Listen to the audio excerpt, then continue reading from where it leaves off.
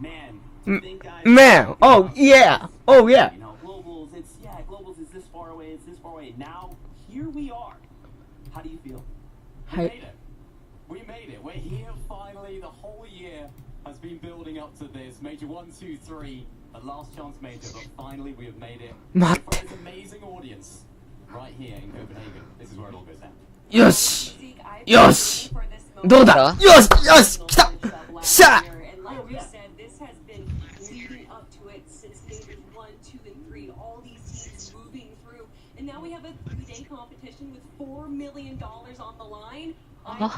もう Yeah, I mean, if we thought the competition was kind of crazy before, this is just.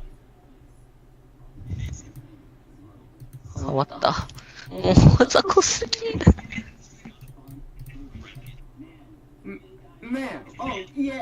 オッケーオッケー大丈夫だ音声に問題なししゃあハローもちゃ世界大会楽しいうわーはいおもちゃリーですございますミスった俺ははいおもちゃエドワードのリーとエドワードの多分春です。はい、ということで、今回もね、世界大会ミラー配信ということで、はい、世界に喧嘩売っていきたいと思います。はい、よろしくお願いします。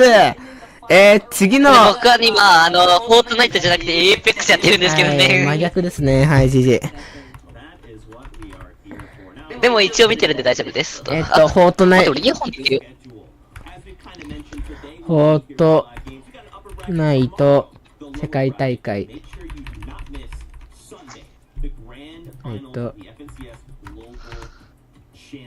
あったあった。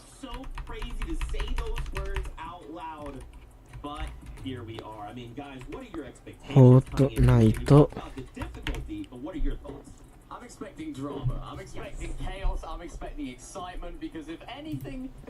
なんか頭痛くなるこれ。フォートナイト。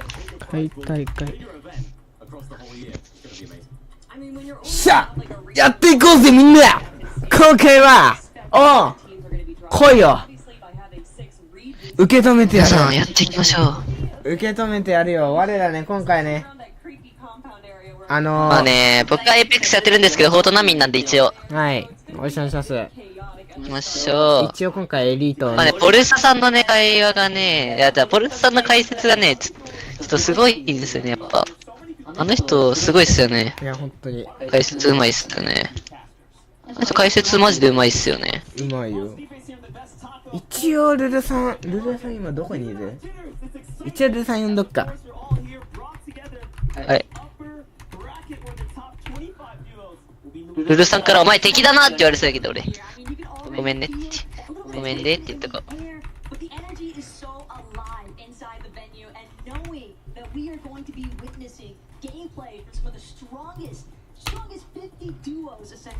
一応キラーさんも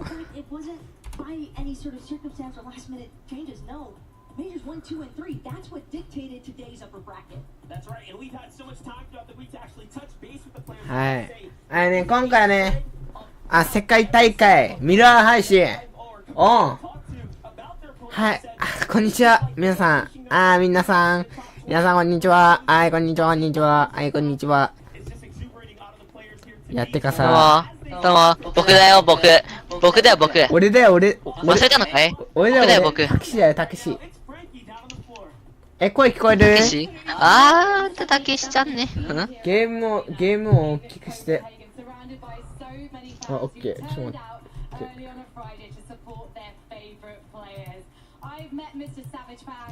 I've met Thomas fans, I've met Crazy and Vino fans. Everyone here has got a favourite duo, and everyone here absolutely loves Fortnite. Earlier, I was talking to 20-year-old Charlie, who plays with her mum, not zero builds, because apparently her mum says zero builds is no fun. It's got to be about builds for her. I have to disagree. I have plenty of fun in zero builds, Charlie's mum. But an absolute仕方 and I cannot wait to see the support they're going to be giving the players all weekend. And speaking of players, they are nervously lining up behind the stage. They've had to 待ってゲームをゲーム音の大きく仕方がわからん。うわ、もう最悪。まずい、まずいぞ。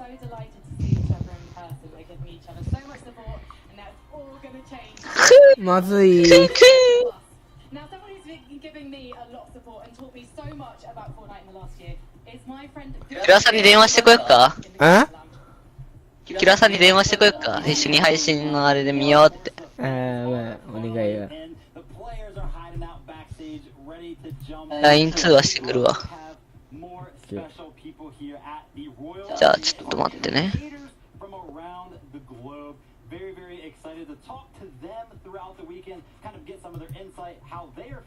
キラさん寝てるかもよ。寝てるよね、絶対。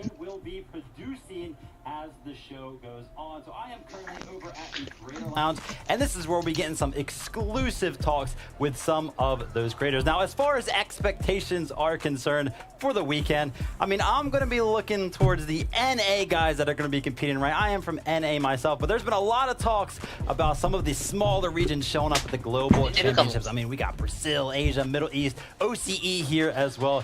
Cannot wait to see how all of the action unfolds. Just 5 games to the upper bracket today. And as far as that goes, it's a brand new format. Can't wait to see what the players do with it. But for now, we got to go back to the desk. It's going to be Zeke and the crew. Thank you so much, guys. We are getting closer to kicking off the competition. But what is at stake here? Well, 音大きい。 there's quite a bit of prize money. どんな感じ？ Quite a bit. That's right. Just a little bit. Good amount. Let's have a look. Just, yeah, just a Hassan, little bit. 確認して。 Of course, $1 million going to the duo that can walk away in that #1 spot on Sunday. But even just getting here will net you something. Yeah, 75th place today will get, of course, $4,000 to split between the duo. I love how casually you mentioned, yeah, $1 million. $1 million first place. As you do. Standard. That is an incredible sum of money. $500,000 for each of the winning duos. Sunday's grand finals is where it's all going to go down. This is a huge prize pool category. It's a huge prize pool, but also 何が difference between first 何が大きいと？あ、いいかもいいかも。これでいいよ。これでいいよ。いいよいいよ。よくなった？よし。うん。よーし、俺ね、今日ね、夜食用意してるから。ラーメンとおにぎりとパン。任せろ。もう任せろ。俺はさっきモンスター飲んだけん。オッケー、いいね。 Over at Swarovski, I mean, it's like the い invitation. や、マジで楽しみ。楽しみだよ。 Now, obviously, we have やったよ、ルルカン。 expectations, and I'm sure this crowd, viewers at home, all have 今、ルルカン見よろう？いや、違う、これは多分カナあ、これム。カナムか。 Lots and lots of people. Of course, we have so many duos to talk about. カナムでも、カナム、ザコカナムやけんな。わかった。 This weekend, of course, one of which Zagu, one of the ザコカナムや。 teamed up with Capo. Exciting duo. I'm excited to see what they can do. Yeah, I mean, we have 50 teams. エイペックス楽しいけど、フォートナイトはゴミギでもない。そんな。 Some of the duos that we have right now, the names of like Cooper and Miro. We saw Phison and Keto. さあさあさあさあ、クレイジーラグーン、ペポ、ザゴ、ジジカミ、セペポとッピ。ザゴってクレイジーラグーンじゃなくね？いや、ペポはクレイジーラグーン、ゼータがザゴ。うん。 In one lobby together. ムキムキババ、いたムキムキババ。 Through to the upper デーラスステイ They're ン。 gonna have our eyes on to take the championship home potentially. just wild. あ、 6 AGS、いるね。アジア、アジア。 ゴミゲーです、ゴミゲーム。 一緒に見ようぜ。 Okay, well, I'm in this region. I'm used to fighting players from this region. There's 5 other regions that I have to worry about and how they play in their region. みんなね、 Now, you brought up, 一緒に見ようね。うん。 duels that I wanna 逃がさないよ、みん talk な。 about. うん。逃がさない、逃 We がさ saw ない。 Zagu back at the Invitational, and man, おー、来た put on quite a bit of performance. ザゴーと They're hoping to bring some of that experience to today. Yeah, I mean, after game number 3 of day 1 of Invitationals, なんかすごい顔してんな、ペ they ポ were。actually in second place. So a lot of teams, a lot of people would sort of see Asia as a いいね。 smaller region and not put them in their top 3. そこ降りてんだ。 Reason to be in people's top 3. They're gonna come out strong. They're gonna come out aggressive. いか誰の動画で見よるそれ？あの普通にフォートナイト？公式、公式。あ、これ。いいね、いいね。おー、おおザゴいいね。ザゴーとペポ。いいねザゴーとペポ。いや、ザペポゴは、マジで。ザゴはもう見慣れた。ペポ見慣れた。いいね。かわいいな。ペポは可愛い。ザゴはちょっとね、かっこいい。微妙やね。あと23分何するガチで。あと23分。俺は待ってるよ。エイペックスしようし。できねえよ。These guys are the back-to-back Major 1 and Major 2 Grand Final winners. Coming from OCE, as you mentioned, they are a fantastic いやー、頑張ってほしい、マジで。to actually go back-to-back, winning each different majors. So I'm excited to see what they can do い today. や、頑張ってほしいけどさ。ペポ声と、顔違和感しかない。まあ、わかるわ、それは。いや、かっこいい。慣れてないな。一人慣れてないな。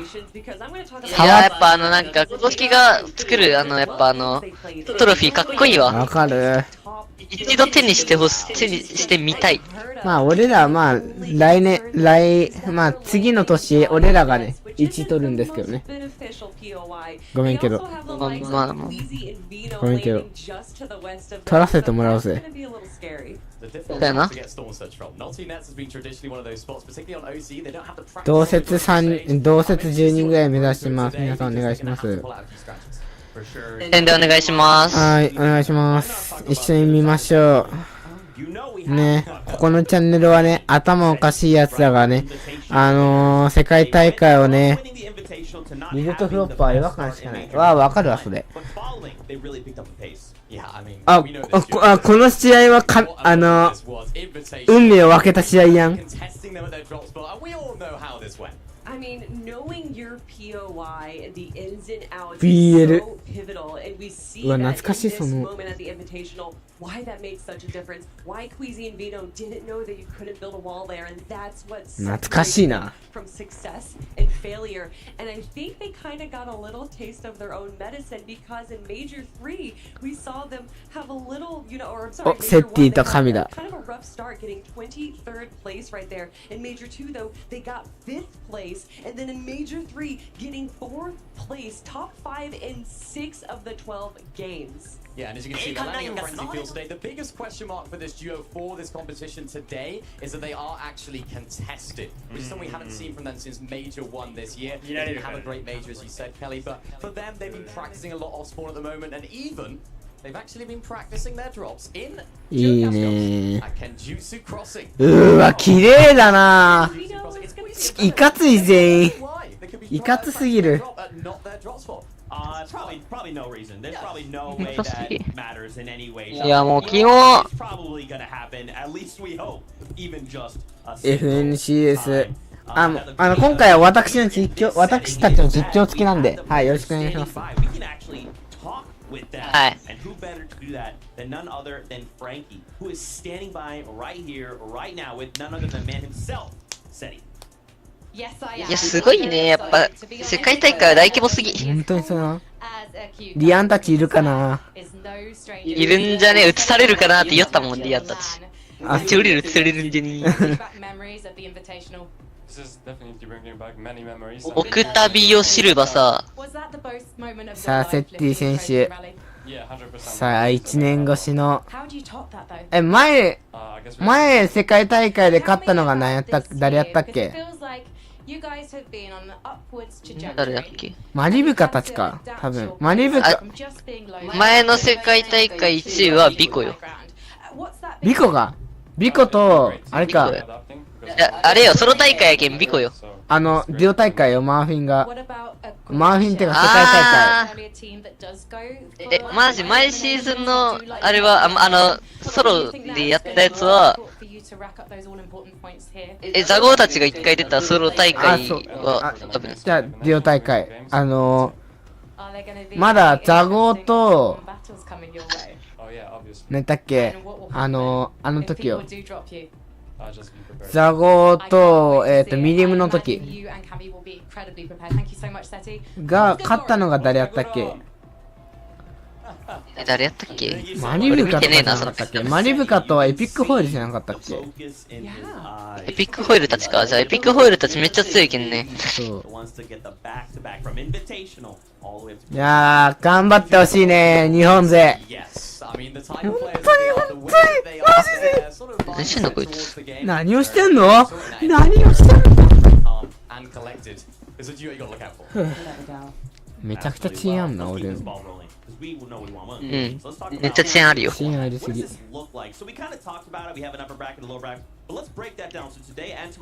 延ほんと遅延ガチで。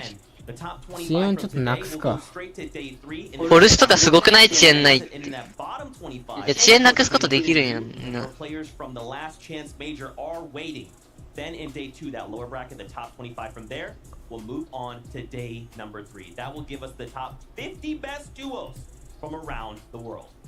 Yeah, this is going to be very, very exciting. I mean, this is something that we haven't seen too much before. I think a lot of players might be thinking, oh, you know what, day number 1, upper bracket is just a good sort of day to have an extra one in the bank, right? You might see day number 2 as kind of like a backup in case things don't go well on day 1, but no.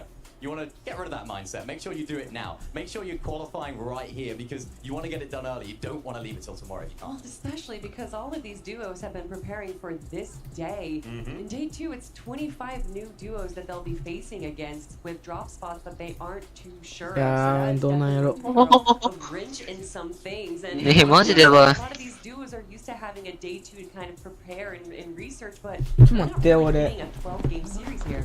Yeah, and I like that you kind of talk about this day 2, 25 new teams. There's just so much to track of, especially when you have things like the points, right? We have 65 points for the Victory Royale. Every elimination is worth 4 points, and we cannot forget those all-important mid-match objective points. Yeah, mid-match objectives obviously been recently introduced to the game. They already had a new game. Of course, we have the Cast Towers worth 3 points, and the Rift Island worth 15 今 points. チームのええ感じやね。 A lot of players will actually sort of dictate their playstyle around やっぱルートレイク We see teams going for that and ルートレイク取れた強いよね。island every single game. ルートレイクってどこだよ？ For the forecast towers, for some teams, that's absolutely vital.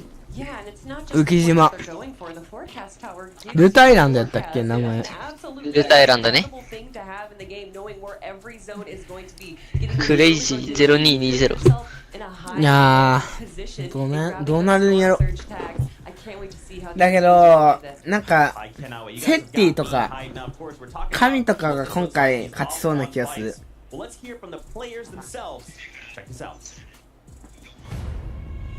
あ？始まった？始まってないよな、ああ、まだ始まったよ。演出がすごいて。おー、ビコだ、ビコ。うわー、やってみて、ここで。多分絶対ラグいな。いや、わかる。あ、だけど多分ラグくはないと思うよ。マジでやめとる。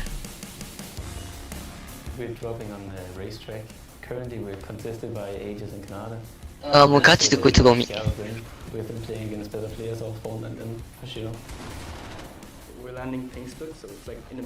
ー、マジで舐めとるわこいつ。めちゃくちゃすぎ。はっきり言って、もう間違え。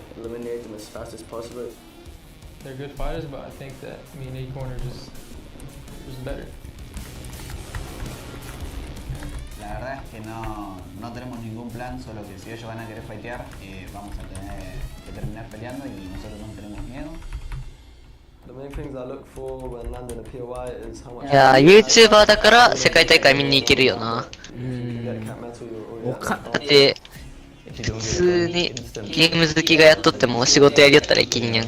お金がニュージーランドやったっけ？ニュージーランドなん今回。わからん。ニューヨーク。わからん。Good luck, have fun. ここでの開催やろうね。あった。デンマークだ。デンマークのコペンハーゲンってところ。知らな。俺も知らん。どうでもよ。Interesting because I've just heard you two talking about each other in the video that we recorded on Media Day. And Thomas, you said that you have faced or spawned battles against better players than Canada before. Can you look him in the eyes now and just reiterate that statement, please? I mean, most EU players like in the top level is better than NA players, so I mean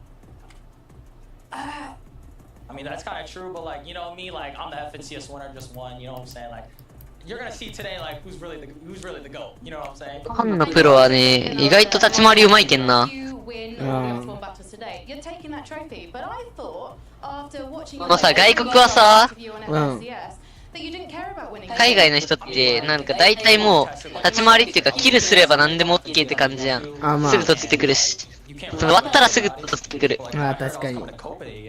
日本の感覚やったらあれ攻めたら死ぬかなぐらい。そうそうそう。やっぱ外国人の特徴的なやり方って強気なことなんよ。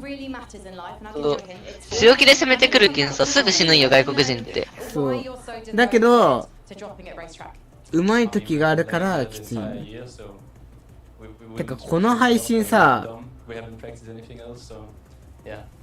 この配信十何秒とかの遅延がある。きつっ。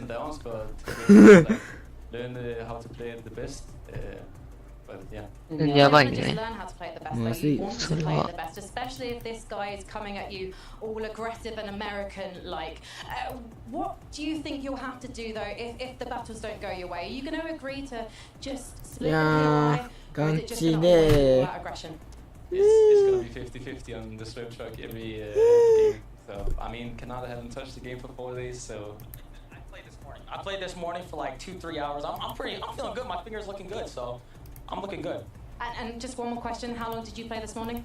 I didn't play this morning, but I played like all week, so yeah. アンリがまだ起きとる。 And I'm excited. Let's head back to the desk. 珍しい。 Kanata, always the jokester that he is. This is an off-spawn fight we will be seeing happen at the racetrack. Obviously, Kanata, coming off a recent win, does hold the axe of champions. Going up against Thomas HD, someone who has yet to get a win. What can we expect from this head-to-head fight? This head-to-head is going to be very, very exciting. I mean, we've seen Malibu and Thomas HD. They're actually contested in Major 2 by Tucson Putrick, and they actually still managed to get a 3rd place. They were splitting the POI. I think they might sort of maybe if it's on day 2, but day 1. いけないのは分かっとるんやけどさ、もしも行くとしたらさ、顔出しってことになるよね。どんな感じする？腕を組むのか、めちゃくちゃ、ウェーって、ウェースっていうか。俺は多分そんな感じで、ウェースって言って。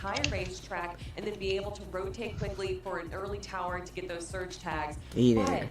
I think there's a possibility to split racetrack. There's great metal and brick. It's splittable by the west and eastern side. You have the slurp truck on the west side, and then you have that forecast tower towards the eastern side. So, I mean, they just said it's a 50-50. I do think that once one of them sees how rough it's going to be for them on the drop, they might try and split it. And I spoke to Malibu yesterday. I had a talk with him. I was like, mate, how you feeling about tomorrow? He said, Stuart, anything can happen. We don't know what's going to go down. And I'm sure for a lot of fans in here, for a lot of fans are all over Denmark, they'll be feeling like this is Thomas's destiny, right? Hasn't won an FNCS yet, and what better place, what better time to do it than now? And Thomas just is regarded as one of the best mechanical players in the world. Yeah. Teamed up with Malibuca, who's regarded as one of just the best players in the world. I cannot wait to see this duo go up against Kanata and Adrian. Let's keep this conversation going. Relentless retreat. Up against 今回の大会ってさ、ムキムキパパとかさ、ナルとかさ、あんまわかんないやつらがさ、いるじゃん。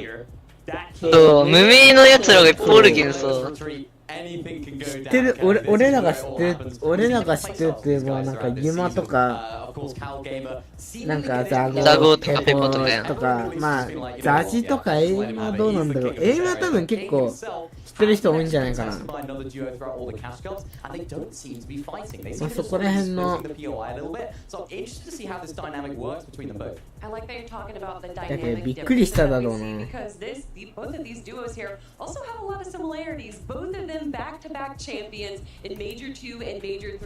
ってなんか大会出たらなぜか世界大会に行けたんだもんね。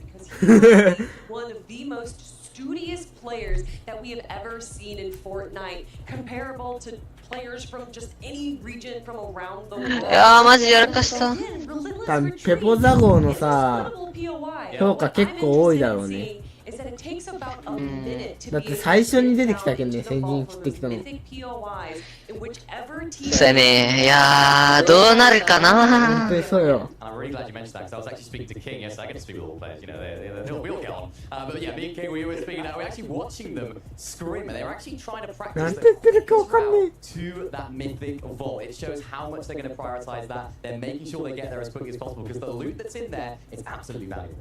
Well, you've heard our thoughts on it, but why don't we head on over to Frankie, who once again has a head-to-head for us. Take a look. Thank you. Yes, I have been very fortunate to be joined by Cal Gamer, who is the king of the Middle Eastern なん region. かさ、 Also, この人さ、 King himself, one of our めちゃくちゃ目つき悪い。 players who's representing あすごく Brazil. なんか Both these players have 反抗してきそう。 won two majors alone this 何 year. ですかその We're 反 also 抗的 joined な by 目は。 Daniela, our fabulous translator. So Cal Gamer, I'd love to speak to you first. I know that you are someone who researches your opponents. Have you watched any of King's matches, and do you have any opinions on how he plays? I haven't watched him that 声 much. I 若 watched a little bit, and I realized how he 見 plays. た目に反して声 He's かわ not very good. 声 That's 若い。 And why would you say you're a better player than King? なんて言ってん I だ mean, it's just the facts. You know, he's just not that good. Are you going to put your money where your mouth is later, though, because you are dropping at the same spot as him on Relentless Retreat? Yes, I don't really want to talk too much. I mean, after a few hours, we're going to play. 字幕字幕字幕とか言ってる Shukran, okay. Well, I'll go and talk to King then while you get your thoughts in order, and we'll come over to Daniela as well. King, you are arguably the greatest player in the Brazilian region right now. Tell me why Relentless Retreat is going to win when you drop on it against Cal Gamer later.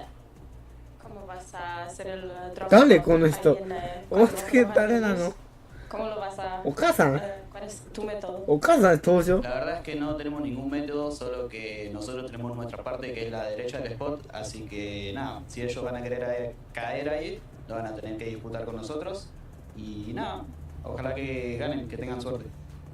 We don't have like a method that we're gonna do, but we're gonna attack from なん the か right すごい side. よくわかんない We よ hope we're gonna win and we will do デンマー business クとかだから every さアメリカとかじゃないわけやん Cal Gamer has given his opinion on you. なんとなく読み取れんと。そう読み取れません Have you seen him play? La verdad que sí, hemos visto varios てかそれが普通ですよ。 la verdad que no me Am- asusta, ya que bueno. いやだからさあねリル一人かわいリル聞いてあのさ Y nada, si ganan 俺の初動武器ウィングマンとねモザンピック終わった pelear tranquilos, En que Ancán. los esperamos, no tengo miedo. いや We are waiting for them. アメリカ We の see them あの playing なんていうの and they're not 英語 so と good かなら at さ their まだ parts. まだわかる And よ we なんか暇そうだって一いいだろ人暇そうだって一人おー he will fight until the end. I'm really looking forward to the fights. Hopefully, the end will be in the game for both of these players rather than the relentless retreat. 一人 Thank you so 暇 much, そうだっ gracias, て mucho gracias, and Shukran, thank you so much for talking to me, Cal Gamer. We will see what happens between these two and their duo partners when they drop on Relentless Retreat in just a few short moments. So they can't both be bad. They just have no respect for each other, do they? Like, oh, no, mate, you're not having He's it. bad, It's not happening. he's bad, we're both bad. Of course, just some friendly trash talk, right, as we prepare for the global championship. That's kind of, I guess they're both in high spirits. That's kind of where you want to be, right? Trying to get in each other's head, aren't they, really? That's all it is. Yeah, sure. Kills like I don't want to. You know what? That's fine. Just that'll do. Guys, we actually have something very special lined up, and we have a remote interview with the man, the myth, the legend himself, my oldest friend in the world, Cypher BK. Cypher, I don't know if you can hear it, but the crowd is going absolutely ham right now. How you doing, man? I'm doing great. I'm glad to be here for the FNCS Global Championship, even though it's remote. I'm excited to watch a ton of Fortnite this weekend. 誰だこいつは personally 誰だこの方は well. I want to see やばい first FNCS い championship. やもうあと4分ザ・ドロップ3あと4分 Watching, right? We've seen all of these.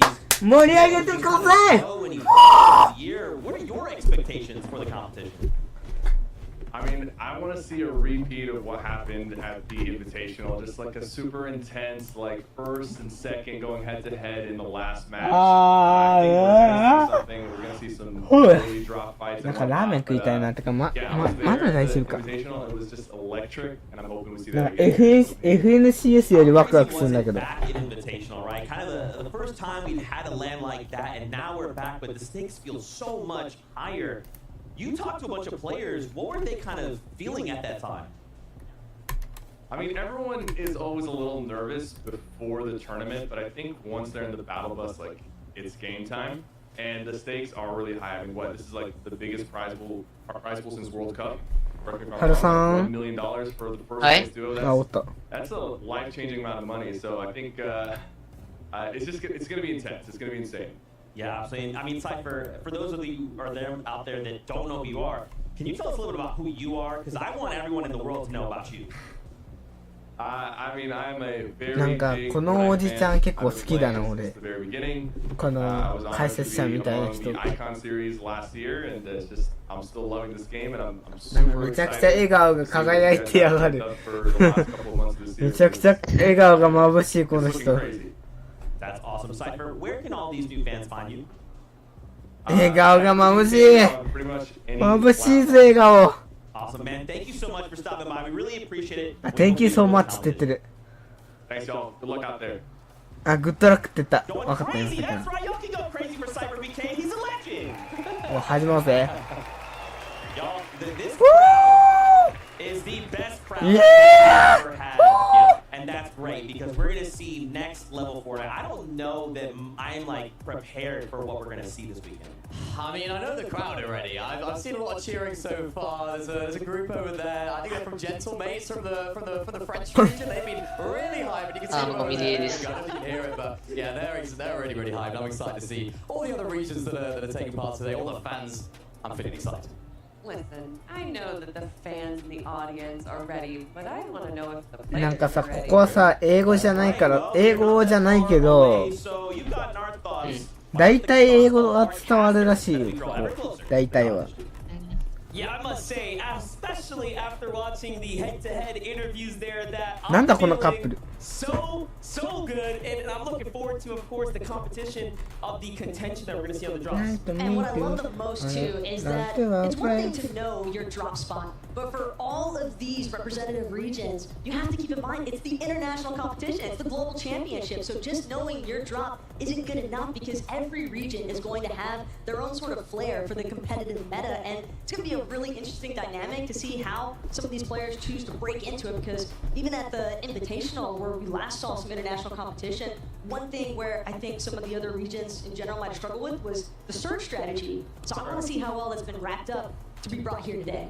Well, we know a couple teams aren't going to have any surge issues. It's those that, of course, are competing against one another, especially Kanata. Let's just back up here and really touch base about the problems that he's going to face right now. Kanata and Agers are surely うわ、なんか嫌だ、この人。なんか、この人嫌だな、なんか。なんか嫌だ。 honing in on the fact that he has been playing all weekend long, and he feels like Kanata's focus isn't quite there. なんかすごい調子に乗ってる人みたい。 That's the false sense of security that Kanata's trying to implement into Thomas's brain right there. Because at the end of the day, Kanata is a competitor. I mean, he is one of the few players that we have here that's actually got some of the most FNCS appearances. Well, you know what? We've had a long road to get here, and all of a sudden, we are closing in on it. So let's go ahead and dim the lights. うわ、 Fortnite fam. 始まるか？ Competition has led us here to Copenhagen. 解説。 These players have fought through the FNCS gauntlet. 解説どうもリルナーガです。どうもリルナーガです。こんにちは。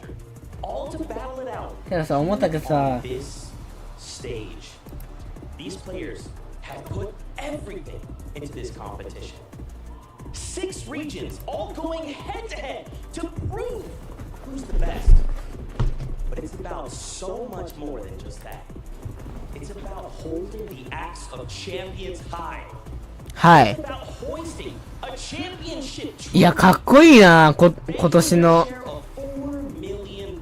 But above all else, 金にダイヤモンド。 that comes with the highest prestige, FNCS Global Champions. After this weekend, one duo will break through and stand undeniably above the rest. So get ready. This is the FNCS. 今日はどんなね、この世界大会どんな伏線が来るか、は来シーズンについて、まあ来るんでしょうね、なんか。多分来シーズンについてなんか来るんでしょう。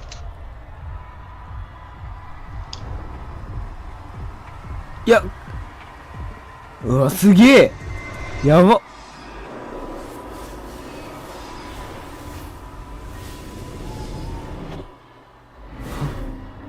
あ、すげえ。すげえ。何が？俺見てない今。あ、すげえ。すげえ。このモーションガチかっこいい。かっこよ。かっこよ。アメリカ。すげえ。おい。やってんな。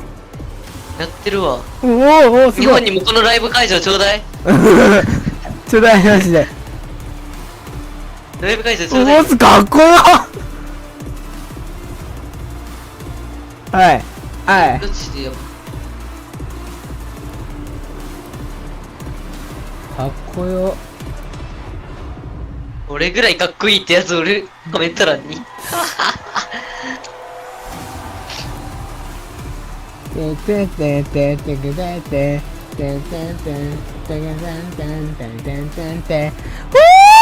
始まるぜ。普通に気にしません。はい。配信は気にしないので、俺のね、解説やいろんなやつを聞きながらね、はい、頑張ってください。 The trophy is here, but you can't crown a champion if there are no contenders. Copenhagen, Royal Arena, are you ready to meet the players? イエー。来るぜ。来る。はい。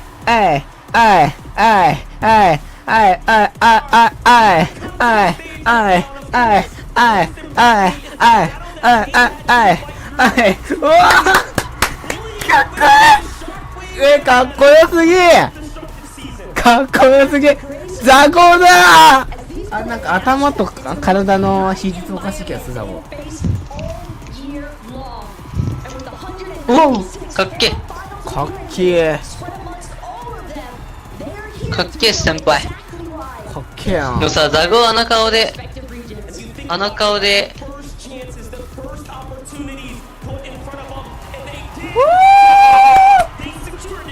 あれでさ、高校生とは思えんくね。あれ高校生か。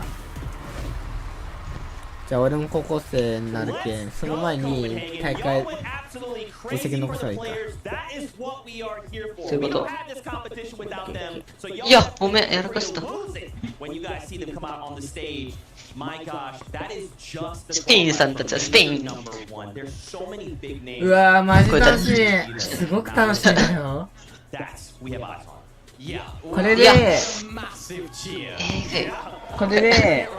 1位から25位だと決勝に進出できて、75チーム中1位から25位は決勝戦で、25位から26位から50位までが第2ラウンドに進める。で、あと25チームはバイバイ。この中にアジア勢は絶対入ってる。これは絶対避けなきゃいけないアジア勢。アジアの恐ろしさ見せてやれ。アジアは本当に強いです。皆さん比にならないくらい強いです。はい、そうっす。アジア勢は一番強いです。はい、負けません。アメリカはね、とつりまくって死んでなんで。はい、そうっすね、やっぱ。まあ、だけど、外国の人の怖いとこってハイグラを取りに、ガチガチに取りに行くけん、怖いんだよね。ほんとガチガチ。気づかんうちにハイグラ来とんもんな。ガチで。やばい。俺一回外信とやったんよ。大会一回出たんよね。大会出たら、ゴーゴーゴーゴーゴー、はい、ゴーゴーって言ったけん、どこにって言ったら、もう上にとうと、おー、what?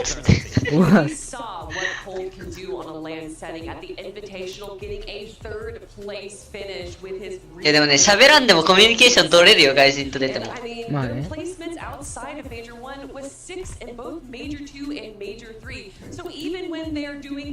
つ降りる場所下手すぎ。普通に。Now, of course, that was a look at just the qualified players for Major Number 1. We have 2 more to go. So please give a warm welcome for your qualified players from Major グローバルチャンピオンシップ。また来るぜ。はいはいはいはい。へいへいへいへい。え？あ、へいへい。They really had to slice their way through the competition to qualify for globals. But more impressive still is the sheer amount of experience AGS だ。 that this particular group of contenders です。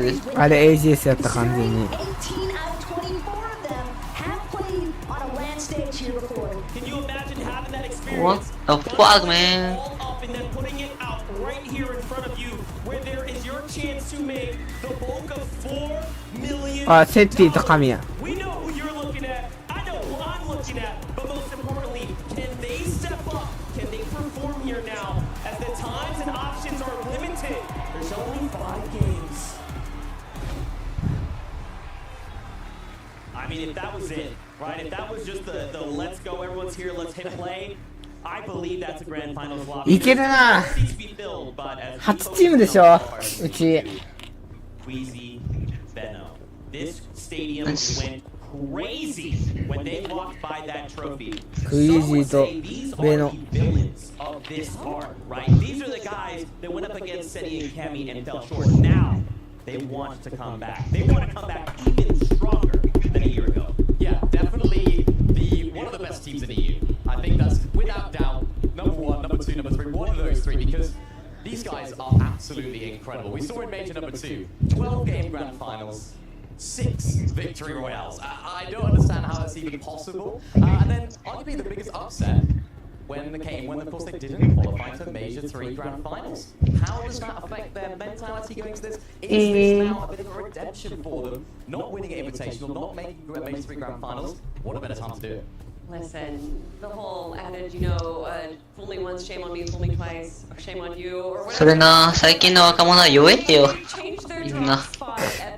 俺今キルリーダー。イエーイ。はい、もうキルリーダー。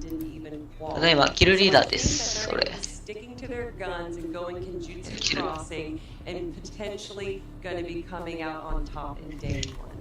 There are so many big names. We have to continue the conversation. Miro and Cooper now kind of focusing in on NA. Miro just ridiculously decorated. Yeah, a really, really decorated player in the NA region. Won so many FNCS titles. Paired up with a less experienced player. And this is a really nice storyline because you have the experience of Miro. He's actually not IGLing this duo. It's usually Cooper that takes that role. And he's actually saying, you know what? I'll take the reins. I'll use your experience when it comes to Frank because Miro is just one of the best in the world at that. And of course, he can lead the way, lead the task, and make sure they make their way to endgame. It's one of those duos that I'm really, really excited to see how they perform on LAN because both of them are very, very talented. 18, 19, 14. To see them in this stage. No, but we did see them perform incredibly well in Major 2, getting a 2nd place finish. And I think Rumble Ruins is a great POI for them, being in the center, being able to handle rotations. It seems to be a little bit of an issue for them in earlier seasons. So I'm excited to see. Miro, obviously, as you were saying, an incredible player, a 5-time FNCS champ. However, most of those wins were with his old duo mate, Buga.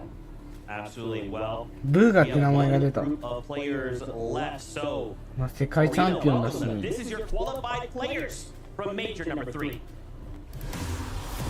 And as we all know, おい、また来るぜ。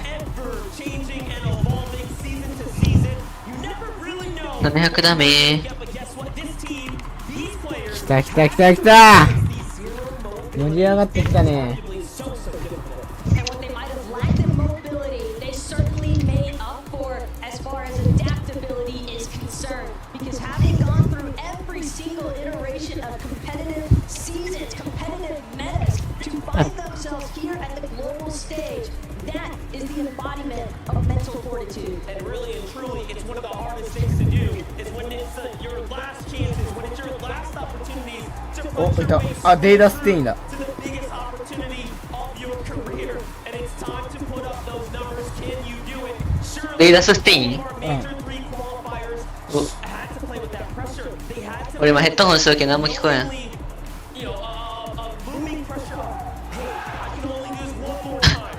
And again, considering what's at stake, considering that they want to go straight in to that finals lobby here on Sunday, this is their moment to siege it all. That's right, there are no more chances up for grabs here other than the 5 that's put in front of them. You want to do it here and now. Will you be one of the first top 25 duos to punch through to Sunday?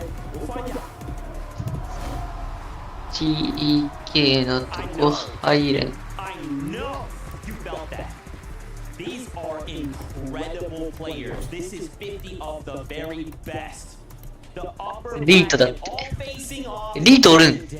リートわからん。Atmosphere is electric. It's not just this amazing. あー、リートおるならワンチャンやばいかもしんない。 They all know what they have to do.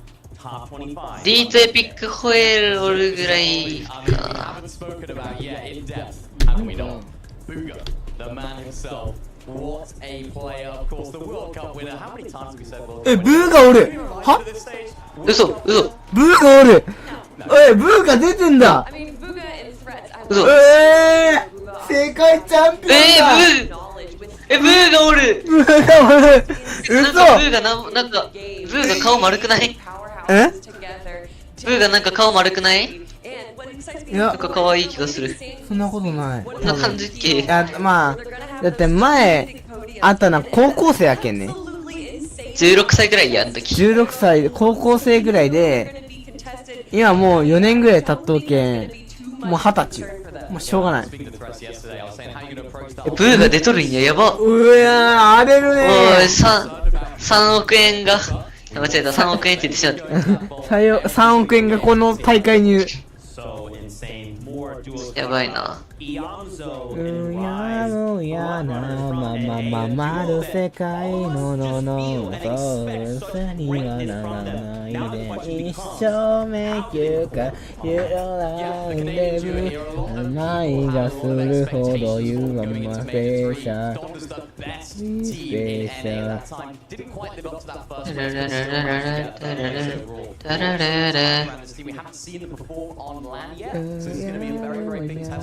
Will they live up to that hype? Will the weight lay on their shoulders a little bit and maybe put a little bit too much pressure on them? I'm not sure, but either way, they have the talent. I mean, you're talking about third place in Major 3, but I don't think that paints the full picture because in Major 1, they also got a third place. In Major 2, their worst ではこれの総額は6億円です。で、1位が 1.5 億とかだった気がする。I think they might be the kings of NA for today. いやー、頑張ってほしいところ。 Could that be Worthy and Alex? I had an opportunity to meet Worthy, such just a sweet guy, but Alex is pretty widely regarded as the best player in OCE. Yeah, 100%. Such a recognizable character in the OCE scene as well. And these guys definitely pack a punch as a duo. なんか e スポーツが、じゃあフォートナイトがこんなね大規模なものを出してくるっていうのは想像できんかったね。最初3億円の大会、ブーガの大会。お、太郎くんいる。え？ I mean, I think that incredible どういうこと？ power is showcasing also in Major 1 and 2. He placed 5th and 3rd, but just 大会に最初のなんかザ・ドロップってところが書いてあったところに28分28分17秒のところにおる。おるんやけど。まあいいや。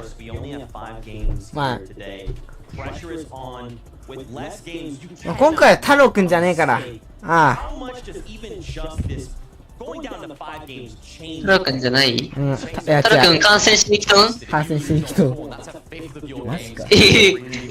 You have to make the games count that you are contested on spawn. We talked about Malibu versus Ages and Canadas earlier. If those guys don't have a good game when they make it on spawn, there's no guarantees that you'll make the next one on spawn, so you have to make it count. And we always talk about, maybe they're a day 1 team, a day 2 team. Oh, they're going to have an opportunity after day 1 to bond for you. And look, they're not going to have that opportunity. Essentially, these are like 3 separate tournaments each day. So these teams are going to have to do everything they can that day to get in that top 25 spot.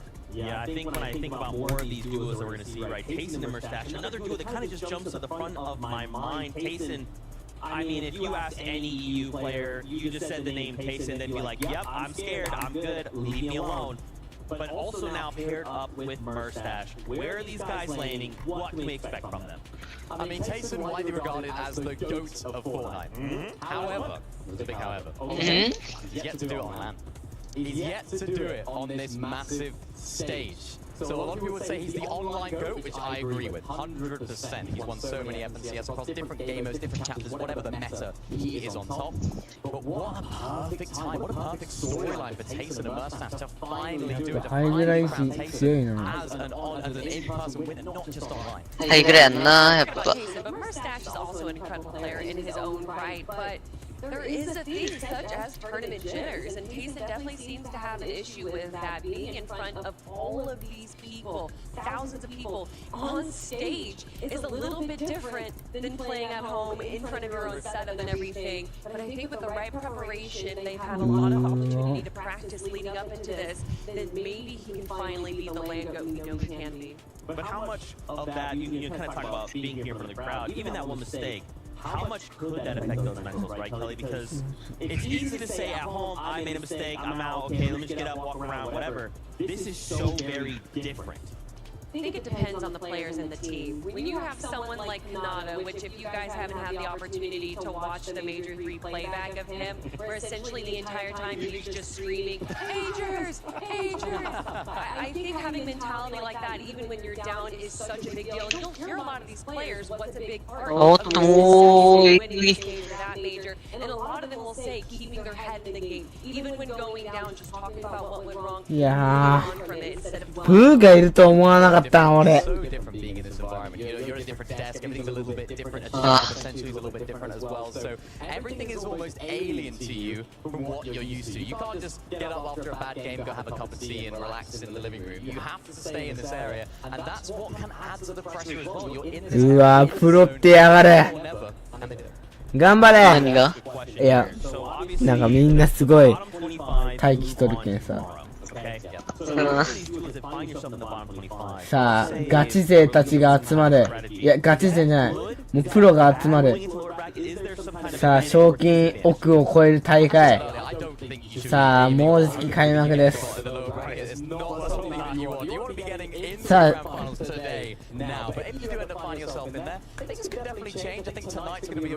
多分ね、あと6分ぐらいで始まるよ。12時に始まると思う。いやー、新世代の神は俺、サリーだ。間違えた。I'm getting word. It's time. Now, as we prepare for this first game, you guys find your seats on the battle bus. I want to hear from our casters to prep us before game number 1. Thank you so very much, Zeke, and yeah, find your seat on the battle bus, find your seat in the arena, because we are looking at a very contentious drop map. I know we focused in on a couple of those, head-to-head face-offs, but there are so many battles happening today. I think one perfect example we were just discussing was the whole始まる始まる始まる始まる。はい。Good luck! Have fun! Let's go! さあ始まりました。さあ始まるぞ。さあ実況私リズナーガが務めさせてもらいます。リズナーガが務めさせてもらいます。よろしくお願いします。さあ実況はリズナーガ、そして解説は春永さんに務めさせて。お願いします。 And keep in おっ mind, と、まず、 we heard フ a ェイ little ザーカメ選手。game 多分 interviews. カメ選手ですね。おっと、ここ、 Neither side particularly scared on the other. さあ、まず、おっと、 Taking the 50-50, it's おっ Canado though. と、初動やられた、初動やられた。さあ、相手は最強マリブか。さあ、勝つことができるのか。さあ、武器はどっちもイーブン。さあ、海君の調子もイーブン。さあ、やるか。さあ、やられたー。おっと、マリブカ選手。勝っていく。強すぎる。強すぎます。さあ、ここを振り返っていきましょう。さあ、惜しかったが、ギリマリブカ選手が、最後。さあ、初動負けました。おっと、ここは、3ギールですね。さあ、チーム、ヌチ。わかりません、英語。はい、ヌチでいいですよ。ヌチ。で、さあ、相手はブーが、過去の栄光なのか、今でも輝いているのか、どっちなんでしょうか。さあ、落ち着いているブーガ選手。あれ、ハルさんはさあ、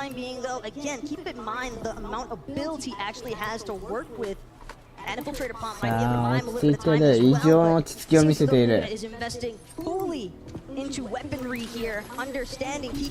さあ、ハイドの連続。さあ、勝つことができるのが。さあ、チームエオムぞ。味方はライス選手です。ちょっとハルさんをちょっと呼び出したい。ハルさん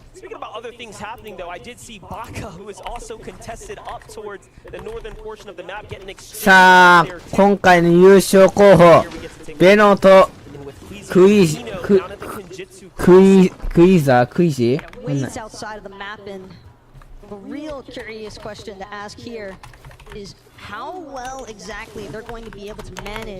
some of that early surge, because being this far south at Kinjutsu, it's not exactly the easiest in terms of elevation, having to deal with some of those other teams surrounding you. Maybe expect さあ、ベノクイジ wait for Beno to continue scouting a little bit further in, maybe towards the bridge. We might see them looking to implement a little bit of surge strategy. And おっと、結構削られるテイソン。 as is, but has plenty of shields. さあ、テイソンもなかなか強い。まあ、おっと、42。さあ、当てていく。うまい。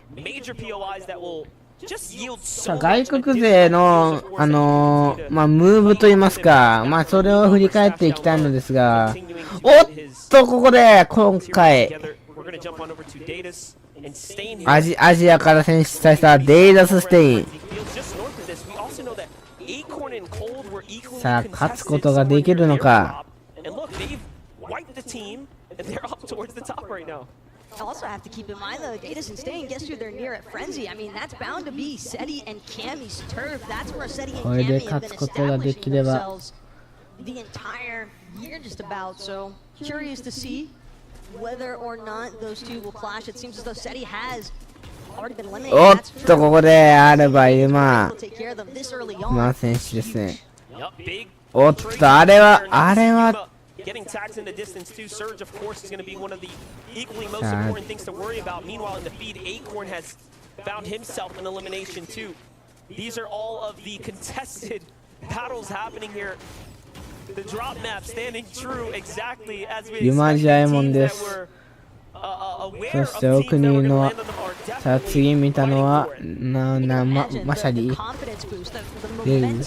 ですね。 some of these teams engaging in those 50-50s are bound to be looking for. And the best part about it is getting those eliminations so early on leaves you plenty of room to actually continue working on their pre-planned loop pathing, not having to really worry about interference towards some of those rotations can make a big difference in positioning later on. Talk about Acorn. Take a look here as they're moving out. They picked up their elimination. They're trying to see if they can single out the solo remaining, but nothing just yet. So not really getting greedy with the opportunity put in front of them, but instead banking that elimination. Remember, there's just 5 games, right? Only 5 games. You pop off in game number 1, and all of a sudden you're really set up for a potential just seal top 25 for today, right? The goal is get to grand finals. I mean, just think about the amount of sheer splashes that Acorn just had available for himself. ちょっとどうしよう。 12 splashes to work with is a huge amount. なんか食いたいな。 In terms of finding いやー、可愛いったね、あの子。あ、そう。すごい可愛かった。 continuing to seek out ちょっとごめん、俺こっちやってくるわ。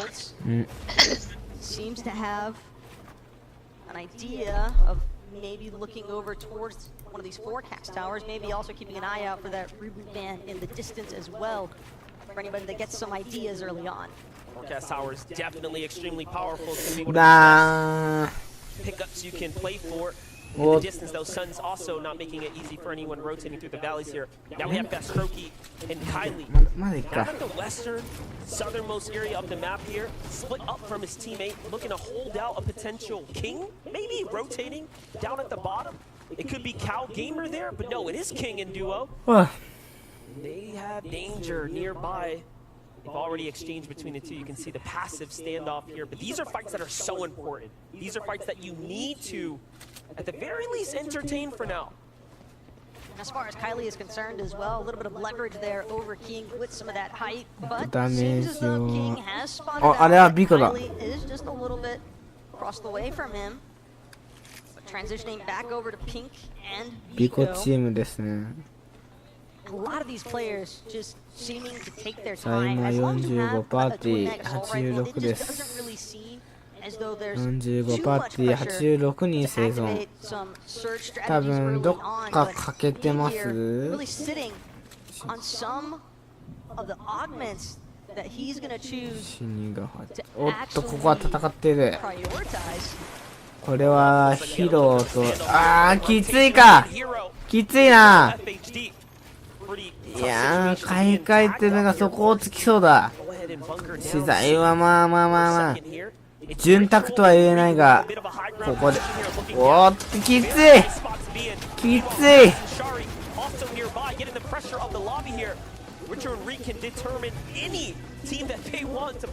ャーリー選手ですねこれはチャーリーとリサ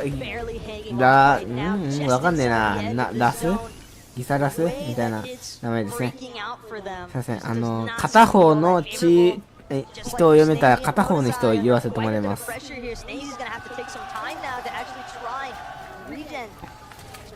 スナージでいいでしょスナージポダサイ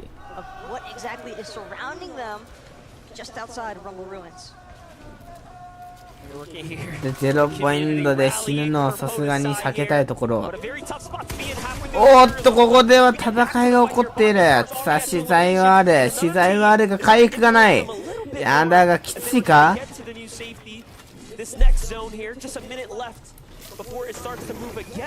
相手は2人それに対してムキムキパパは1人ムキムキパパどう対抗していくかさあこれはアジア勢ですねさあシェロン選手死んでますねなかなかきついかさあ魔の手が迫る負けていくここで負けていくアジア勢一人負けていくきついですねさあ変わりまして、QNDX ラビットチーム10ですねさあ資材はまあだが QNDX やってばいかがないこいつ QNDX。おっと、ここは戦って、おっと、武器と回復と、資材も潤沢。これがまさに理想と言うべきか。これはまさに理想。おっと、そっちも、資材も潤沢。回復もHP 回復が欲しいところだが、ミニポとかが欲しいところだが、これぞ本当に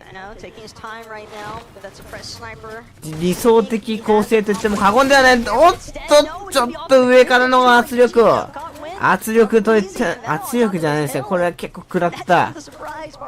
これ食らわない。少し痛手か。さあ、与えたのは知の。初の初見さんいらっしゃい。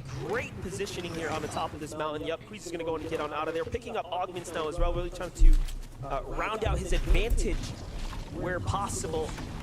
They're just going to have to rotate to greener pastures. Giving Queezy's loadout as well. That first assault definitely going to come in handy when you've got a gold twin mag. Bonus damage always a plus on that first shot. And the same thing as well for the first shotgun augment that he had rocking there with that gold sharp tooth. So you can definitely expect him, or expect that there's a reason why Inveno are looking to try and find those bamboozle opportunities. Not too surprising though to see teams still trying to collect as much breaks as possible here. Karmi and Vanyak definitely wanting to acquire just a few more builds, but understanding the fact that some of these teams starting to trickle in as zone continues to pull just further towards that mega city area. さあ、バンヤック。知らない。わかんないが、まあいいでしょう。さあ、次、ポロ、スフィンクスか。これで違ったっけ、はずい。さあ、武器はかなり潤沢だが、いささかどちらも資材があまりない。しかも、スフィンクス選手、回復もない、武器もない、資材もあまりない。かなり厳しいぞ、これは。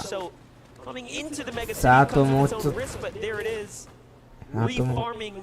さあ、横におっと、マリブカ選手マジか。ここでマリブカチーム、マリブカとトーマスさあ、ここでストームサージ、だがここでストームサージ、おっと、さすがのストームダメージの対策だ。前まで185以下だったのが255。さあ、おっと、ここで15ポイント。でかすぎる。これはでかすぎるぞ。これはうまい。さあ、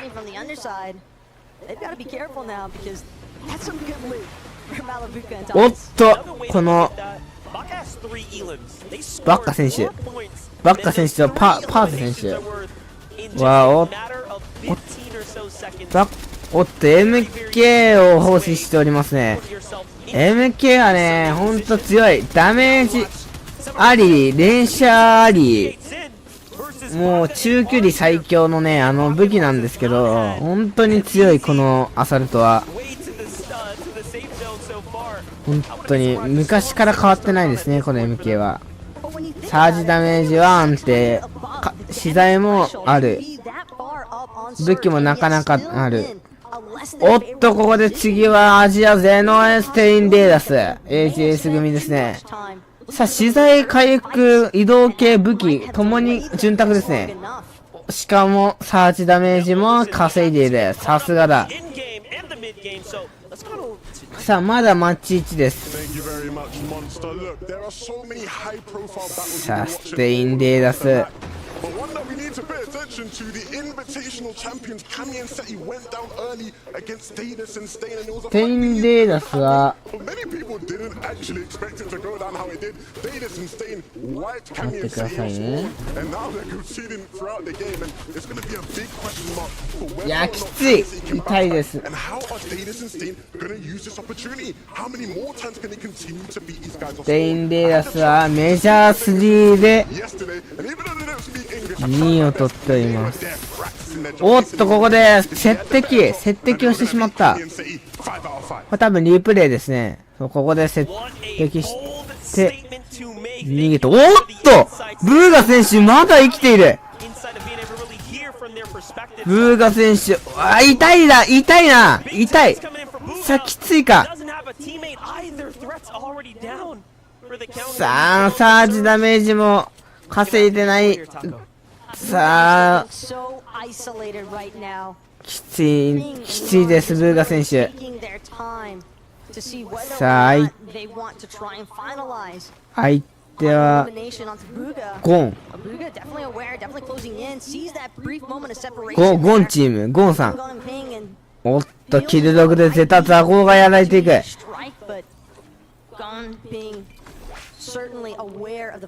さあ味方、おっと割っていく。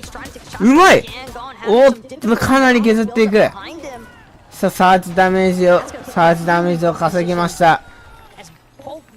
さあ怪人の綱渡りでしたがすぐ回復されて、だがきつい。さあここでストームダメージ発生しました。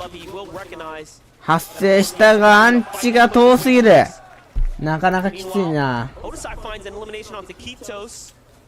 なかなかきついブーガ。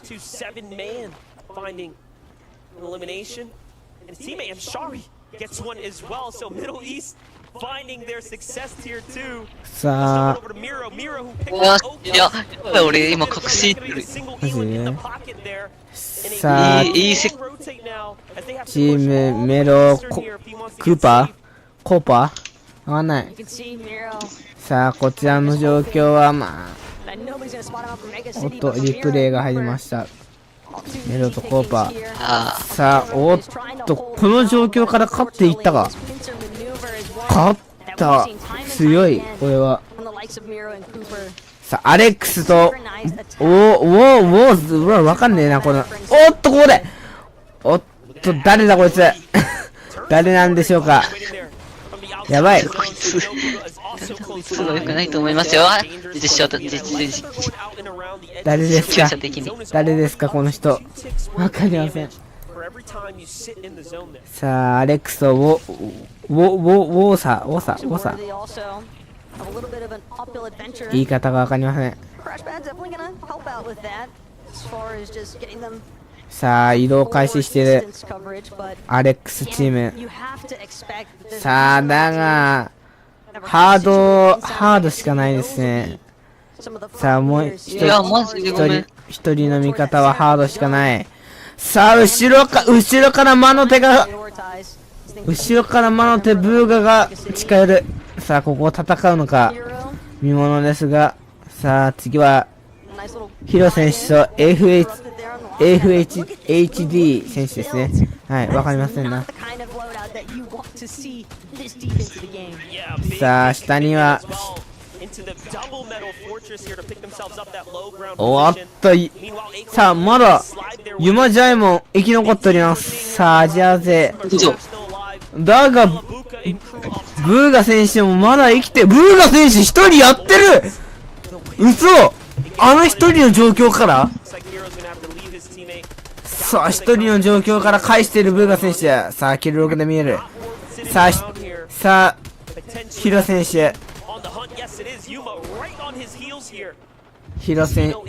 手なかなかきつい。一人をやられた。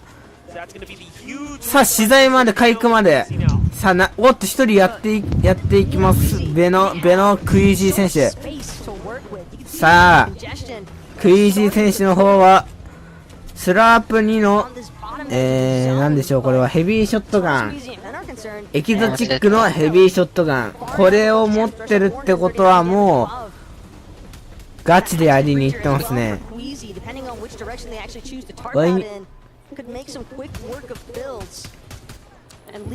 さあ、おっと、ここでブーガ選手、きついな、ブーガ選手。回復もない、取材もない。あるのは武器とお情け程度のミニポのみ。さあ、ここでリフレッシュできることができるのか。さあ、いってる。負けてしまった、ブーガ選手。さあ、きつかったブーガ選手。まだ1試合目です。まだ1試合目なので、まだ逆転の可能性はあります。おっ、ここで多分ペポザゴがやられましたね。さあ、今生き残ってるアジア勢は多分ユマジャイモンだけですね。とラルとかですね。頑張ってほしいです。アジア勢はここまでできんだぞってところをね、まあ見せてほしいですね、アジア勢には。さあ、ここで強いトーマス選手、マリブカトーマス、圧倒的ハイグラ、さあ、下に降りていく。さあ、敵同士が入り乱れる中、さあ、綺麗にくぐる姿、まさに綺麗、まさに芸術。さあ、おっと進行。まあ、ストームダメージもね、なかなか稼いでいますね、マリブカ選手。さあ、資材もなかなか潤沢になります。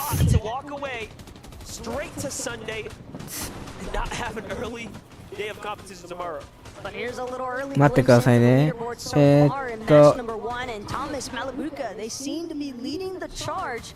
さあ、メースターテイソン選手は私も知っております。さあ、サージダメージは稼いである。179、なかなかです。さあ、資材も武器もある。いや、まだいました。デイラスたちがまだいますね。さあ、今たち人やん。そう、まだ今たちが生きてるのよ。さあ、飛ぶか、飛んだ。さあ、この上に、おっと、ハイグラ取りに行くか。クイージー選手、ハイグラを取っていく。やばい、今の使い方うまい。だが崩されるがガチハイグラ。おっと、資材があまりない。キー300、おっと291。さあ、ベノ選手もこの最強クイージーについていく。おっと、キング選手、資材がない。きついです。資材がないし、回復もない。なかなかきつい状況。さあ、敵の下を取っていく。さあ、気づかれてない。下には敵がいる。さあ、無理だ。惜しい。キング選手負けていく。ここでキング打倒。さあ、ベノクイージー、ハイグラを取っていく。さあ、パーズ選手、おっと、ここのチーム強い。パーズばっか選手、42ポイント。さあ、合計キル数6。強いっすね。さあ、どう思いますか、ここの状況。いや、これはですね、いいと思いますよ。アンチもちゃんと取れてますし、進行もできてますんで、敵に見られずにやれてるんで。さあ、上からクイージーとベノの空襲なんでもいいや。さあそこでスラープ飲んだら正解っすね。そうですね。さあ、おっと、ユマジャイモン打倒されました。ユマジャイモン。さあ、アジア勢はもうこの世界にはいない。アジア勢がね。さあ、ここでちょっと厳しい状況っすね、これ。さあ、ここで世界大会の代名詞、ハイグラ合戦が繰り広げられている。さあ、クイージー選手、意地でもハイグラを取る。資材がなくても、回復がなくても、意地でも、ハイグラを取る。やっぱ、外国人はそうっすよね。ハイグラしか勝たんって言わんべきか。おっと、やられていく。リート勝っていく。そっか、楽しいよ、見てて。さあ、クイージー選手負けていくが。さあ、ベノが叩き取りました。さあ、あと 1v1v2。違うな。1v2。さあ、ベノ一人やっていく。さあ、強い。さあ、ベノ。さあ、ここで一人やっていく。ここでビッグロイ。リートたちを打ち破ってベノが勝った。おー。熱い戦いでしたね。熱い戦い。クイージーベノ。ハイグラを制して、意地でもハイグラを落とさなかったクイージーベノ。ビッグロイをしていく。さあ、横から。ハイグラが強いですね。ハイグラが強い。さあ、ベノ選手、最後の逆転はすごかった。さあ、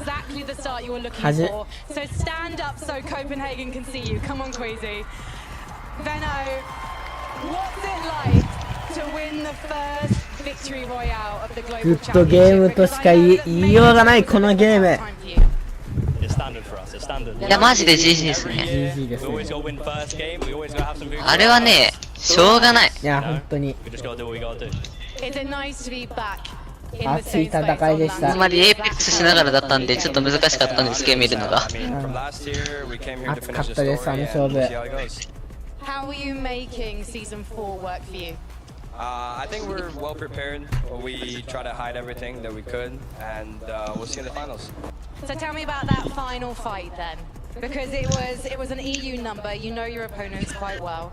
Why do you think you were able to get the upper hand? I mean, you know, we had Thomas and Malibu come up on high and we put them down, thanks to Guiz and myself. And then, you know, I clutched out as a solo. You know, it's just standard. I can't really say anything more, you know? さあ、なかなかです、この勝負。この勝負、あと4マッチもあると考えると、いろんなことが思い出します。想像ができます。さあ、まだまだ始まったばかりの世界大会。まだ明日、明後日控えております。さあ、ここで誰が落ちるか。Global Championships kicks off. And what do we expect? Not quite this. I wasn't sure if it was going to be Queasy and Benno, to be honest. いやー、おもろすぎ。 But of course, Queasy and Benno say Zeke. マジでおもろいな、このゲーム。 I love that he kind of calls out. それな、見よって楽しいわ。 I agree. I think these guys want and have so much to prove in the year they've had. いやー、なかなかいい戦いを見せてくれました、クイージーベノ。さあ、次のビクロする人は誰か、これが楽しみです。そうっすね。まあ、今行くと、日本、アジア人を戦えてる。いやー、結構戦えてる方ではあると思うんですが、だけどなかなかきつい状況です、普通に。きついっすね。でも、上位は入れるんじゃないですか？まあ、確かに。今のまんまだと。さあ、めちゃくちゃニコニコ笑顔、ベノクイージー。クイージーベノものすごくニコニコ。まあ、世界大会でビクロイしたらね、そうなりますよ。うまいですね。うまいっすね、そのヘッド。スナイパーうまいっすね。これこそ本当にあれですよ。赤井さんっすね。赤井さん、名前返上した方がいいんじゃないですか、これ多分。てか、クイージー、マリブカ倒しとやん。強すぎ。外人も練習ちゃんとしてるんだな。いや、めちゃくちゃしてるよ。まあ、せんとね。いや、ここで一人やって、で、最後はラストアンチ。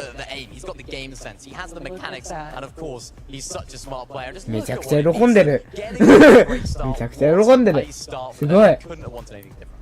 Yeah, I mean, I think what we have seen so much about this duo is it really doesn't matter what situation they get put in. A lot of times we do kind of see this. 普通にあの状況で勝てるのすごいと思いますよ。しかも今、50回かあるっけ、これ。いや、ないね。ないよね。あ、いや、あるあるあるあるあるあるある。あるあるあるあるある。まあ、さすがにあるか。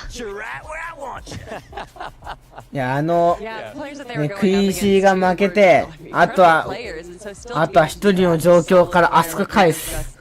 なかなか。いや、すごい。すごい。次のマッチは12分後なので、ご飯食いたいと思います。まだお前ご飯食ってない感じ？あ、ドーナツ2つ食っただけ。かわいいな。ご飯食うよりかは、the environments can change, you never know what can happen, and of course when you're fighting against a team that isn't on your home region usually, it's going to be different. Teams have different playstyles that you cannot possibly prepare for, so if there's anything we know about Cammy and Seti, when they do make it on spawn, I'm sure in the next games in the future they'll be absolutely fine. It's just getting to that end game for them might be a problem. Yeah, and this is just the first game, right? Obviously with only 5, which is usually the typical 6, we don't want to be making mistakes like this, but they still have 4 more to make something happen. Now, of course, a couple other duos we wanted to highlight for you guys, Thomas HD and Malabuka. Again, like, as we talk about names, you're just going to be like, yeah, nah, I forgot about them. I mean, I know it's great, but looking to perform here as well, and a pretty good showing in game number 1. Yeah, not a bad showing at all. I mean, we saw it in game in the first little off-spawn battle right there. What a time to do. What a way to kick off the weekend, right? Thomas HG managed to win out this one. It wasn't even Thomas, actually, the clutch killer. It was, of course, Malabuka, who managed to pick up this assault rifle off-spawn really quickly. He just found that little bit of high ground there at the end. I really like the way he used the reboot ban to block as much shots as possible, and then this little hut, managing to find that high ground. What a start for this duo, and we know how the rest of the game went. Solid game for them as well. Although it did go down to a 1v1, and I think a lot of people may have been expecting Malabuka and Thomas to kind of just soundedly, and I think that they might be taking it a little bit easier in these next few games just because of how close it was. You saw Kanata trying to grab high right there, and you were right that Malabuka was able to use that reboot ban to his advantage, but if Kanata just got a little bit closer, a little bit sooner, it could have been a bit of a disaster for Malabuka. Can't forget, of course, they had that Rift Island as well. Of course, it was a south link zone. They know where the spawns are, just outside of that racetrack area. There's not actually too many spawns down in that sort of southeast area, so they were actually able to sort of predict where it was going to be, and they managed to get on there uncontested completely. Nobody wanted to go for it. First game of an in-person event. Who has the guts to go for the island? It's these guys. Yeah, and of course the crowd did lose it when we saw that happen, but here we go. 1位は堂々の93ポイント。クイージーベノで2位はリート選手ですね。強い。76ポイント。さあ、ですね。さあやっぱまず最初はやっぱこの1桁順位1位から10位まではやっぱ5キル7キルはすごいな。まず1試合目の結果こんな感じよ。やっぱりアジア勢ってやっぱまずね、そっからよね。こっからの追い上げがすごいんですよ。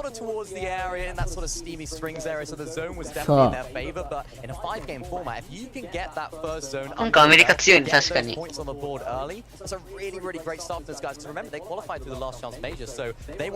ー、頑張ってほしい。That's one of those teams that want to get off to a good start here to try and boost their confidence and make sure that they can make it through to Sunday. Man, I do want to give some shout outs to Reet and Ritual. I know I always take the chance when I get the opportunity to. But they had, I mean, Reet has just evolved as a player for いや、俺的にはブーガーに頑張ってほしいです。ブーガーってさ、毎回世界大会出てない？出とる。すごいよね。だって過去の栄光とかじゃないんよ、これって。昔から強いしさ。大体昔から強い人ってさ、今になって弱いやん。弱いっていうか、みんなが強すぎて、ついていけん。It was really difficult down those lower layers as well. Remember that end zone? It was all over water. It was an absolute mess. I saw King there swimming like through, a shark, down below, trying to scoop up some loot. Of course, he ended up getting taken out. But those are the difficult times. You don't have those materials. You don't have those refreshes. When you have the fragging power of Reap, that's where those refreshes come into play because you need those builds in that water zone. Some would say those Reap. あ、てか、エイムザジはどうなった？エイムザジはどっか行った？あ、そっか。まだ出てないんだ。そうだ。 They did manage to find themselves the 5 eliminations, but 多分ね、敗北者復活戦の人は敗北者復活戦でまたあると思う。 rather than kind of like go through all these roles and kind of talk about everybody, I kind of want to talk about what we saw in that game. Mad congested, right? There was, toward the end game, almost no one had materials, right? Everyone's doing the same thing. We are trying to go on the defensive. We don't want to make a mistake here in game number 1. Well, that's due to the fact that this is a low mobility meta. Besides the rocket ramp, so these players, instead of being able to kind of just use these mobility items to rotate around the map, they're going to have to tarp up. They're going to have to protect themselves as they rotate all the way to that far southeastern side. So it does kind of benefit the teams that are closer there, or the teams we did see a few players using rocket rams in there, or at least having them in their loadout just in case. But this is going to be a difficult meta. It did start in Major 3, so a lot of these players are already used to it, but still, utilizing your mats when you can is definitely going to be a big part. You mentioned them there, Acorn and Cold in 6th place. They made it to that end game because of their off spawn. And initially, we were thinking, right, these guys have been contesting Pink and Vico. That's been the storyline for the whole time. But it seems like they actually switched drop here, and they actually ended up going towards iDrop and Mappy in that sort of central area where all those caravans are. They actually switched their drop. Last minute, they thought, yeah, let's just try and land on this team, and it worked out for them. So that just shows how those little decisions like that, switching the drop spot at the last moment, can make a big difference. And it did make a big difference. We saw earlier on in the game that Acorn and Cold had 12 splashes on just one player, and again, using those rotations, that's pretty much one of the only mobility items in the game besides the launch pads and then of course the mini crash pads as well. I mean, they definitely seem to have used that change in drop spot, which isn't something we typically see on this caliber, really well. And another team that I want to talk about just by the leaderboard that we saw is Thomas HD and Malibuca. You can see through their placement points that they didn't get that many placement points, but the 15 points from the Rift Island made up the difference. 別の国行ったら多分今こっち夜中やけどあっちは多分昼やろ。The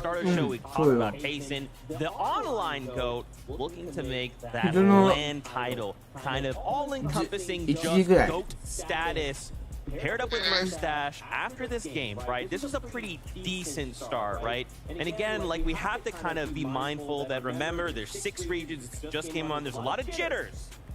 After game 2, what can we see them adapt or change that might make this game 2 crazier for them? We saw them pre-popping those slurs. You see it at this moment right here, Mustache, to try to look up at Queasy and Venno to go for that high ground. Tayson, unfortunately, getting taken out so forth. This was a difficult situation for them. Didn't quite have the builds to make it happen, and that can be the problem. If you're cranking up on that backside of zone, you're expending so many materials, and if you're going up against a great height team like Queasy and Venno, that's where things can get difficult. But a really great start from this duo. Of course, landing at the north side of Slappy Shores, we saw them getting those surge tags really early. Massive base that they seemingly build every single game they go there. All those extra heals, it got them to that end game, and they just need to keep that consistency, because if they keep it up, they're going to do good.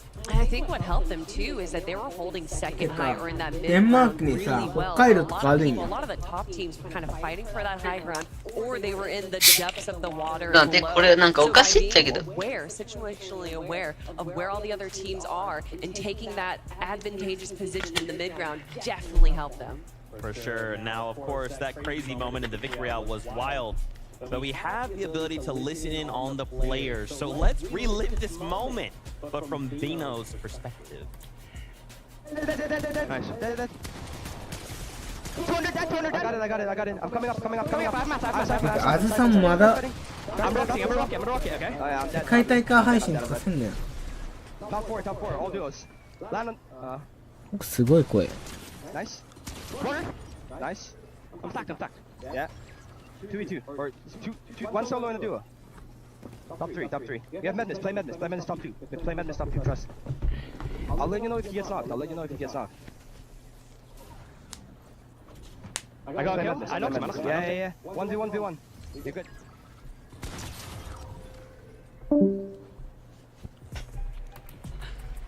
That's kind of nuts, right? I love that Venno is able to just focus, right? It's just about just let me rock my mechanics, right? Just tell me where to look, tell me what to do, and then just let me execute upon that. Queasy just so calm, right? He's like obviously there is a bit of chaos in the moment, but Queasy just listen, just grab this. You're fine. Trust, you got this. That's such a skill as well. Not many people talk about it. When you are down and your teammate is solo clutching like that, the comms that you give are so vital. You can see Queasy just making sure that he is giving the absolute perfect comms, what he needs to know. Maybe he might have missed something, maybe it's his heals, maybe it's his materials, but Venno's like, okay, let me cook, just give me the ingredients that I need. And part of the reason he cooked there was that rocket ram, using it to go straight up into the air, see where the rest of the remaining lobby is, land down immediately and get that incredible shot. That's why we're seeing them in first place right now. 93 points to start off the day. A pretty decent lead relative to the rest of the lobby. And you know, I don't want to say necessarily bravery, but to use that rock ram in that situation almost is like it's risky, right? Mad, high risk, high reward, but for him, he makes it work. Here's a look at our top 20 duos as it stands just after game number 1. Remember, 4 more to go. We had highlighted Cooper and Mira though in there in the 16th place at the top of the show, as well as Alex and Worthy. Is there maybe a duo standing on top 20? For me, it's Gripey and Flixie. These guys land at Mega City, so you might maybe expect them to have a little bit of a better game right there, sat in 19th place. When the zone does pull towards you, especially Mega City, you can just sit on those towers, on those buildings. I think they might have struggled with that a little bit because, of course, so many teams are rotating in, but it might be a little bit too late. You always need to rotate out, get that storm, so try and get back on that high ground at the right moment. And from what I've seen from those guys, they're doing that so well previously. Maybe a few spanners in the works have been a little bit more difficult for them because they needed to try and find those refreshers, and that water zone definitely didn't help either. I mean, I was looking at the top of that page 2 right there, and Alex and Worthy representing the OCE region a pretty good job after game number 1 there. And I know that a lot of people tend to think that these competitions are going to be, you know, oh, EU and then maybe NA, but a lot of these, you know, smaller regions showing up right from the get-go. And it's about making a statement in this first day, right? Remember, first 5, top 25 go on to grand finals on Sunday. So the job's not done, but it's about making those statements. It's about saying, regardless of what we do, if you see us in grand finals, you know what to expect from us. Yeah, and I think you saw that in the reaction from Queasy and Venno, right? They were hyped, like they were happy. You got to be happy at winning first game of day 1 of the Global Championships, but they weren't too happy. They didn't let their emotions get the better of them. They were very, very cool, calm, collected in that interview. And I think that's absolutely vital for them because they know it's a marathon, it's not a sprint. Yeah, and speaking of a marathon, we saw Baka kind of going on a marathon throughout that game right there, grabbing so many eliminations. And part of that definitely has to be to that mythic MK7 that he had there. He was 600 damage above Storm Surge in the middle of the game. And by having that on your pocket, it's definitely going to be, you know, a bit more of a confidence boost leading into the end game. Okay, so we've highlighted some duos. We talked about what we like. What did we maybe not like out of this first game? Are there things we're kind of hoping to see change going into these next 4? Because remember, this is it. You want to end the day in top 25. Yeah, I think I want to see less water in the end zone next game. How about that? Can we get a little less water, please? I want to see low ground teams starting to do good. I want to see Omzo rise. I want to see them starting to play their way through the mid and low ground layers. So, yeah, a little bit less water. And I always just prefer to see the zone change in different spots. I think that really makes or breaks these teams because although, yes, you know, are an incredible duo in their own right, they did have an advantage by the zone pulling in Southeast. So by showcasing, if they can get another VR, if it pulls all the way to the Northwest, well, that's what makes them champions. For sure, and I think I feel like we'd do an injustice, one could say, if we didn't talk about the X factor that wasn't part of this game, Amy and Seti, right? If they had been left alive, how different would this endgame have been?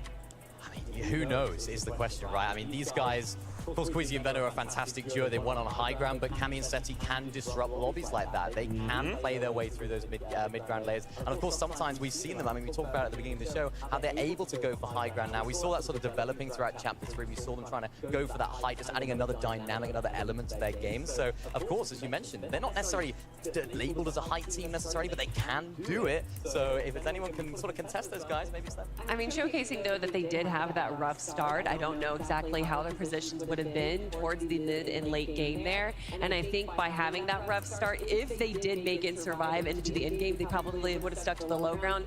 And we saw how chaotic that low ground was. So I don't know if they necessarily would have even attempted to go for high ground, especially with the two duos of Queasy and then Thomas HD's going up on high. I think that they, you know, may have not even had that great of an end game if they did make it there. Okay, so what we're saying is people are fighting over high ground. Yeah. We want more of that because high ground more wins games. Fun and that too. Yeah, I mean, Queasy Venom, they won 6 games out of 12 in Major 2 from high. So it just, if that's anything to go by, I think all the teams want to be on that high ground for sure. I'll say something. I want to see Booga again in game number 2. He held out so long as a solo player, which is something you would expect with someone as much experience as him, being able to understand when to leave a fight, how to rotate away from everyone else through the dead side rotation, and I think he could do even better with threats. Yeah, that was a kind of a difficult situation to be put in, right? So many people landing there at Mega City, losing threats very, very early on, and then there's just so much pressure. You can't go for the reboot. You can't try and make something happen. He did still manage to find eliminations, right? That's still points. We still are working towards something, but I think you're right, Kelly.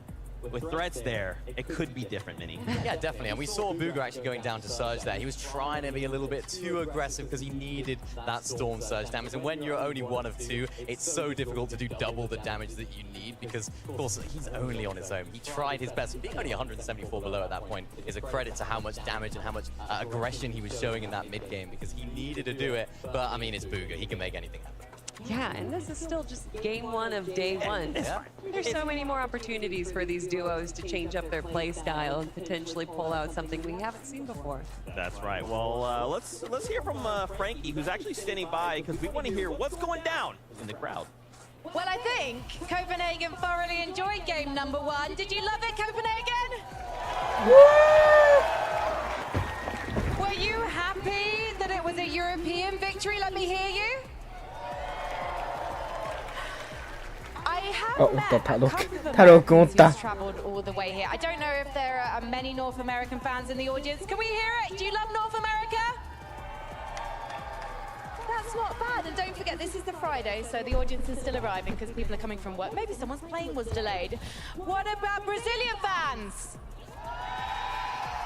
You can always count on the Brazilian fans to show up for their players. Any esport, any game, the Brazilian fans always give love. We've also got so many Japanese players on stage as well. I did meet a lovely Japanese fan who came in just for them today as well. Any more Japanese or Asian fans?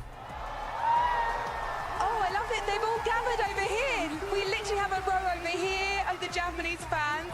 Oh, we literally have an entire group of people who are in jerseys who are here to support the Japanese players. And what about Middle East and Africa?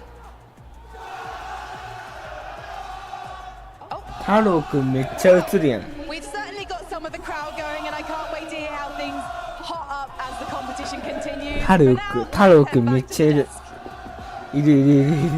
This is what it's all about. It's hard to not get a little bit emotional when you think about, like, we have been having competition kind of separate all year, right? And now getting to come together to just compete. Obviously, there's a lot of stakes, but when you just think about this concept, 6 regions all going head-to-head, the fans in the stadium, I'm sure fans at home watching, all the people you are all cheering for, it's just something else, man. So good. I mean, we see it online. We see some stuff on social media. People having a little bit of banter between themselves, a little bit of rivalry, some love as well between different regions. But to see it all here right now is absolutely amazing. I like the fact that Frankie went around the whole arena there to see who was where we expect to see some people, and we have some very, very loud fans. Oh, just a bit indeed. So gentle. I mean, yes, there is a little bit of banter going on online, but there's also a little bit of banter going on in the pre-show. But I want to talk about Reet and Ritual. I already talked a little bit about them, but I just want to showcase how they were able to make it into the end game there. And as we can see, 5 eliminations and that second place spot. I mean, that's a great start. It's a great start from this team. I mean, we've seen these guys. I mean, we've seen Marie performing on these international stages before. Not quite having the best results that we would expect from his caliber of player, but I mean, he's crazy. He's going to be hopping in boxes as we get to have a little look at some of the highlights from them. Of course, Ritual putting on such a great show there as well. And again, this is what we talked about earlier. They're just able to pick up refresh. You can see Reet right now, 0 builds. He thrives in these environments. When he's got nothing, when he's down in the dirt, he can just pull something out of the bag. And you can see it right here. He's got all the loot to make it happen as much as possible. Unfortunately, couldn't quite make it all the way to a victory, but second place for those guys. If that hill wasn't in the way, a little Reet versus Benno 1v1, I want to see it. And I love just him showcasing there all of the ability that he has. Yeah. The quick build, the easy edit, great eliminations, the patience as well as the aggression. I mean, that's what it takes to be a top player. It's not just having good aim, it's not just having game sense, it's having it all. Yeah, and I think what that gameplay showed me, and actually something we've kind of seen a lot of, but more players have kind of shined a light on, is these sneaky tactics, right? It's not about, let me just run at you, because remember, these players are playing with indicators. There's so many ways to kind of know there's a threat incoming, but for so many players, they're kind of utilizing the strategy where we're just going to crouch around, we're going to come around this corner, we're not going to build, we're not going to make any sounds, and then suddenly, bang, we're here, and now you're in a fight for Reet. This took him up to 2nd place. Yeah, absolutely insane. I mean, we saw him there with the exotic shotgun just doing so much damage, jumping right in the box. I think that shotgun and him are like a match made in heaven. I mean, it's the perfect shotgun just to jump in the box and go crazy with. So I'm expecting more of that from them. I'm expecting them to maybe try and keep consistent whilst also going for those eliminations. But it's one of those situations for them where, do they have what it takes? I think so. It's all about how can they feel after game number 2. What's going through their head right now? How do you even pick up from a game where I'm sure they would have hoped to have won, but they couldn't have got off to a much better start than that, only 1 place. My only concern is that they can be a bit of emotional players, and being emotional is you know, it's a double-edged sword. It does give you that passion, that excitement, but then it also can be a big detriment where once you're down, you are down for the rest of the competition. Now again, I keep talking about the evolution of these two as players, so hopefully they've been able to break past that wall. But I mean, my goodness. Game number 1, and just so many big names going down early, so many new teams also coming through and kind of showcasing their region. And I already talked about the Mo. Baka and Pars. Baka and Pars getting 8 eliminations in that game. I mean, they just seem to have a game where they were so far away from the zone almost seemingly every single time, yet they managed that so really well. We saw them taking that fight all the way up on the north side of the map, which did drag out a little bit. Of course, a 2v1 situation, you want to be getting that done as soon as possible. You want to be cleaning that fight up ASAP. So for them, they had to expend a little bit of heals, of course, but that did give them the Storm Surge damage. I know Taco mentioned it on the cast. They had so much Storm Surge damage at this point. It's a testament to their fighting ability. And you can see it again, needing those refreshes, hopping in the box. And recently, these guys have really been impressing me. They've been cooking. They've been doing really good. I mean, look at that. Baka down to well, literally 1 HP. But what he did is incredible. The confidence that he has. He didn't run away and turn tail, which a lot of these players would do. Instead, he kept going for that refresh. And clearly, it worked out for them. Pars unfortunately getting 1v2'd there, but still, after that fight, they have to be feeling good. Remember, both these guys actually played with different teammates at the Invitational. Those land jitters, they're not going to be affecting those guys quite as much, and I think that's why they got off to a very, very good start there. Despite the zone pulling all the way down to the south, they have all the answers to all of those questions, and I think in this stage, in this environment that we're in, that's the most important thing, is trusting your game. Absolutely. Well, we're getting word that game 2 of the day is ready. So let's send it back on up to the casters to get things started. Thank you so very much, Steven. That's right. We're really beginning the reset right now. Game 2 is just moments away, and as we already know, we will have to see what will happen with Kanata on the drop here alongside Aegis. Aegis put out the numbers, but here it is. Game number 2 is ready. Good luck! Have fun! Let's go! さあ、始まった。さあ、始まった。さあ、始めました。フォートナイト。これ何でしょうか。Again, Monster, グローバルチャンピオンシップ2023世界大会。さあ、世界大会デイ1です。おっと、ここでデイダステイ。さあ、ここで、おっと、デイダスを倒したのは神。さあ、デイダス選手です。最初からピンチ。おっと、ちょっとデイダス選手。さあ、デイダス選手必死の抵抗。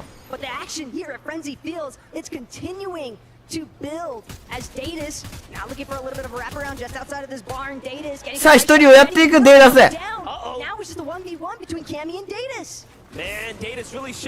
相手は107。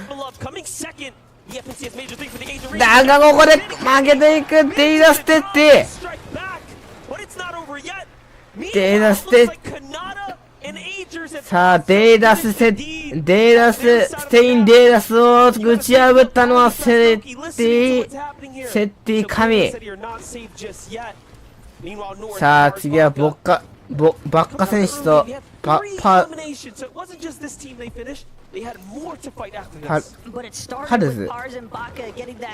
ーズ選手。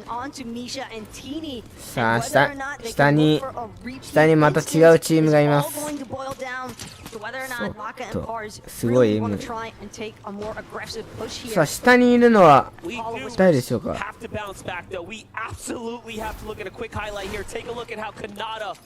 あ、またここの。おっと、ここで、おっと、そうそうきついか。お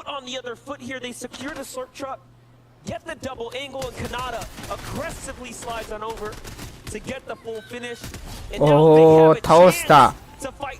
さあ、リベンジ成功。さあ、パーズバッカ。さあ、ここは落ち着いて引いております。さあ、資材は40、資材は30。だが、回復と資材がちょっと、回復資材、武器ともに、結構爆発してます。さあ、前回、チャプター1のシーズン9世界王者3億円を手に入れた男、ブーが、おっと、ここで神設定、そっと設定中。さあ、2v2 の状況。さあ、ワンボックスを広げる。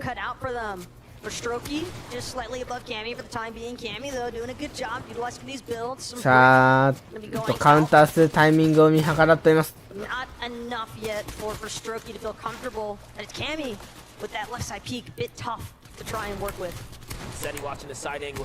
さあ、どっちがまずワンピックを取るか。これで勝負の流れが決まってきます。おっと、ここで50、ここでちょっとダメージを食らった。さあ、武器があまりない。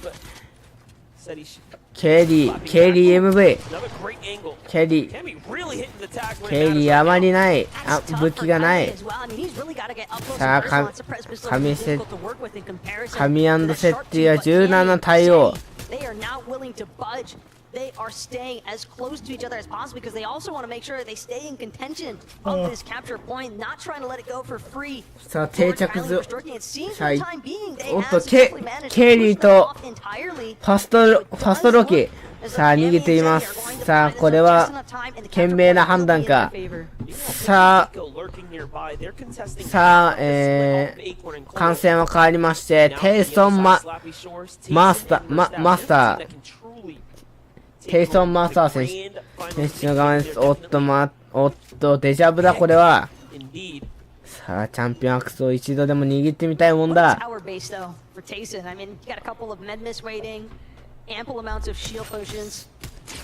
さあ、まず接敵になったら、絶対勝てない武器構成をしているテイソン選手。さあ、資材は92、回復は潤沢、武器はアサルト一丁。さあ、相手はチコ。おーっと、ここでパーズ選手。パ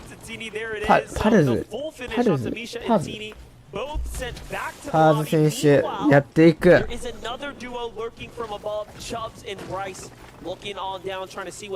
さあ、なかなか物資が潤ったか。Go ahead and put themselves in a successful position. So far, so good, but these are absolutely important exchanges here. And listen, Mars and Baka, man, you got to give them some respect, dude. When it comes down to performing, you would have thought at the Invitational, hey, look, we don't have land experience. What's going to happen? Nope. They are here showing that they didn't need it, and they're even better than the last time we saw them. Don't really need LAN experience if you can just trust your instincts as a player, and that seems to be exactly the mentality here for Pars. Just breaking through Teeny's builds. Teeny absolutely no health to work with in that circumstance. But it's a nice establishing point there, because now that is 2 games back to back. That's going to start to pose an real issue here. It's only 5 games. 所属アコーン。 So early on. さあ、どんなプレーを見せてくれるか。さあ、資材は100枚。資材は100。だが、アコーンの味方、コールド選手。少し資材と武器がちょっとしょっぱいか。What a surprise from them. I did not expect them to have such standout performances, especially with such a strong game one, and then an even better start to the game too. So アジアのユマジャエモン。 Here's Jaemon and Yuma. Very, very interesting duo right here. さあ、移動系アイテムはロケットダム。回復が少しあまりないか、ジャエモン。おっと、だがユマが少し削られたか。そう、カバーに行くジャエモン。ジャエモン選手はパッドのプレイヤーですよね、多分。違ったらすいません。さあ、ケイリー選手、あそこから逃げて体勢を立て直した。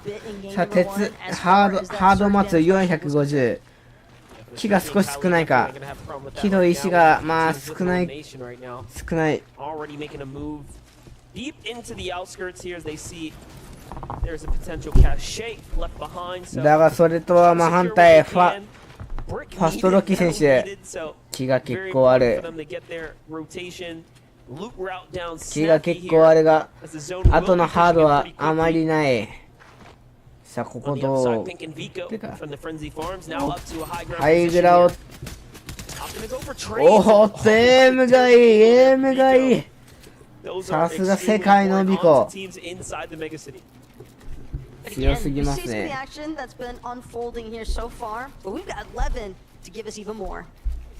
Thank you very much, Taco. Look, we just saw Pink and Vika there on the screen. We've seen Acorn and Code in this game as well. Coming into this game, both these teams in the top 10. If you know anything about me, I like to see action. I like to see fighting. And I thought these two were going to be fighting. And even Pink himself said, look, we might have to fight them. There's not enough loot in this area for both of us to share. But they're somehow making it work. So far, game one, both of them. これ、素手の移動です。素手の動きですね、これ。They're going for, and somehow they're in the top 10. If they can continue, I expect both of these teams to qual. But when it comes time to grand finals, I don't expect them to be friendly anymore. I'm thinking if they can both qualify, that's when we're going to start to see some action for them.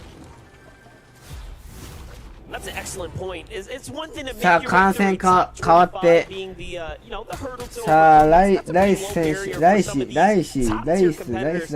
いいでしょう。さあ、武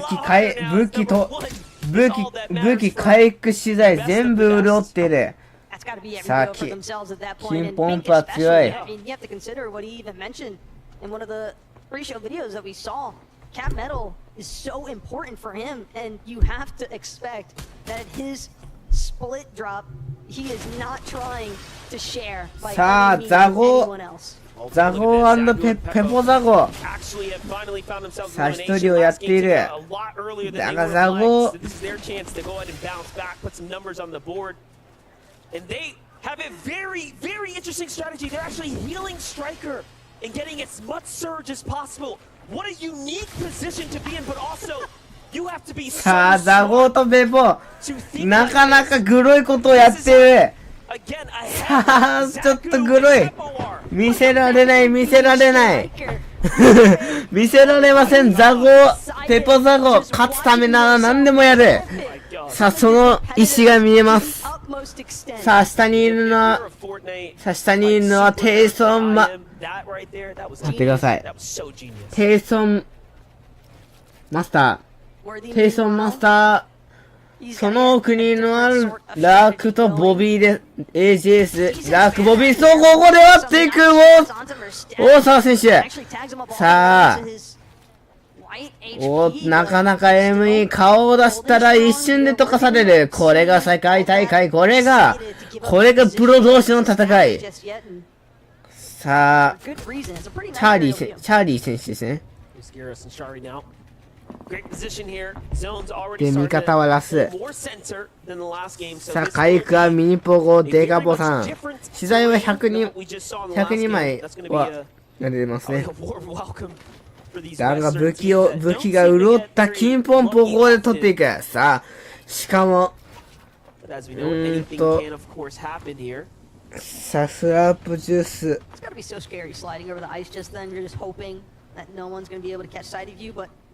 さあ、今さっき、あ、違いますね。さあ、誰もが全部求めてる金ポンプを持っている。金ポンプを持っている人は、今回多いですね。さあ、移動系も潤沢、回復も潤沢、資材も潤沢。しかも武器は金のショットがなかなか強い。That last game was, especially with the way that zone was pulling so viciously over the water. So much of these teams were just getting trapped inside of that mid-layer territory. さあ、ルートアイランドが姿を現した。さあ、誰が最初に取るか。今さっきは、誰でしたっけ。マリンベカだった。おっと、スタンバってたリードとリチャ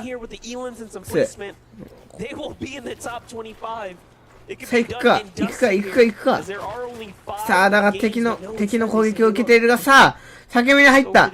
さあ、現在2位のリートとリートとその仲間。さあ、最初に行ったのは、リートチームだ。さあ、ちょっと資材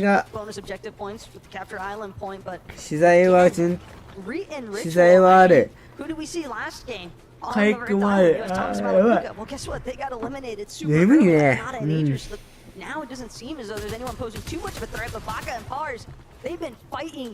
さあ、おっと、資材武器がめちゃくちゃ潤っております。だがそれはそれとしてタク選手、資材があまりない。さあ、逆に下のこちらバッカ選手は資材がめちゃくちゃある。さあ、倒しに行くか。さあ、ここで詰める判断。さあ、それに対応できるかタク選手。さあ、下を崩される。だが逃げ切れるかタック。さあ、深追いはしないバックアンドパーズ。だがここで削られていくバッカ選手。さあ、今さっきの報復というのか。さあ、But look at Chubbs' builds. They're running さあ、タク選 incredibly 手 low. は He's タク actually 選手の味方はもうとっくにやられておりま that す。 height positioning. But it's not like Baka Empires have any idea. But now Chubbs seemingly under pressure from a team slightly further out. Still has to make his way in through the zone as a solo. Not sure if he'll find the reboot ban opportunity either this way. さあ、海陸と資材ともに潤ってる AJRSS。名前がわからん。すまみません、本当に。名前がわかんないですが、おー、削る。なかなか削ります。Say they've wielded the pickaxe of champions, but hold up, jump in with Colleen Fastroki, who's already gotten an elimination. This is actually a full finish that they picked up. さあ、 Potentially 資材はある。ファイトをするの Now か。 Seti is by himself. My oh my! What a tough spot to be in for Cammy and Seti. Of course, didn't pull the luck of the draw. あい、 Game おっ 1 and と now game 2. おっと、 Not going in their 設定 favor チーム、神が一 necessarily. 人、神がダウンしている。 A lower bracket push. It's the fact セ that ッ Seti テ and ィ逃げる Cammy 逃げる。 already had さあ、ここで with ロケットラーメン。 at the start of match number 2. さあ、 Wait, no way he gets the save, right? 間に合うか間に合わないが、 So might make it to Cammy さあ、 in せめ time, て but でもの unfortunately 形。 the rocket ram speed just not enough. Having the reboot card though, talked about how difficult it can be to look for that reboot ban opportunity, but it might さあ、サー actually ジダメージ be は the 設 intention 定 from して Seti at this 300 point. 減りました It's a lot easier to make it 282 into that end game な if you まあ have サ your ー duel with you. サージを耐えれます Right. Well, last game we saw さあだから Luga セッ make テ it ィ work as a 神 solo 選 with 手 no の物資 threats. のお This かげで time なかな Seti か says 物 no. 資は I'm 潤い not まし going た end game by myself. He's going into the storm for さあ reboot. 次は今さっきビクロイ取ったクイージーベノ Continue to farm their surge さあ tags here. もう Desperately ま in た need ま though. たと 25 damage above ま that. たまたとビクロイ取ってくるのが Going to be enough, not さ for あ long 回 at least. 復も移動系も全てを潤ったこれは完璧で究極の物資だ Another sniper in hand here, so Vino さあ really スナイパー抜くか questioning the 抜けない play here. さあ Kanata who's in front of him. ここまであったでしょうかベノ選手の物資回復が強すぎる何なんだこれは Approach, as you would expect. さあどっちも金ポンプを持ってる次はおっと割っていく割っていったのは割っていく Nice knock it seems. さあブーガ選手はやられているさあここで勝てるか 1v1 But still, さあブーガ選手はもうやられてるで power to delay as long as さあ相手はHP がもうないさあここで詰める trying to 詰める finish the job now onto Anon. He wants this refresh of テリ materials from both Suns and テリー Anon. 選 Trying to 手 get something for テ his リア troubles at テリア this 選 point. 手さあダメHP 差はイーブン勝っていきますここで But he will be able to capitalize. Close out. テリー選手 1v2 クラッチをしていくさあうますぎるさすがこれは本当に世界大会だ That's 100 HP in Siphon, and he ended with 86 health, by the way. Surely the path doesn't quite add up, so he needed a little more than さあ was that overshield that kept him alive there. さあロケットラモンを使った後は警戒 Well, for Q&D, さあ資材があまりない64枚 finest here. It's time to get on さ into あいけるか new zone here. Long rotate to make, and it's going to be a tough one for them. Meanwhile, out さあ of the 味 top 方 five のラピ here, ット only 82枚 remaining 金 here ポ in ップ持 game ち two. まあ Shoki なかなかです down, and Shari, Vision View さあキル数 down は there. 1キル See on the right. 4ポイントでございます On the bright side, though, for Q&D and Rapid, did see them with that Storm Chaser augment, so that's definitely going to benefit them a decent amount. They continue to look for those rotations. Klonsky and Grolls, on the other hand, さあ Serplants doing the job as far as クロ getting ンスクロンスキ health and shield regen. as 資材は definitely 112 going 枚 around.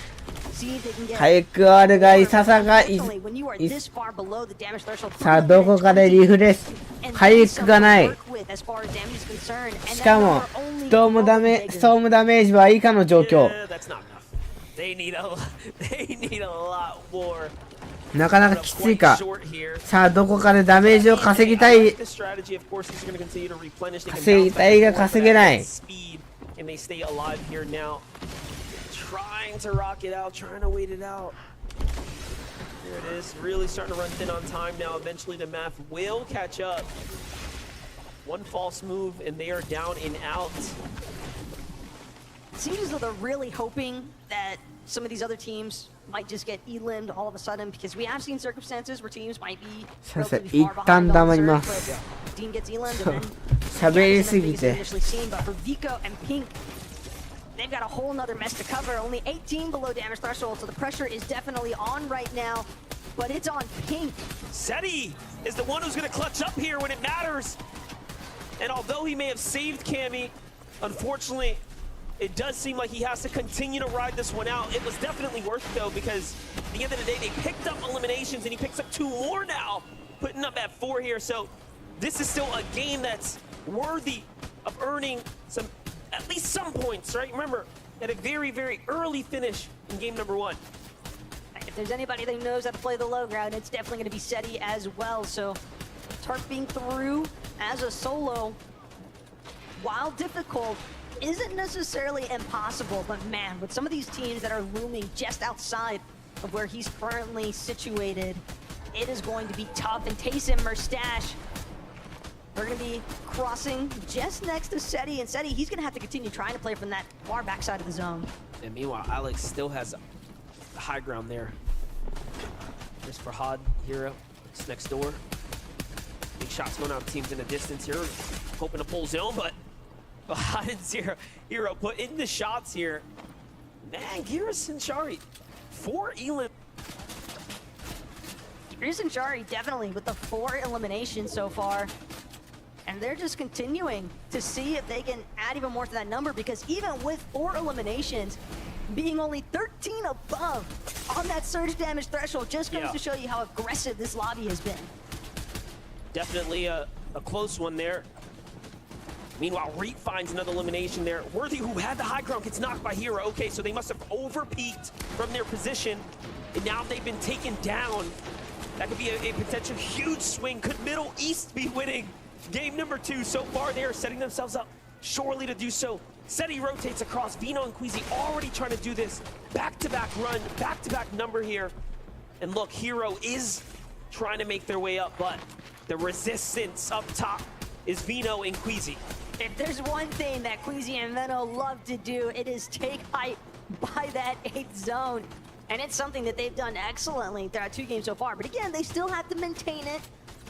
Can't count your chicks before they hatch sort of mentality. As Kanata in the elimination feed seems to have found Podesai, Snazy as well. Seemingly as though NA definitely striking back. Baka Par still alive. Ritual still alive. Even Okis is up right now. Saw him mixed in the feed. Those are a few of the NA competitors that are up. I do wonder, where is Ziamzo? As he was also inside the top 10. If teams can continue to keep up that pacing there. But meanwhile, the story right now is how far can Seti push this here? That's it. Rocket Ram usage out. 45. Get that 49 damage above the surge now. Halfway through material. This is a tough spot to be in. Here's Ziamzo's look. Mid to high ground here. Moving all the way across.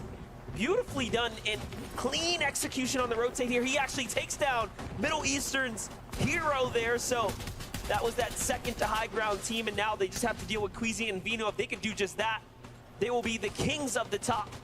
It's almost like dealing with a final boss at this point as far as Queasy and Veno are concerned, but so long as they're in the match, teams are going to have to look out. Cole, though, with Acorn, doing an excellent job taking out Sphinx and Oyo. That's going to clear things up for them as far as these immediate part players are concerned. Seti, though, again, the fact that he is still kicking, despite being a solo for so long here, MDF, what a fantastic display of his experience. I just can't wait till we get another listen in later, because you know Cammy and Seti are putting down the comms needed here to navigate through this game so effortlessly, making it look easy. Meanwhile, on the low ground, here's Middle East. Fahad here, representing 4 elims right now. What a big spot to be in, showing us just how good they really are. And let's again not forget, this is the Global's best tier. Joining us for the upper bracket, you had to perform in the upper tier of the 50 to be here today. Kanata falls inside the top 16 there. Very far push for him, but not good enough. Yamzo and Rise just doing such a great job leading the charge on the low ground at the front side of the zone. Just doing their best to cut off everybody that keeps trying to traverse into their territory. As now Yeman will meet the same fate as so many others so far. Seti, though, still managing to target his way through, but running so incredibly low, only has 8 builds to make that 6 left to his name, hoping that he can find a straggling refresh anywhere. The one who's going to find that refresh is Fahad, and he finds Okus there straggling in the distance. But hold up, here's Reed. No ritual in sight by himself. We already seen him do it once. He clutches up, goes in and takes down Pars. Once friends, now enemies here on the stage. Meanwhile, Seti says, hold up, you want hype for free?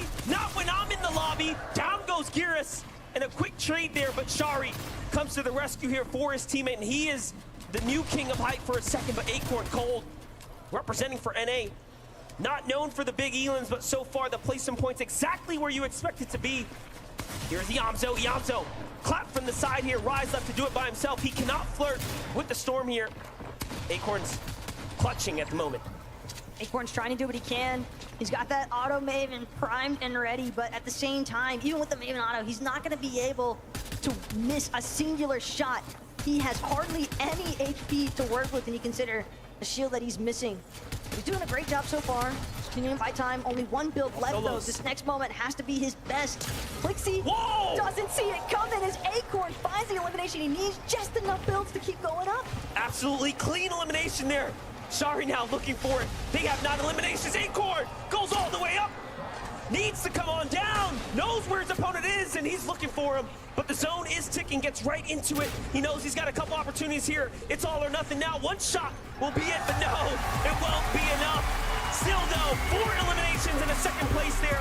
It's Shari take home the second game now alongside Girus. Seti merely playing smartly there for Sherry and Girus, but even with Seti having eliminated Girus, Sherry doing a phenomenal job to clutch things up. And we've got Frankie standing by to get into their minds. That was quite the performance. How did you feel in those final moments of that game? Great. And what was going through your mind? Because you had an American flying up into the air, getting the information of you, but you had the better health in the situation. How do you feel clutching in front of all of these people? Amazing. Amazing. That's a perfect word. Let me come over to you, Girus. What was it like watching Cherry in that situation? Yeah, it was great. I mean, anyway, like in this final situations, I already knew we have so many points. We are already like basically qualified, so I was just chilling, and I believed in him. I knew he will win it. I love this vote of confidence. We're basically qualified 2 games in. So are you already thinking about Sunday? Not yet, but yeah, I mean, I think we are qualified, so let's like maybe keep focused on Sunday, right? Absolutely, but also focus on the next 3 games, because obviously you want all of these duos to fear you. What sets you apart from the competition? I think just good strategy, good communication in duo. Yeah, I think that's all. Well, we definitely saw the strategy pay off, but congratulations on the victory, Royale. Girus and Cherry, everyone!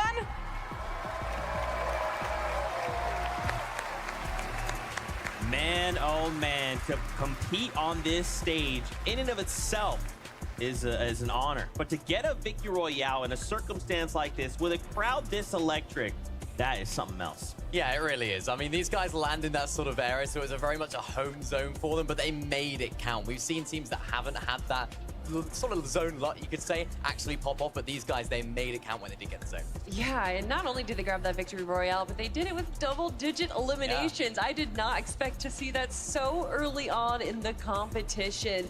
They pretty much were grabbing eliminations as soon as the game started, and by zone 8, they had 4 eliminations, but they were able to kind of hold that low ground for so long and clean up the rest of the lobby.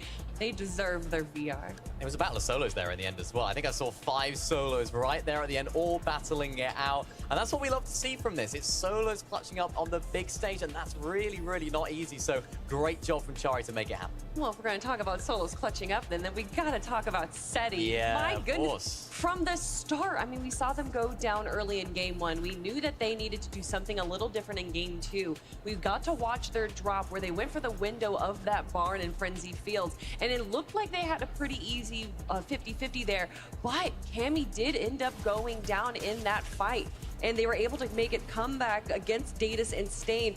But then, not too much later, we saw Fastroki and Kylie trying to go for them as well. And if I'm not mistaken, I think Pink also was starting to try and make their way down, but then said, oh wait, no, that's SETI and Cammy. I'm gonna turn around right now. Yeah, you're absolutely right. I mean, we saw SETI in that end game. This was crazy. He tried to go for height. That was solo.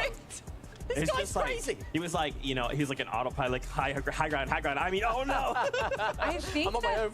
Honestly, I think it was a great play. I think that there was so much chaos going on in the low ground that they weren't expecting anyone to try and take high ground. SETI positioned himself just on the side. You can see that they weren't aware of that SETI was going to be coming in onto them and grabbing that one elimination. It did eventually lead to his, you know, demise, but he was still able to grab 4 more points as well as kind of weaken the other players in the lobby.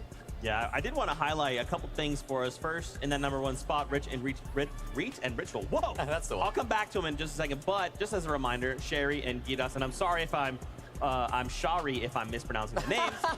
I'll see myself Shari. out. I'm so sorry. I'll see myself Can we get out. someone else on the desk? Yeah, can we get Mini Minor, you take over. Yeah. Still though, a huge victory royale from the duo, and I kind of just love the way they kind of play this, right?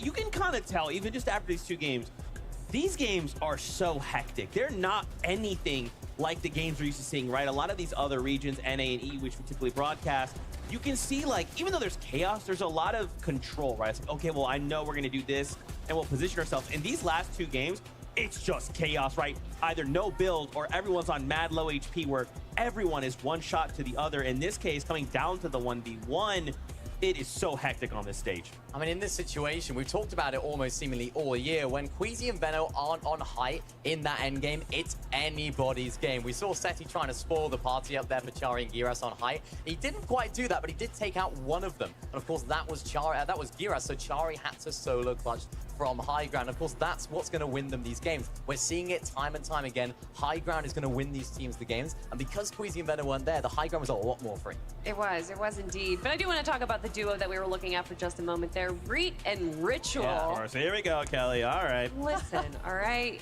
They're doing a very good job right now. That might be why they're in first place. And they're utilizing everything that competitive Fortnite has to offer, such as Rift Island, getting those 15 points. And that is actually what's going to be pushing them into that first place spot.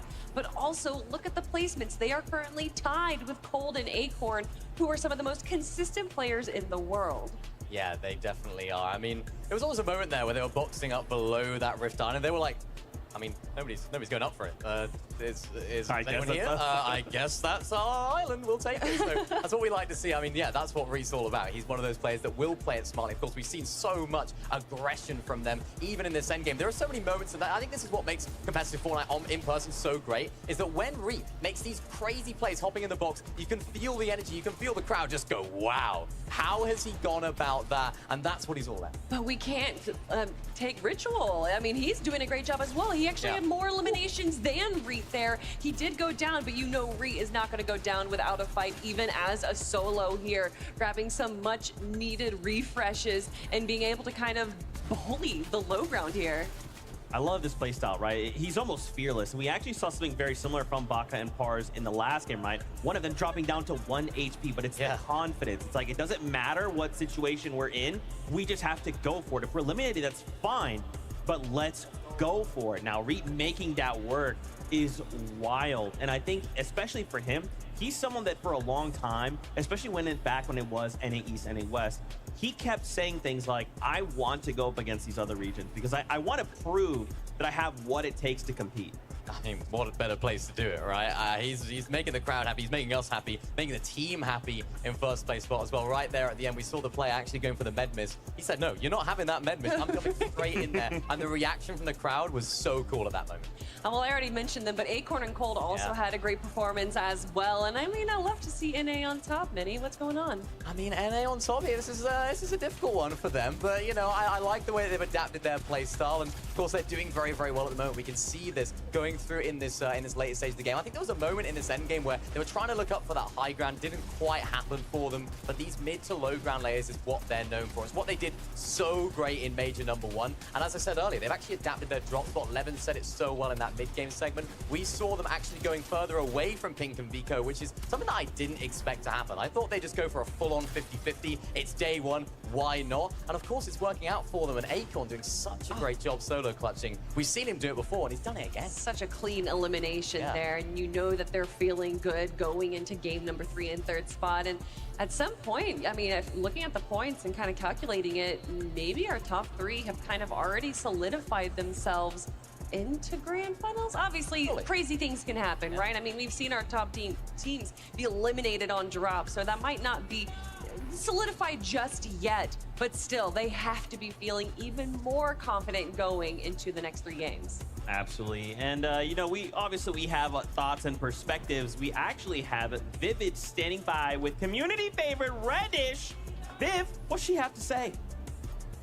I told you guys I was going to be coming from the lounge throughout the weekend. This time around, we have Reddish joining us, a fantastic creator in the Fortnite space. And she told me that this is actually her first time experiencing an event as a fan. So tell us all, how has it been experiencing the Global Championship so far?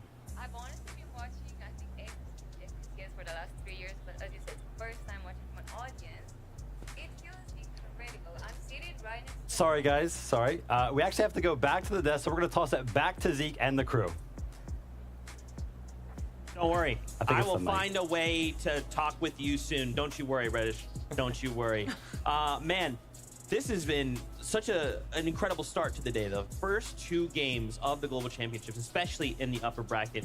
Kelly, you said something that interested me. You talked about these top 3 and how they potentially might have already qualified, right? Right. What we saw kind of out of Queasy and Venda was they had this strong start. And it's like, okay, well, remember, top 25, what do those points look like? After one good game, a duo could very well just qualify, right? They might just need a good game with a couple VR, or a couple eliminations, rather, and it might be just enough.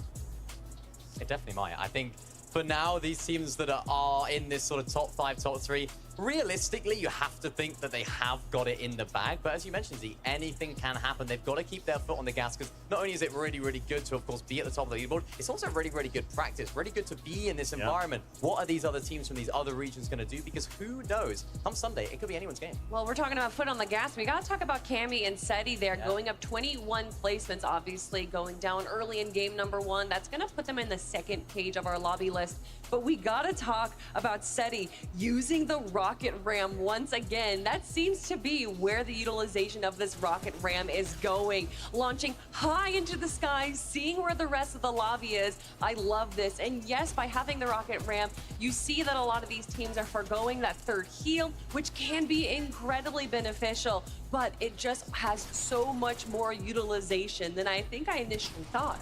And it just shows how good this duo are individually. We talk about them so often as Cammy and Seti as a collective, but we have to remember these guys are both incredibly talented players as solos. We've seen them in DreamHacks come 1st and 2nd, and they're just like a duo that have just decided to play in that solo event. So that's what we love to see from this duo, and I like to see the fact that we can have trust in Seti, trust in Cammy to clutch up in the big moments, because they're not going to be nervous. And you know what else we have trust in? Queasy and Vino going for height. Of course. If it's not them, it's the others. There's so much more. Now, I promised you an interview with Reddish. We're going back to Vivid in the Creator Lounge. Let's do this. And we're back. Sorry about that, guys. I accidentally did too far of a mic drop earlier. I ended up breaking the microphone. But I'll introduce her again. It's going to be Reddish, a fantastic creator in the Fortnite scene. And like I was saying, this is actually her first time out at an event, being a fan. So let us all know how it has been experiencing the Global Championship.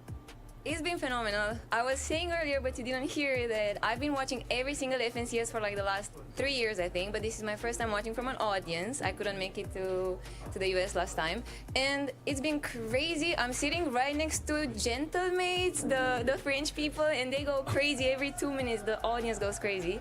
And also, I have to mention the first game as a GXR supporter was pretty wild. We had Malibuka win off spawn and claim the island, and then Queasy won. So it's been just amazing to watch as a fan and supporter and Fortnite lover. So, yep. Yeah, awesome. I love the fact that you're kind of bringing up who's been doing well throughout the day. Of course, this is the upper bracket. We have 25 teams going directly into the finals after today. Give us a couple names that you think are going to be, towards the top of that leaderboard after the end of the day. We still have a few games left, so I have a feeling almost everyone kind of still has a chance. True. But yeah, GXR on top. I hope Queasy and Malibuka will do it. Hopefully I didn't just jinx them. And I don't know, so many teams are doing amazing. We have Cold and Acorn, Pink and Vico, Seti and Kami, they're making a little comeback. So it's super exciting to see who's gonna make it in the end. But all of them are amazing and super talented at this video game. Yeah, awesome. And for anybody that would love to check out your content, Reddish, let them know where they can find you. Reddish on Twitch, or I'm Reddish on Twitter. There it is. Thank you guys so much for tuning in. Thank you, Reddish, for the insight. And we're going to be tossing it back to the desk with Zeke and the crew. Thank you so much. Reddish, you're fantastic as always. Now, as we kind of draw closer to the next game start, we kind of wanted to highlight a couple things. Really quickly, Miniminer, you kind of called this out for us, and I wanted to take an opportunity to talk about it. Zago and Pebblecliff, they had a very interesting Storm Surge strategy in their last game. Yeah, they did. And I think this just encapsulates what LAN events and global events are all about. We never know what these other smaller regions could be pulling out of the hat when it comes to strategy. And what I saw there in that end game was actually, or that mid game actually, I should say, Zago and Peppo actually got a knock. They were able to carry the body towards some of the slurp mushrooms, keep healing the player on those slurp mushrooms, which of course that benefits them because they can keep tagging up the player to get some more Storm Surge damage. We've seen Storm Surge have such a big impact so far in these first 2 games. And if you don't have enough damage, it's going to result in your elimination. That's what I really like to see from this. Those guys pulling out strategies I haven't seen before. Just keeping on healing up the player. I love it. Leave it to Peppo and Zago to do that. And also leave it to Queasy and Vino, who had a pretty good strategy as well early on to get those Storm Surge tags. We actually saw a sniper on their loadout, which is not something that we typically see. People tend to go for the twin mag. And then they also had 2 different spots for their splashes there. So by having more than, I think it was around 10 splashes, being able to not just heal, but also rotate quickly, which is part of the reason why we saw them be able to set themselves up for success towards the end game. And I say that as Queasy goes down, but still, being able to make it all the way there is going to get them those much needed placement points. Yeah, trying to get Venom to clutch twice in a row, it's a bit harsh, isn't it? You can't do it again, surely. But no, I like to see that. He's waiting until Sunday. Yeah, he's waiting. He's putting it all in the tank. He brought it out in game 1. But no, not a bad game at all from this duo. We saw them trying to set up for what we're expected to see from them. Let's see if they can continue. That's right. I'm excited to see game number 3. So let's kick it on over to our casters to take us in. Thank you so much, Zeke. And that's right. Game number 3, nearly ready for these players to hop off the battle bus. But Monster, we've been seeing some pretty interesting things so far throughout the first 2 games, and hold that thought till the game, because the battle bus is good to go. Match number 3, right here.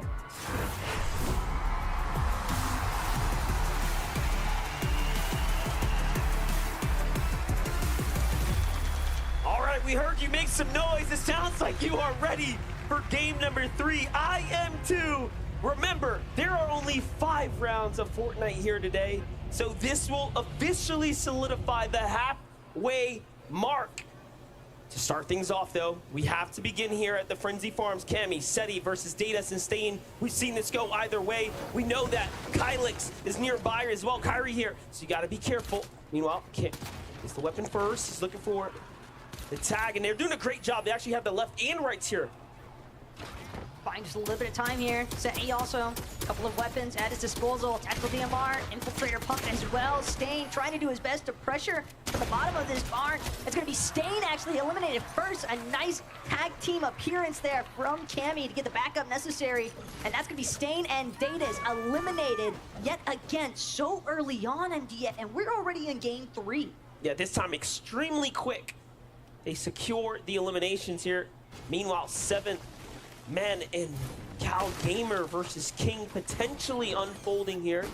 I do know Kanata is battling as well. It seems like he was taken down and eliminated by a different duo. So we are already seeing a very huge miss-up. Meanwhile, King, he will show you why he is one of the best. Because let's not forget what CalGamer had to say. He said himself that he does not believe King has what it takes. He thinks King is a bit overrated, but I beg to differ. We have seen what he can do in person. We have seen what he can do in just clean head-to-heads in a box fight type environment. He's incredible. It's literally what King established his name on, was his prowess when it comes to box fight match opportunities. And here again, King looking for his chance to take down CalGamer. CalGamer actually gonna look for a brief retreat here though, at the Relentless Retreat. I like it. Seems as though he wants to try and look for some better weaponry, or possibly even just looking for a different position altogether. Yeah, upgrade would be important and massive there, especially since he's running out of material there. The shotgun. Meanwhile, Zagu, Peppo, they had the knock, but they didn't get the finish. That's going to be a big mess up. Big mistake, big opportunity lost, but Zagu finds another tag here. Meanwhile, looking for the big opener. Another one there. Okay, chipping away, but nothing significant this time. That is massive, though, for Skits and Sora, that Skits was actually able to find that revive in the heat of it all. Is now Peppo, Zagu. A few Shieldbreaker EMPs. Curious to see what Zagu actually chooses to do with these. He's gonna opt to try and maybe apply some more pressure onto Skits and Sora with them, or if he's just gonna hold them for the time being. But Skits, now fully aware of the fact that Zagu is trying to break down his wall, continuing to replace build after build. Skits with the peak, Zagu with the damage taken. It's gonna be Skits and Sora still looking to try and capitalize on this circumstance. Now be careful though, backing themselves up into an indestructible corner. And you can hear the crowd really starting to turn up right now. Big augment though, that was just picked up. That rarity check could go crazy, depending on how. I believe it was Skits that might have opted for it. Saw him, one of those common weapons. Zagu, back to full shield though, but did have to expend both of those big pots, and this battle's taken quite some time. Business turret quickly taken out. And Zagu tried to place there, his pressure on Skits. Oh, I think he's going to be feeling really confident after that one, but Zagu now completely out of material here. He does have to be careful. His teammate finds a little bit too, so Peppo goes in, fully boxes up. It's all going to come down to hitting the shots, and he does. Zagu showing us why he is one of the best. Coming directly out of the region of Asia, representing all the way for Japan, and my oh my. Take a look now with Kylie and Bastroki. Man, they're just mixing things up. Constant trades for the most part, but for Strokey and Kylie here at Stevie Springs, south side of the map seems to be working out relatively well for them so far, having that elimination already, and now that's going to alleviate a decent amount of pressure here for Strokey and Kylie. They don't necessarily need to fully push in just yet. They can really wait to see how they want to actually choose to try and reapproach here, but they're not the only team to mix things up a bit, as now Misha and Teeny just above Bryce and Chubbs. And they might be looking for an opportunity to find an elim or two here. This is pretty interesting because Teeny and Misha definitely have been having a tough time against Baka and Pars, but Bryce and Chubbs have been jumping in that battle as well. It has been a three-way engagement here at the Shady Stilts and around. So Teeny and Misha trying to mix it up, saying, all right, what can we do different? How can we adapt here? Clearly, they made it to the upper bracket, right? But having a tough time so far. Might be looking like a Saturday appearance if they can't turn up and turn up soon. Meanwhile, Miro might be stuck in an engagement up against Shari. Is, well, a forced retreat actually. Cooper, very accurate. Some of those twin mag shots. Miro leading the charge up against this solo.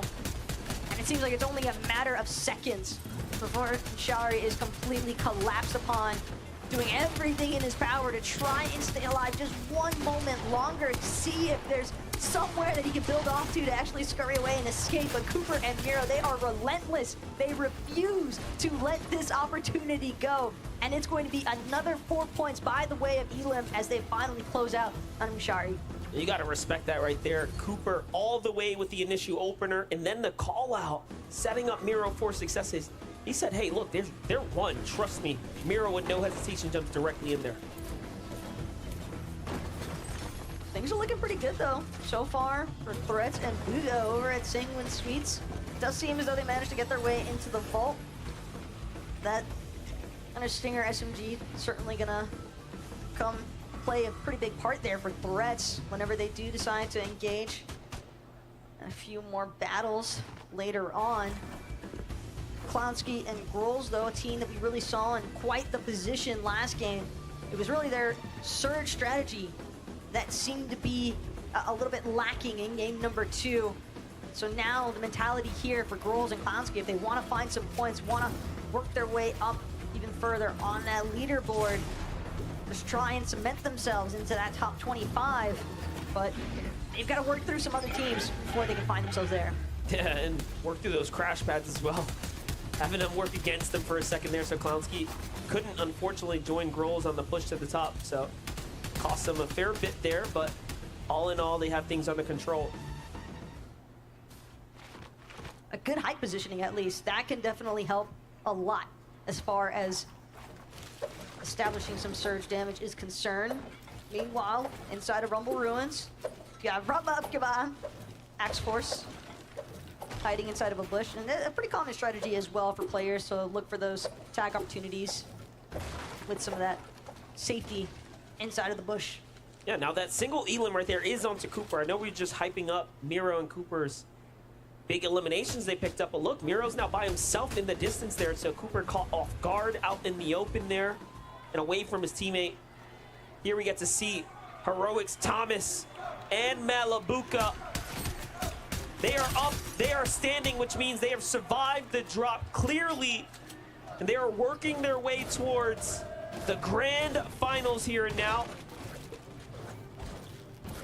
Massive stuff, though, from Malabuka and Thomas, given that they had to sit out for game number 2 because of Kanata and Ager. Right. So for them to be able to play makeup time now, just adding to their total point count for the day. Because again, we are in game 3 of 5. So this is, I think, technicality of a halfway mark for a lot of these teams, and this is where you can really start to see the consistency that needs to be maintained come into play. Yeah, one might say this is the most important game of the tournament here. Between game 1 and game 3, I mean, either you set yourself up for success or you turn things around now and come out a victor. And by that, I just mean top 25, right? That is the goal today. And then, of course, Sunday, get as high as possible, make as much money, and be the winner of that $1 million first place prize. Here we got Pink and Vico. I know we're hyping them up. Definitely a team that has had a lot of success. Although, again, playing off the scrappy drop, but look, they find themselves finally fighting Acorn and Cold. True, but they had CalGamer and 7-Man also on the opposite end of them. It seemed as though they were kind of sandwiched in that position. So, might be a very tough circumstance for them to actually work around in as well. Here in the heart of Mega City, you got Flixie way up top on the building. Group A. Seems as though they had a successful battle because Flixie, with 1 elimination, looked as if he just got the opportunity to revive Group A there as well. But now, from this aerial point of view, opportunities to use these grind rails if necessary for a quicker rotation, but Mega City seems to be relatively safe for the time being. And the way Flixie keeps looking down leads me to believe that he's got some form of idea that Suns and Anon are the team directly below him. Just outside of the Mega City, King and Phaser Cam here. Very interesting. They've had a very long track from the Relentless Retreat till here. No Elims just yet, but this is a perfect time to go ahead and catch up 11, so let's hear the word. Thank you, Monster. Like you see, no elims. We obviously saw at the start of the day, Cal Gamer had a lot to say about Phaser and King's ability. He thought he weren't too good. And King said the same. He thinks they're not as good as they say they are. But these two teams have been going head to head, not for engagements, but still both teams looking to try and set up for fights where possible. We see them sort of pinching and peeking towards each other at times. And what's happening is that they're both disengaging, right? Neither team currently sit in that top 25. So one of these two teams is going to have to start to step it up if either of them are going to be making out of relentless retreat and making that vote useful. Thanks so much, Levin, for that breakdown on whether or not it's going to be Cal Gamer 7-man or King and Phaser. That's going to be the team that finally breaks through from that initial drop spot engagement. But again, with teams just actively choosing to disengage, have to believe that part of that reason is because they don't want to risk being early eliminated in match 3. Acorn, Cold though. They've got some eliminations on the mind because they want Pink and Vico if they can find it. Cold now applying some pressure onto the backside here. Pink and Vico certain to have to keep an eye out for it. Cold though just continuing to move around some of these top tier builds. And Acorn, Cold, slight lull in the action as they try to make sure that their approach is as methodical as possible here at Frenzy Fields. And of this duo here, the highlight player was definitely Acorn in match number 2, where he really went the distance in the end when it mattered. But I'm sure if he can do it one more time, it should be all but solidified inside that top 25. This has been a great showing so far. And again, contested. Half the loot he would expect, half of what he would really want. So to take out Pink and Vico, to send them back to the lobby, to not see them on Sunday would be excellent. They could make a run as grand champions. But what's interesting is that at Frenzy, keep in mind, Cal Gamer and 7-man were there as well, but they weren't when we last checked in just now. So have to imagine that Cal Gamer 7-man recognizing, hey, this just isn't the type of engagement we want to take right now, just like iDrop as a solo, trying to see if he can gather anything from Rift Island. If he's able to get this capture point uncontested as a solo, that will be absolutely incredible. Yeah, and you know, it's worth 15 points, so it's definitely the position you want to jockey for. Not a single other team has decided that they want to come up here. This could be his lucky, graceful moment here, but no, there is a duo just above them. Could iDrop build a big enough base here to buy him some of a flex, potentially? Oh no, it seems like the team's actually underneath. Okay, but we jump in with Queasy. Queasy's hurt here. Vino, pretty healthy. They have to double down alongside one another. It's Kylie and Fastroki. Kylie and Fastroki went south this game, had success down there, and now, because of that, inevitably, it puts them on the pathway, the war path of Vino and Queasy. That was a big shot, though, that Kylie just landed onto Vino, took down his shields almost entirely, so Vino's gonna have to pause for a moment, utilize one of those legendary slurp juices to make sure that he is at ample HP to actually take this engagement. It's Kylie now looking for where he wants to try and make this finalized approach, but doesn't realize Veno's managed to sneak up behind him. And Veno making sure to return the favor of damage done. Queasy as well, starting to create a little bit of a separation here, starting to see whether or not he can try and pressure on the other side of these builds from Veno. It's a nice pressure application from this duo. All they've got to do now is finish it. You know, making Monaco very proud here so far for the upper bracket. This fight now approaching that time where you start to think, how worth it is it? Can we get out of here safe and sound? Is there an exit plan for us? You have to assume they're feeling the same way. Yup, the demeanor says so, and we call it just right. They want to get out of there as much as we want to see them rotate, so on they go. Meanwhile, the same can't be said about Pink and Vico. I'm sure they're thinking, okay, what's the game plan here? Acorn and Code know better, but at the same time, Acorn and Code are in such a better position. It's in their best interest to actually stay here, hold them out.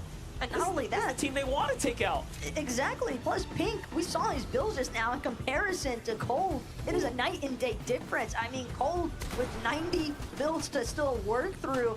Meanwhile, Pink, I believe last checked in, he had around like 16, 18. That's practically nothing. They've invested so much time here now that they don't really have another option other than to close this fight out because they need the materials, they need the refresh off of Cold and Acorn. Acorn Cole, but Cole gets him in the box and puts down the other as well. Pink and Vico shut down and sent back to the lobby.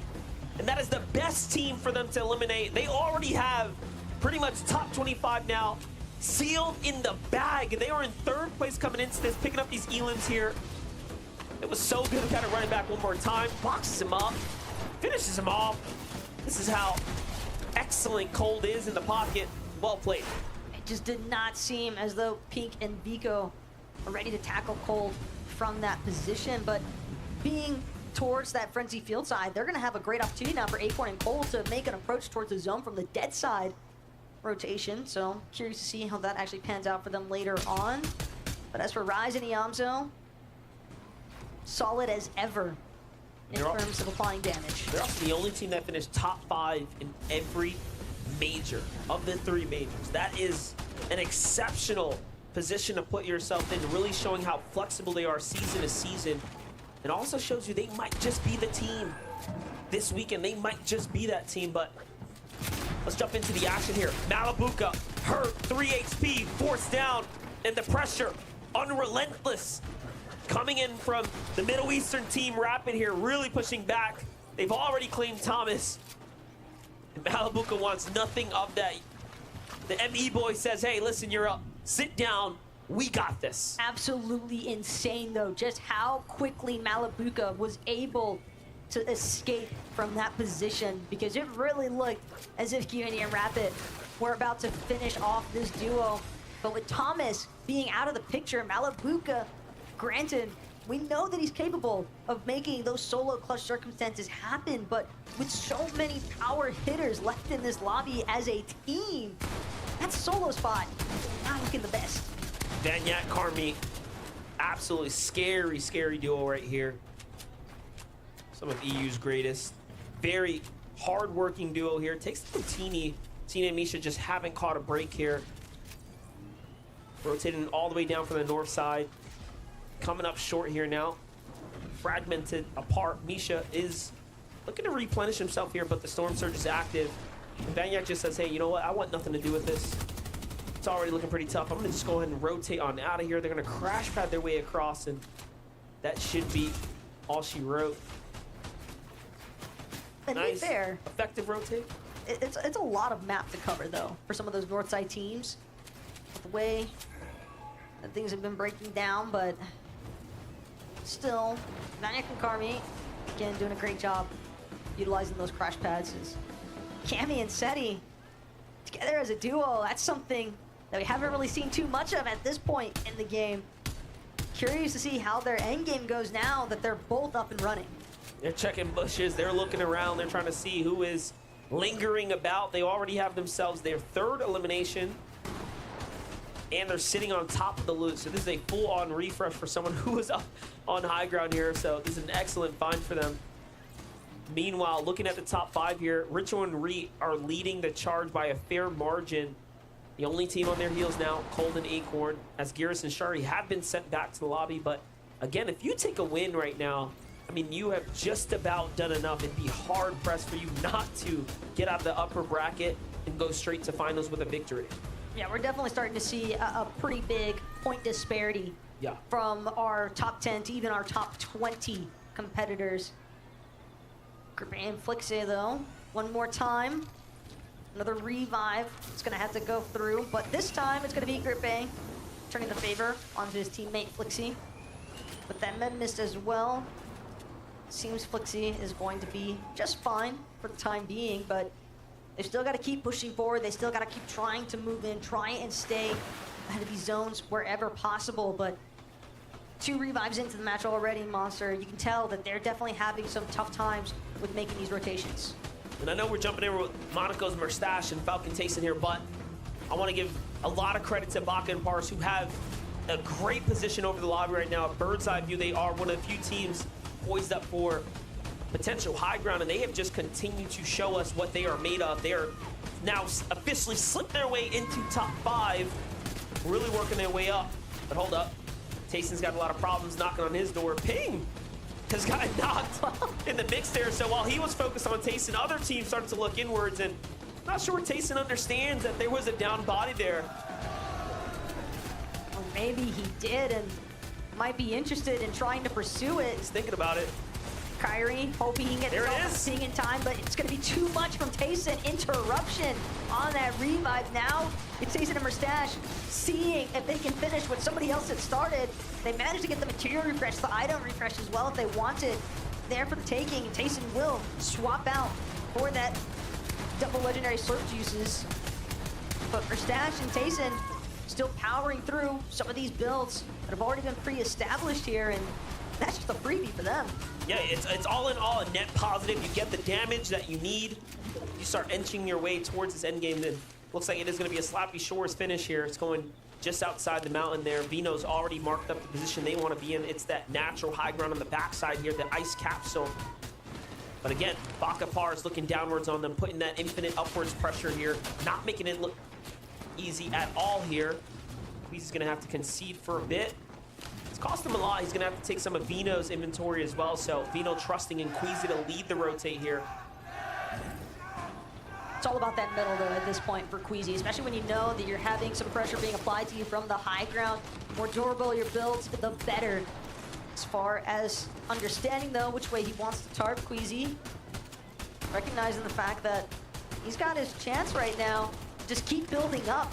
And again, with it being metal, it's so difficult for teams to really take a second to try and chop them out just yet. Queasy gotta look for the connect onto some of these other builds, but dropping down ever so slightly, still maintaining the height overall, though. And that's what they do best. Limited builds to just get there, connects it to a structure in the distance, but Cammy and Seti are looking backwards and they're saying, no, not today, not in this lobby. I want to fight for it as well. We need a big game here. We need it now. And all of a sudden now they are the most resistance on the front side of the zone here. But if they don't put pressure back, we know what's going to happen. Vino, Queasy will run with this.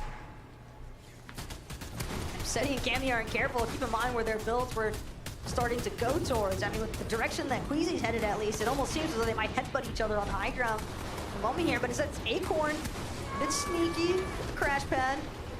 But he's continuing to hang around. He wants that front side of the zone, but hanging just on the edge of it. And I just love how we're seeing, again, NA's best and EU's best, right? Back to back here, two different perspectives, two totally different layers. Acorn and Cold, again, just excellent low ground teams playing to what they play best, and they're doing it well here. Meanwhile, you do, of course, have your other teams fighting for height, so an excellent play to watch unfold here, but we jump into Pars, and end game for Pars here, too. No Baka.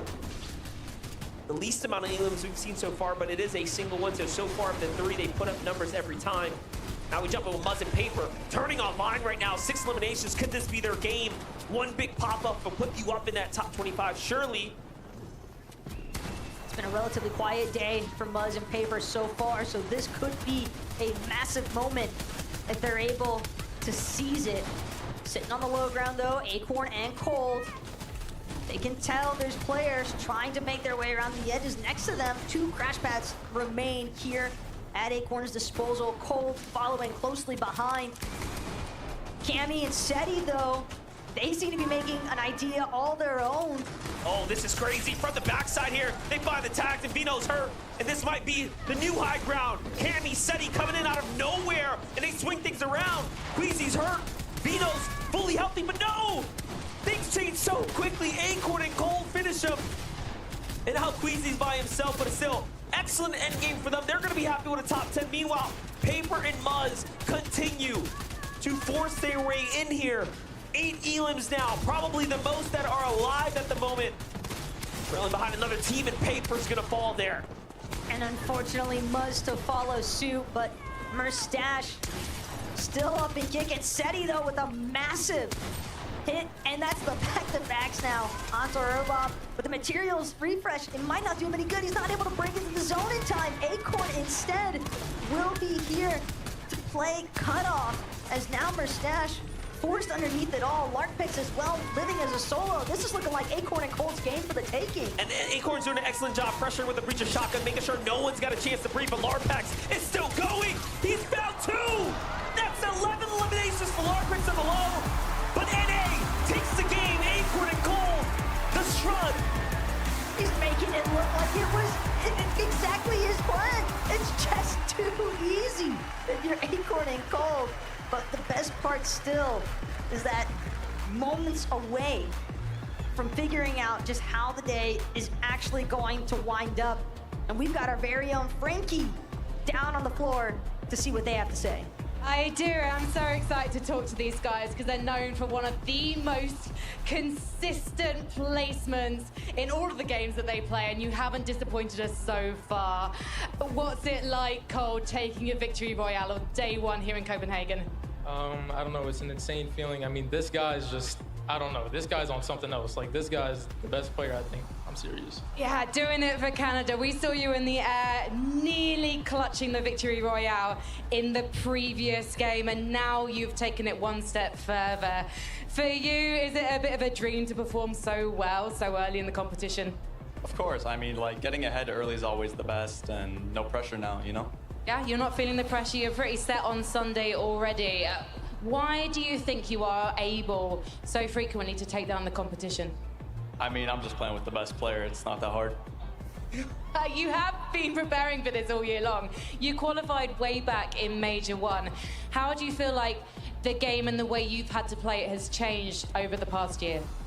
I mean, everything's changed. You know, we kind of did good in the beginning, then we had a little downfall, and everything's changing, but we're adapting pretty well. You say downfall, what do you mean by downfall? Because you did place top 10 in all 3 majors in North America this year that you played. So for you, what's a bad day? Anything under first. Anything under first? Well, it's looking like you're probably going to have a very good day. Now, I've got to send back to the desk very quickly, though, before I do. Akon said such nice things about you, Cold. Have you got a message for him? This guy is actually the best IG on the game. I'm not kidding. I'm not kidding. This guy, just, his brain is just, no one can compete. Well, I can hear Akon saying, stop, stop, stop over there. So I will stop on your behalf and we'll head back to the desk. Big congratulations to Acorn and Cold finding themselves the victory royale. Now, before we continue, quick shout outs to Vivid and Levin, who will be hanging out with us on the analyst desk here for the remainder of the day. My, oh my. Sometimes I didn't expect any duo to win a game in this fashion, and then it looked so easy. That game was a roller coaster, and for multiple reasons, really. And, you know, when we tune into the global championships, the one thing that obviously everybody is excited about is the clash of playstyles, the best at what they do. And throughout this game, you know, we saw a couple of height changes between, you know, arguably the best height team in the world, Queasy and Venom. And then I was like, oh, look at this, Acorn and Cold. They're on the low ground. That's exactly where they thrive. And then, yeah, they ended up on the high ground to win the game. Yeah, that's what I've been looking at, Vivid, right? You're looking at the teams and seeing if the things that they do so well in their region, can that translate here on the global stage? For Cold and Acorn, the answer is absolutely yes. They have been dominating on these layers. And I think the big thing here is that, you know, you look at these guys, they're clearly in their element. They're feeling so confident. Cold, when he's at his best, what a player. I honestly, it's almost hard to describe the levels, right? Major 1, when they won the FNCS in their region, I genuinely think that peak that Cold had hit as a player individually, one of the best we've ever seen from anybody, right? He was on a whole different level, and he's showing that here today right now. I could not agree with you more. Now, what I'm curious about are the standings. Let's take a look together. Let's see how things are unfolding. Remember, we're trying to end the day in the top 25, go straight through to Sunday. Acorn and Cold here in that number 1 spot, breaking 200 points. All right. This is day 1, guys. Save some for Sunday. This is what I love to see, you know. I gave a little bit of a sneak peek as to who I was going to be rooting for earlier on in the day, and it was Acorn and Gold. It was the NA boys, and I'm very happy to see them up there. This honestly has big implications for all. Spawn, though, right? We got to remember that they're contested, so now they can play a little bit more aggressive in that sense. Yeah, if you're Pink and Vico, you're looking at these guys going, hold on a minute. We are letting them run away with things. We need to maybe think about putting a bit more pressure on them, making these games a bit more difficult for them. I'm personally looking at some of the players beneath them, right? Queasy and Venom just below. We saw how hot they started the day. They're going to be looking above them thinking, okay, you know, these guys are setting the tempo, but we're going to do our thing up on height while they do their thing down below. It's been weird for Queasy and Venom especially, right? Because we're seeing them so consistently going into these end games in positions to play out height very, very well, right? You know, it's typical stuff for them. but they're having a couple problems, right? Where a bunch of their other EU compatriots are very much making things difficult for them, right? Seti and Cammy flanking them in that last game. Typically, Queasy and Veno very aware of their flanks. That's not something that they often get caught out at. But this time around, we're seeing what happens. Seti and Cammy are there waiting for them. Gosh, I always have to have so much respect for Cammy and Seti, right? Because I was honestly looking at their position, and it was as that 7th zone rotate was coming in. They were actually towards that castle split. They were based up on top of it, and I was like, wow, they're on the high ground. They have a very good position. And then next zone showed, and it went all the way north, and I was like, yeah, there's no way this is going to end up being a good game. And look at this. Cammy, Seti, they just surprise every single time, and in such good fashion. I mean, you mentioned it. Queasy and Veno, they're usually aware of their flank. How did Cammy and Seti pull this off? And it's not just playing it off, right? When they're actually in the position, delivering, being able then to actually, hit the shots. Of course, they did get chopped out on height eventually, right? It was Acorn and Cole that did that so well. But I think the big thing with Cammy and Seti is obviously we saw how they started the day, and I think it's fair to say they brushed the dust off their shoulders, right? They didn't allow, losing off spawn early on to sort of derail their competition. They understood, hey, look, we just got to stick to the fundamentals, get back in the game. We can beat these guys off spawn, and now they are delivering in the game. And one more point here about Cammy and Seti. We talked about the all-spawn situation with Acorn and Cold. Now it's similar for Cammy and Seti, right? They're pretty chilling when it comes to the points. Just wild. And to think this all began, like, their day started with basically no points on the board, right? And their counterparts, Veno and Queasy, getting the Victory Royale. And now they're sitting there attacking them on high ground. This is the story we all came here to see. At least I did. Right into the loving embrace, of course, of Acorn and Cold. Like, yes, bring me points. That's what we want today. You talk about this being a roller coaster. I feel like so many things happened in this game. I mean, we saw Hydra by himself take Rift Island uncontested. At one point, he was getting shot. I was thinking, oh, yeah, they're going to jump. They can tell. Nope. 15 points. And you might be thinking, Zeke, right? Like, oh, it's so easy, right? Oh, he's up there as a solo. Why don't we just go up there and contest him? I mean, it's got to be the nerves, right? There's so much information that these players are very good at hiding. iDrap somehow got that situation off where he's like, hey, I'm just going to sneak up here. And I'm pretty sure later on, actually, because as we know, Reboot Van on top of the island ended up using it to go ahead and reboot his teammate. So smart. Absolutely insane. Levin left speechless. Now, we do have something really cool here lined up. It is actually a listening to that game-winning moment from Acorn and Cold. Let's take a listen. We're just gonna crash that and go. Not now though, but like on the road. Got it. Ready? You're gonna jump on the ramp. Yeah, go ahead. I'm just gonna slide. Yeah, I hit it. We're good. Just gonna run. Run left, run left. Going deeper. All too low ground. I built the box for you as well. Nice, bro. Pretty good job. Yeah. Mid heavy. Are you good? Yeah, I think so, yeah.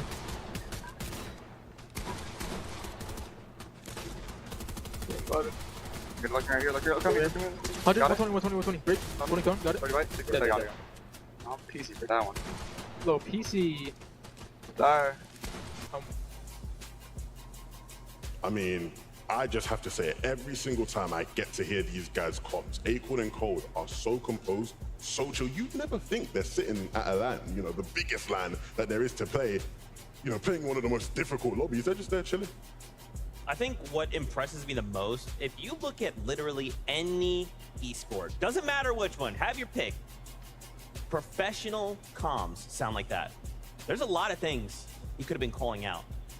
Both of them, though, just sat there. They only called out what was most vital. The most critical thing in that moment. Everything else was calm. The moment they find a moment to strike, it's like, okay, let's actually communicate in this moment and get done what we need to do. That's crazy. I love watching, honestly, the professional players that play at this level. Because, we're thinking about the meta, and we have the mini crash pads. They're out now. But it's not a lot of mobility, right? So you have to save a lot of your materials. And the way that some of these pro players do it, we saw it right there where they were kind of talking through that rotate. They're kind of just running in the open a lot of the times, not building. But they find those timings, and that's why they're so good. And big props, once again, to Acorn, right? This is a player who you see how Cold is talking about him as an IGL, saying this guy's brain is unmatched. He's the best player, whatnot. Earlier this year, right, when they didn't do as well during Major 2, there were doubts within their relationship, right? There was, conversation about them potentially splitting up, and I had the chance to speak to Acorn about it, and he said, look, hands up, that Major was my fault. I was not up to par, I was not up to standard. but I'm going to fix that. Okay. And I think it's safe to say he's fixed it, right? You know, you see the way they're playing right now, and things are clearly in a much better place. They're clearly much more confident in each other, and that's always the key, right? You have to be able to trust your teammates if you're going to have success in a competition like this. That is why me and Vivid are good at Fortnite when we play Zero Builds, because I trust Vivid completely. Now let's kind of focus in on here. We like to kind of discuss Storm Surge strategies. Obviously, y'all at home, I know I could use some help, but something that we kind of saw it.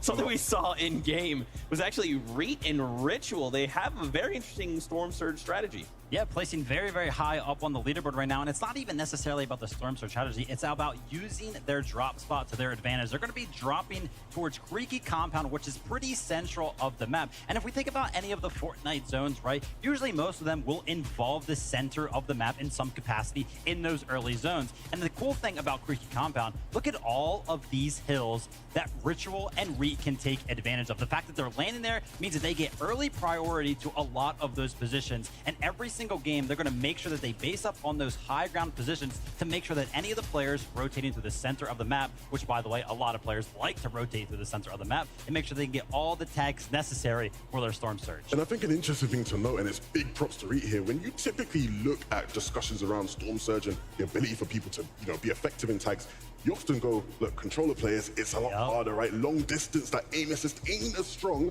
Reet making it look easy, hitting every single shot, bang, bang, bang, bang, bang. You don't care. You don't care. He's hitting everything, right? And so, big props to Reet. That's not an easy thing to do, especially under the pressure as well. We're at the Global Championships once and for all. So, I think for him to be doing as well as he is right now says a lot about him as a player. Good shout. Absolutely. You guys are killing it. You guys are great. I love y'all. All right. Actually, why don't we go ahead and check out the Creator Lounge? Kelly Link is standing by with a very special creator. Who are you with, Kelly?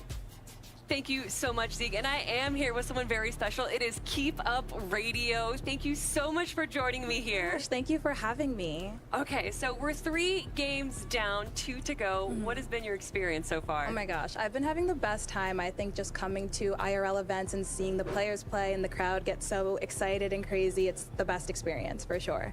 And what has it been like interacting with all the creators here in the Creator Lounge? It's been so fun. Shout out to Reddish, shout out to Peach, my people. I love getting to see the people that I interact with online IRL as well. It's really fun.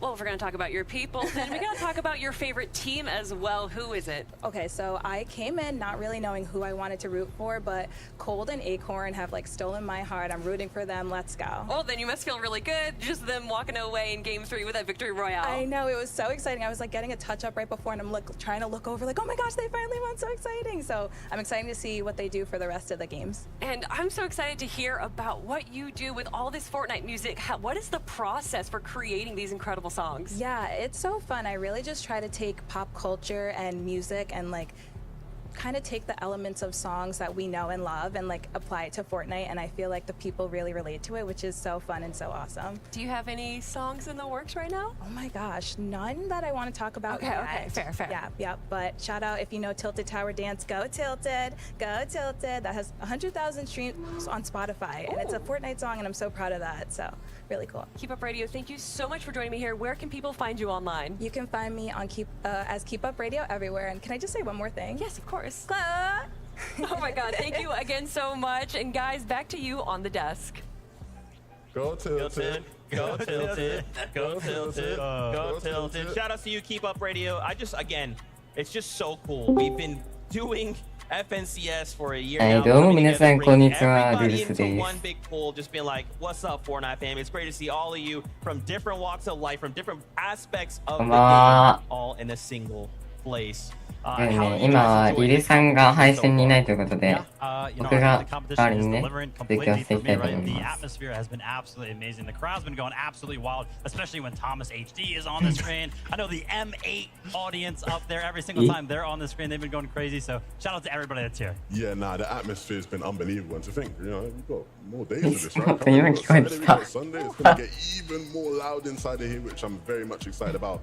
But, you know, even in the server, right, in the game, the players have been delivering, man. I think when you have a competition like this where you have the stakes set so high, you know we're expecting the big names to come out, but they're actually giving us performances, you know, that match up to the status they have. 皆さん、FNCS 楽しんでますか？ Special day. So I think looking at all the players, hopefully these last 2 games continue. 盛り上がっていきましょう。 I saw the leaderboard was looking a bit too NA for my liking. So hopefully some more of the EU teams can can sneak their way up there. But of course, this is, you know, これね、多分リルさん寝てますね。多分。わかんないけど。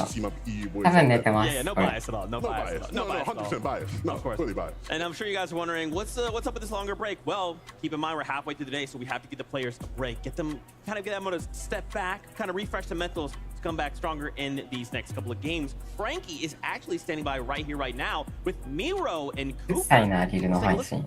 I am, and this is such an impressive duo because they came together for Major 2 and qualified for Globals back then by coming second. So of course I had to talk to them. Currently in 24th position on the leaderboard.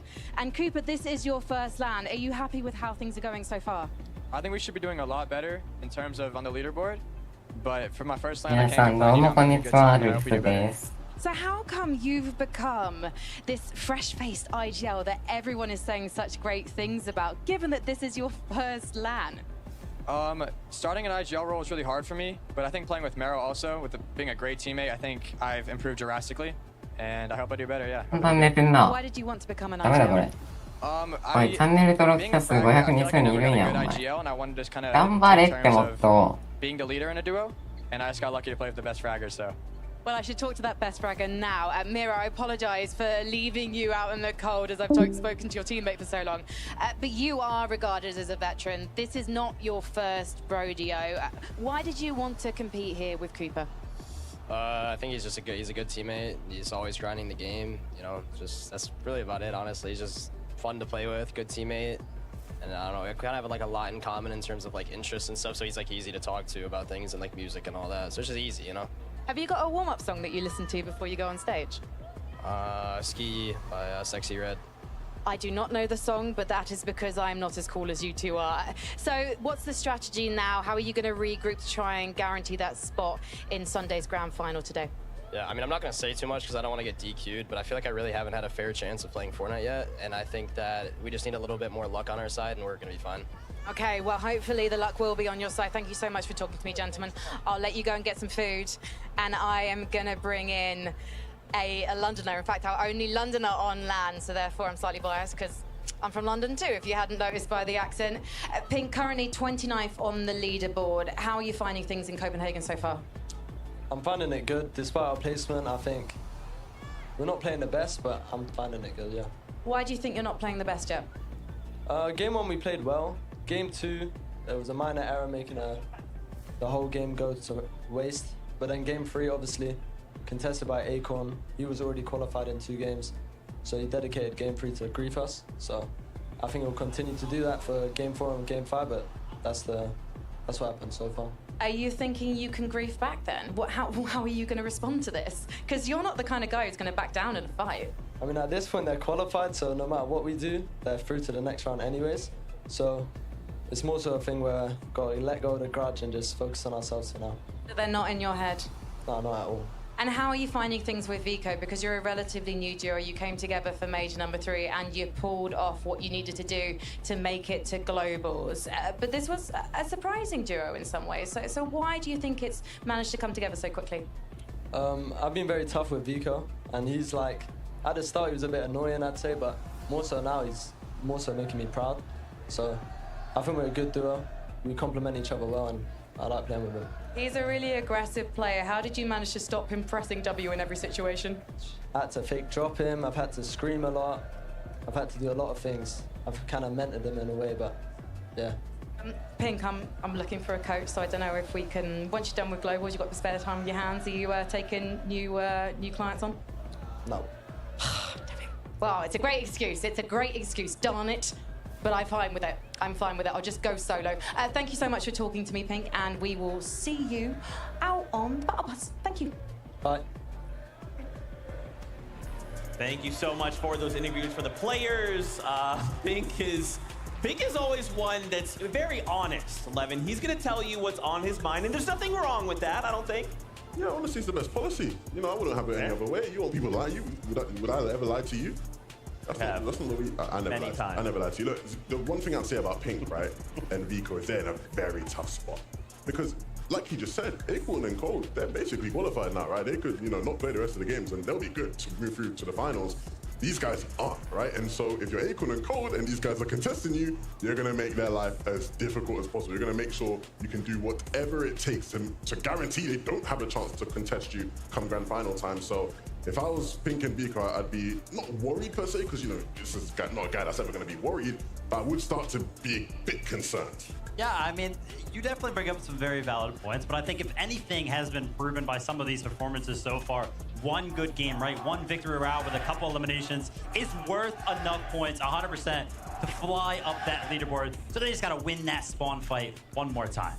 Do you think they do that, though? Is that the play, trying to kind of keep rolling the dice? Is it just let's find somewhere else, or let's just disengage? What do you guys think? So it's interesting, right? Because Pink is a player that's very experienced when it comes to being contested, right? You look back all the way to Chapter 3, Season 2, I believe it was contested by Mustache and Malabuko, and they were playing together, and they, you know, were unbelievable, right? And I remember Pink saying to me, I've never experienced that off spawn, right? And they got demolished back then when he was playing with Anas, but he learned a lesson, right? He learned what it takes to be a good off spawn team. And he said to me he had a lot of those sort of similar strategies coming in to try and use against Acorn and Cold. And so maybe now we start to see him start to whip out some of the things he maybe would have wanted to save for grand finals, but use them now to secure a spot for final. Good stuff. They are sitting there on the bubble, 29th place. Remember, top 25 will be the ones to move on to Sunday's finals. Now, if you find themselves at the bottom 25, they still have tomorrow. Obviously, not the best situation to find themselves in. You know, Vivid right now, Levin makes a great point. If they're kind of pulling out some of these strategies, they might have to.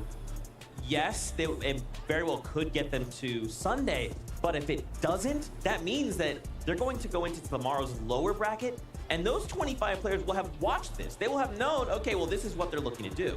Yeah, I mean, very interesting situation. I don't think anybody wants to be in the situation that they're in right now. But listen, we're at the global championships, right? These teams are here for a reason. If 2 games is what it takes for them to actually go through the finals, I guarantee you that they are very, very well capable of it. Yeah, 100%, right? Again, it is just a matter of doing what they were able to do in that first game, right? He said it himself, that first game, if it was good, they were in that game. They looked good. They looked like a team that was going to continue throughout the day to have pop-offs, but unfortunately it hasn't panned out that way, right? You have to get back to what that was in game 1, and I think it's very possible for this team.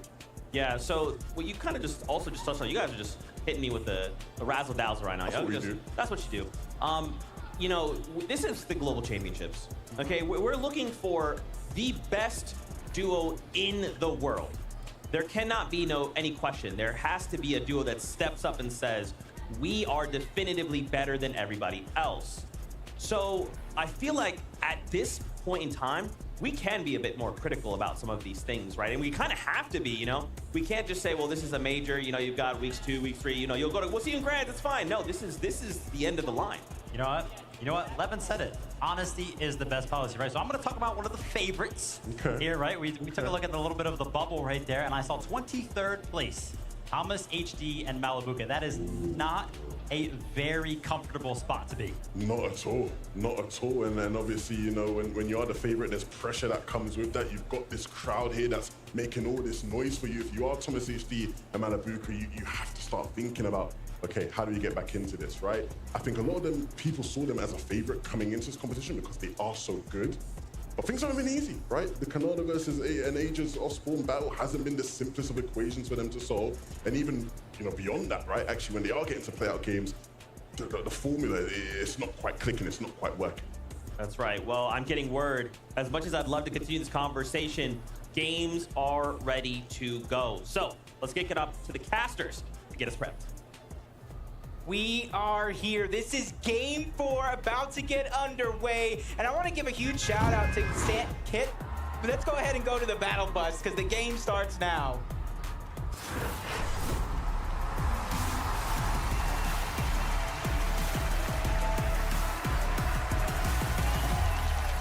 What I was gonna say is a shout out to Cammy and Seti. They had a little bit of a rough start to start the day, but they have shown it just takes one big game to get yourself inside of that top 25. And this being game 4, with only one game left after this, there's only a few spots left for those bubble teams to grab.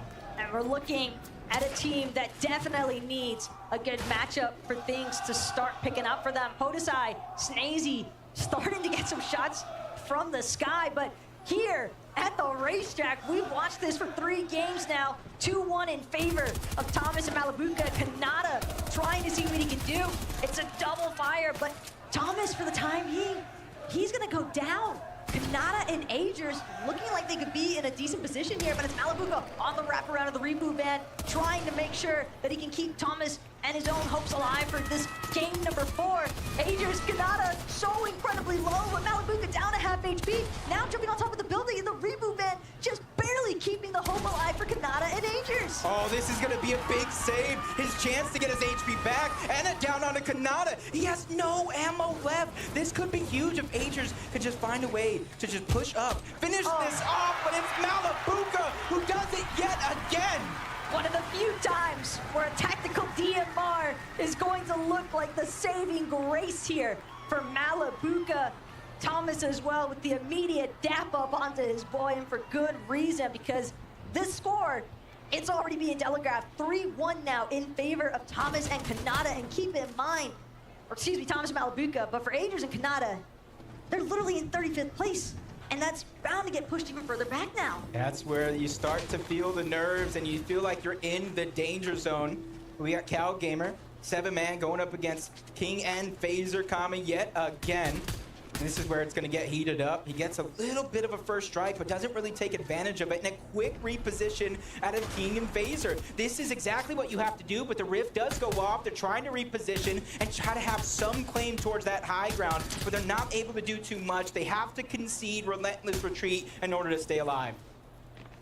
Right idea, though. Sometimes you just know when a fight isn't yours to make happen. And for 7-man, all his ammo's running relatively low with that disengage from Phaser. 7-man and Galgamer now gonna have ample time to try and loot out relentless retreat. Slappy Shores action has been relatively quiet. We've seen a couple of circumstances with Tayson. Yeah.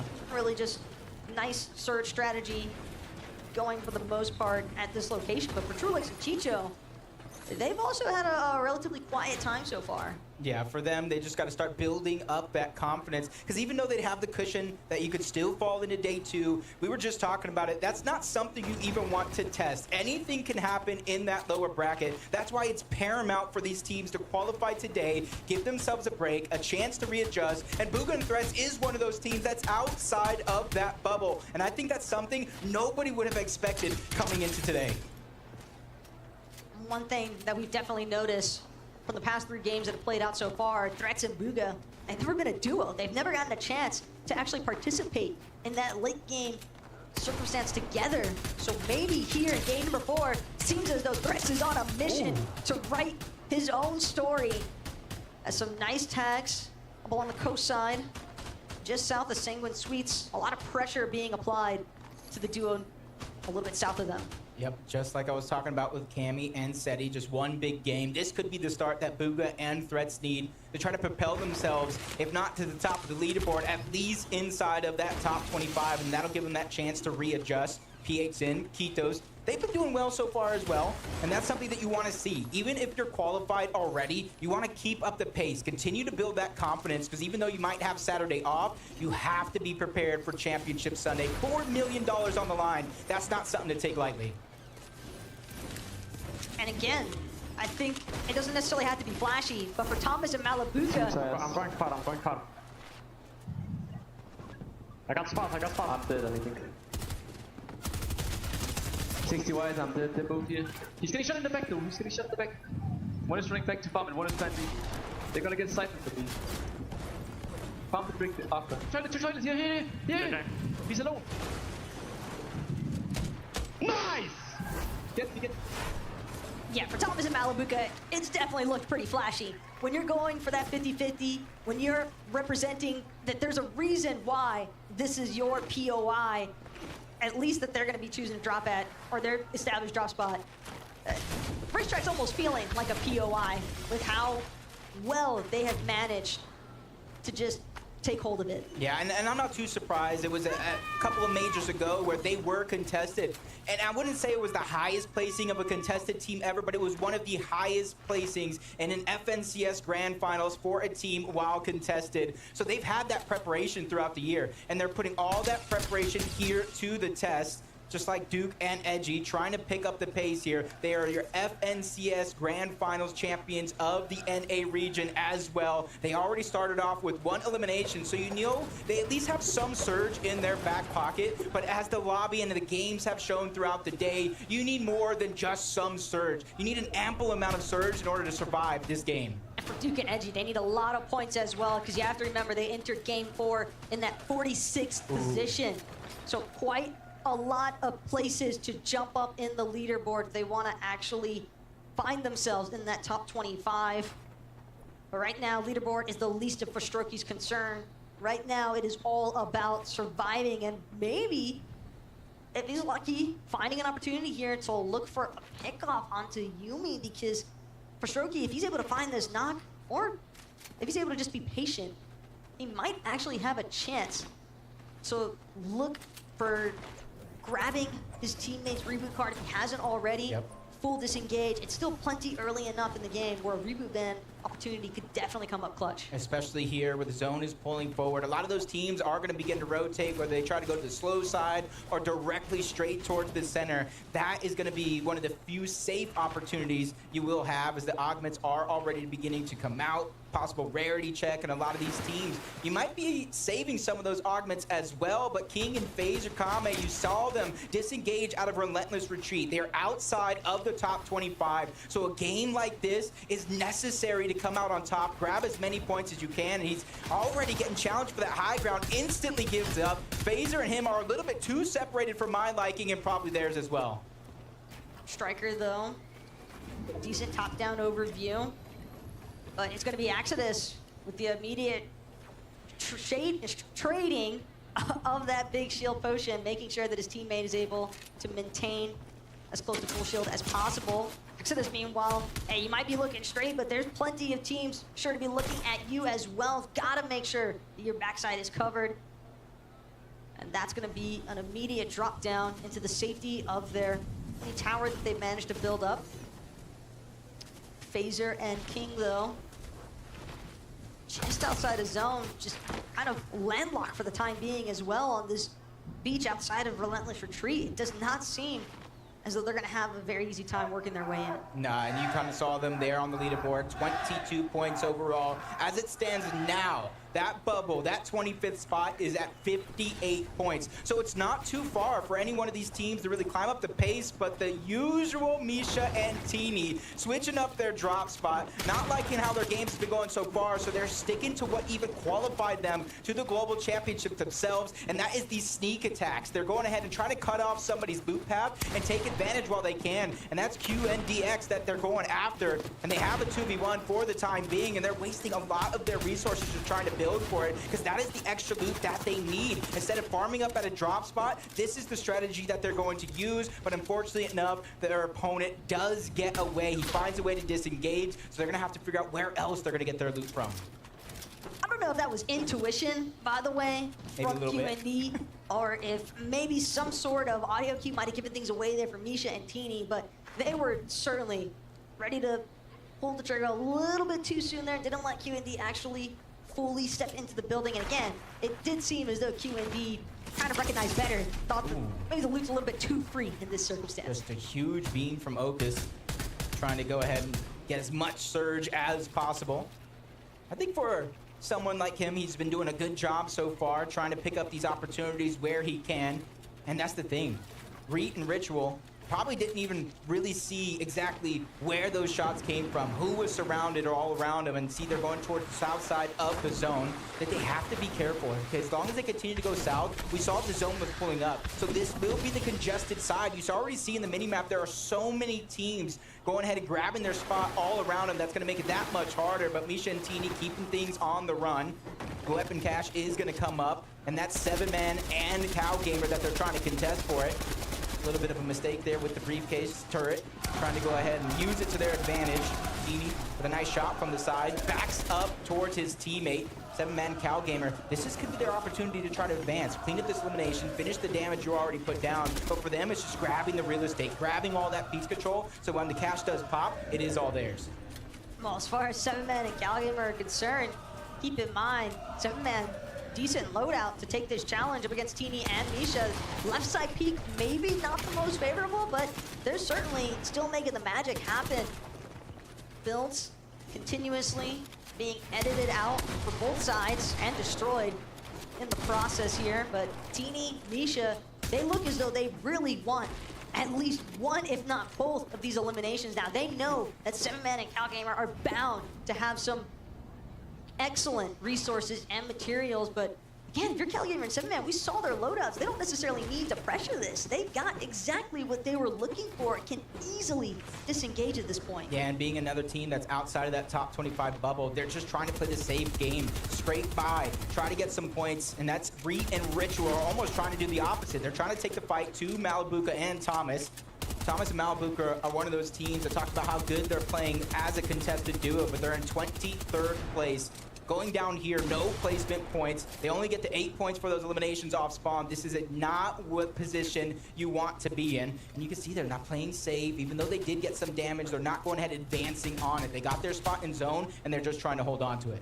You see the loot switch. That's respect between teammates as well. Malibuca definitely understanding that there's a reason Thomas is known as a fragger in the EU region. And with that sharp tooth, seems as though Thomas feeling a little bit more comfortable with trying to aggress even further onto Ritual and Reet, but we'll have to tune back into them a little bit later on here, because keep in mind what Pink said in that mid-game interview, but we'll get more insight on that later on, because right now we've got some great insight coming your way via Mighty Miner. Thank you so much, Taco. Now, we saw a huge game from Acorn and Cold right there, which basically solidifies their spot in the grand finals on Sunday. We can see them doing everything in their power to make sure that Pink and Vico don't have the same success. Now, Pink and Vico are actually in 29th place right now, so they're just dipping. They're getting out of there. Of course, getting inside the territory of Camry and Seti as well. They don't want anything to do with it. They want to make sure they're avoiding fights as much as possible, because they've only got 2 games to make it happen. With only 2 games left, you could see with Pink and Vico, they talked about it going down, but as all that happened, Merstash is now in a 1v2 position, trying to back up, trying to do as much as he can to try to stay alive. That's Duke and Edgy on the other side. They need these points, and it's a 2v1 situation, and Merstash is not backing down from the challenge. A nice shot, but that's going to be a miss. Merstash takes a little bit of damage, but he has more than enough heals to try to get himself into tip-top shape, and it's only really a matter of time. Duke and Edgy, if they realize that this man is a solo, that could be their opportunity to strike. At this stage in the game, with only 2 games left, you have to try to get as many points as possible. Even if you don't get in the top 25 here, you want to get yourself as close as possible. The hesitation, though, is definitely not there as far as Verstroki and Kylie are concerned. They see a solo. They're ready to completely try and run him down, because it's going to be Inshari left to fend for himself here. A nice double elimination there, Verstroki and Kylie. So the plan, clearly a success from their starting point. A great job getting that reboot advance so they could play the game out as a duo. 285 above the Storm Surge threshold. Alex and Worthy trying to take advantage of this opportunity that is right before their very eyes. Peeking around towards the backside of the zone, where they're trying to predict some other teams are trying to find a little spot, a little crevice, anything that they can hang on to. But as you saw on the mini-map, not too many teams are there. Acorn and Cold, you said it yourself. They have already got their spot into Championship Sunday. But you know as well as I do, there's more than just money on the line. There's more than just the Axe of Champions. It's about calling yourself the best Fortnite duo in the world. And that's what Cold and Acorn came to do. Specifically Cold. He was at the Invitational along with Acorn, different duos, but he placed 3rd. He fell just shy about Queasy and Vino and Cammy and Seti. And he's out for redemption here as Merstash in another 1v1. He takes out Okus, trying to keep the show alive. So unfortunate for Okus, but Merstash, he might have found 1 elimination. He's got a lot more work ahead of him, though, just from this position alone here at the Creaky compound. As a solo, Merstash is really gonna have to try and play things safe from the backside of zone. probably going to have to wait, recognizing the fact that there's some other teams around him. But no, actually, he can't afford to play safe because the surge damage threshold has just tapped in. And with that in mind, Mustache now, it is essentially now or never. He's got to make a play. He's got to find some damage, and he is just barely managing to put himself into that safety net threshold. But he's looking to challenge for more. That's just a daring play. Very, very brave, but that's something you kind of known from Mustache, or the more mechanically skilled players in the EU region overall. He's willing to take those chances. He's willing to bet on himself, but since he didn't land a shot and didn't cover the distance, he's just trying to disengage. You said it yourself as well. He's just trying to find his way in towards the zone instead of waiting, letting time pass by, and having all those duos pass him and try to hold him out. I think that was a perfect play for him to try to find his spot inside of the zone. But a team that needs to not only find their spot into the zone, they need to find damage, and they need to start to build that groove. 77 below, continuously falling. They're taking some time to try to get some resources, but that's the decision you got to make. What's more important, Storm Surge or resources to try to survive? Granted, there is kinetic ore available for King and Vaser to utilize, but unfortunate stuff there. It doesn't take them quite as far as they were hoping for, and now with that sound going off, seems as though teams on the hill have definitely taken. Oh, a beautiful shot though from King. That suppressed sniper rifle might be the main reason why they weren't as concerned, but they're still below on surge damage. Another shot like that though, and they might just be ahead. Luckily there on the tail end. Couple of shots go through, 65 above. They do get the knock, but chances for them to be able to take advantage might not necessarily be there, but that's not necessarily what they were looking for. They were looking to move through. They were looking to get themselves a spot in towards the zone, and this is a replay of that shot. Just amazing coming out from King, while the pressure is on as well. He is one of the teams outside of that bubble that needs to put in that work. And let that be a reminder, I think, for some of these teams, even if you have that height positioning, if you peek just a little bit too far, get a little bit too comfortable, well, a player like King, he'll make sure to take care of that for you. Yeah, and a lot of these players, you know, they might lose sight of that suppressed sniper being in the game. They might forget, or they might be forced to peek to get the surge for themselves. And those are the opportunities we've been seeing all day, but danger happens. Duke goes down to paper from one team that has their spot for a team that's fighting for it. That leaves Edgy all by himself, trying to clutch up. Acorn and Cold, first place on the leaderboard. They're faring well with that Storm Surge, even though they're just forced to continue to move north in this zone. They're bypassing a lot of those teams that are on that Rift Island, which honestly looks a little bit more active than we've seen in some of these previous games. But for Cold and Acorn, when you know for a fact that you're already guaranteed that Championship Sunday, like we just talked about, they could do essentially whatever they want, even if it means just completely running down some other teams. Again, Pink and Nico talked about it. They mentioned it. Edgy and Duke, though, still looking to work together here as all these teams continue to pile in to the Eclipse's state. The way the zone is pulling, mildly unforgiving, given some of the water surrounding the area, but definitely something that these teams can work with. A little bounce pad junior trying to boost themselves to the front side of the zone. They don't want to be one of the last teams there. Unfortunately enough, they will be in the back of the pack, but they instantly are trying to build for some elevation. They don't want to get stuck on that low ground, especially in this zone. That was what I was about to say. It could be a roller coaster of emotions. We're going up mountains. We're going across rivers. Anything can happen here, and they get into the box. Duke's being forced back. A lot of damage is there. He's going to get knocked. It's all up to Edgy, and their run comes to an end in 34th place. That leaves their backs up against the wall in our 5th and final game. Yeah, Acorn and Cold do not care. It does not matter who it is. As long as you appear in front of them as a target, they will look to eliminate you. And they've been extraordinarily successful all day so far today.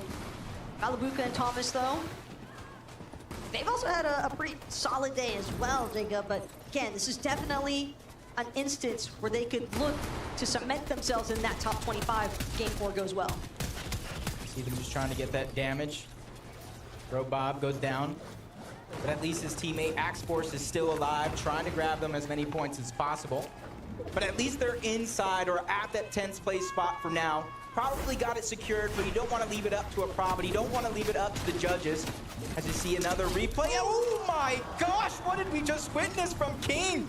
Does he go back to back? There is no way. This man is on fire. I dare anybody on that stage to try to step in his path now because he's looking like an avalanche trying to demolish anything in his way. Look at the loadout, the double suppressed sniper rifle. He's even got the sniper surplus augment to boot, and he is making fantastic work of it.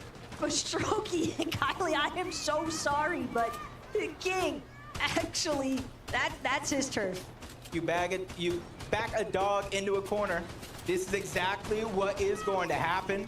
They realize the pressure that they're under. They realize what's at stake. Even though they do have tomorrow if they fall short, that's not something anybody wants to stress about. You finish the job here, you get it done, you give yourself a break, a chance to relax and VOD review. Blaha, Mixon, another one of our teams that we've seen do great things throughout the year. 157 above the damage threshold, even though that might not seem like a lot, but from what we've seen like from the lobby, there's a lot of teams that are around those similar numbers, but luckily for everybody, if it turns off for now, even though it wasn't a far rotation with the bounce pad junior, it's just step by step. That's the way a lot of teams got to take it, just one foot in front of the other. For Blaha and Mixon, it's certainly one tarp in front of the other as they keep trying to make their way forward. Look at Cammy and Seti, though, all the way at the very top of Eclipse Estate. And this is some primo real estate if you are Cammy and Seti. But it does seem as though they're going to have to disembark from this little throne that they've established for the time being, but not without laying some suppressive fire. So everyone below them first. Yeah, and leaderboard, kind of see the top side of what's going on. But 19th, 20, 21st place, down. 24th place, down. 26th place, even down. So if you're outside of that bubble for now, this is your chance to shine. This is your chance to pick up those points. And you kind of saw it at the start of the day with Queasy and Vino. 90-plus points for that Victory Royale combined with 7 eliminations, so anything is definitely possible. And that's why Bugha and Threats are putting themselves to the test now. They have 4 eliminations and barely any placement points just to them. There's 24th place and 24 teams still left alive, so there's still so many possible points up for grabs. But the best part is, Threats and Bugha, they're at least still together as we enter this late game, which is something we have not really had a chance to see from this duo all day to day. It's been repetitive as far as solo clutch circumstances are concerned. They just haven't really been able to bring anything to fruition because of that. Pink and Vico, though, under a lot of pressure here from Malabuka and Thomas.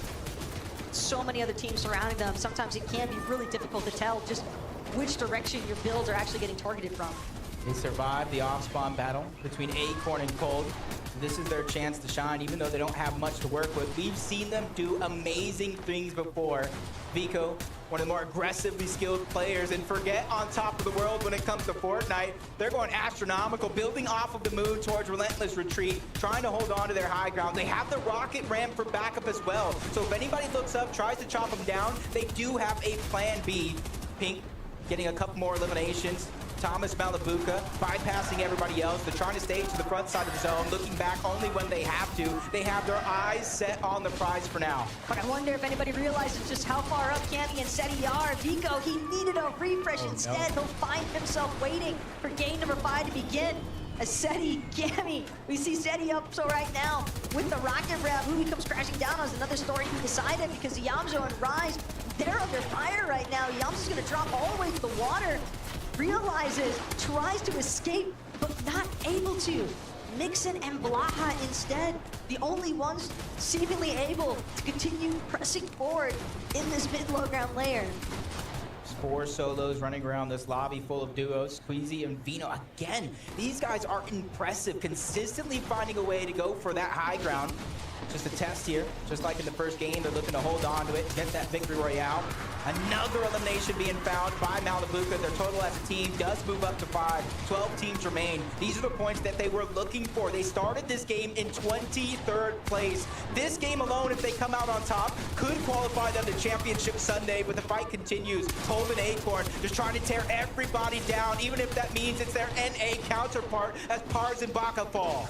If there's one thing that Cold loves to do, it's play Disruptor on the low ground layers.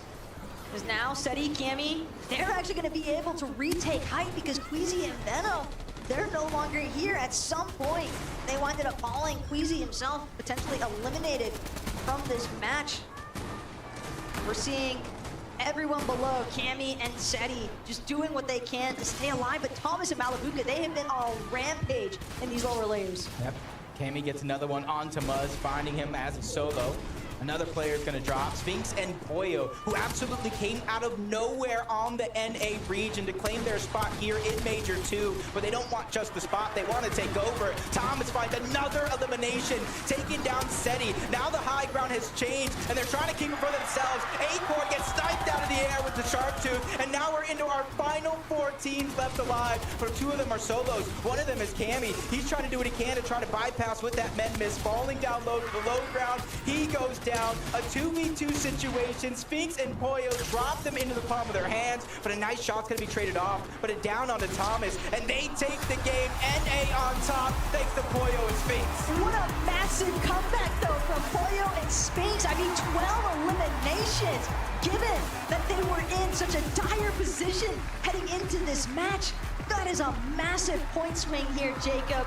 That might just be enough to even make them surface in our top 25. And they might have snatched away the single game elimination record, but I'm gonna let Frankie talk about that, because there she is on stage with our winners.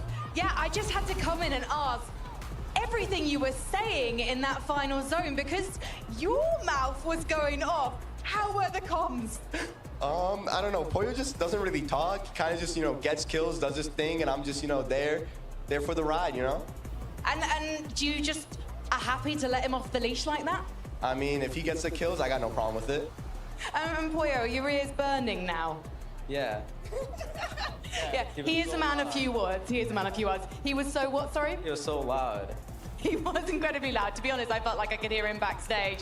So for you, how has the day been so far? Now you've got your victory royale as well. Yeah, it's been 2-1 off spawn. I think we're at the bottom of the leaderboard, but I think we'll be near qual range now. Hopefully, we will take a look at the leaderboard shortly. I love this. You're a man of so many words. I can hear him in the background going 2-1, 2-1. Is there anything you'd like to say to people watching right now and supporting you? It's really laggy. It's really laggy. I mean, these servers are atrocious, but you know, we're making it work. Well, you know what? Everyone is in the same boat, and it's fantastic to see you guys doing so well. As you say, 2-1. Are you going to make it 3-1 now? I mean, that's the only option. It is the only option. Hopefully you are closer to qualifying for Sunday. If not, you'll get to play again tomorrow, and you'll get to show why NA is potentially the best region. Or would you say it is already? Obviously. Obviously, of course. He's a little bit biased. Poyo, I know you're a man of few words, but give me one more. What's it like to play in Copenhagen? It's different. It's not the same as at home. That's the most words, and I loved it. Thank you so much. Congratulations, everyone. Sphinx and Poyo!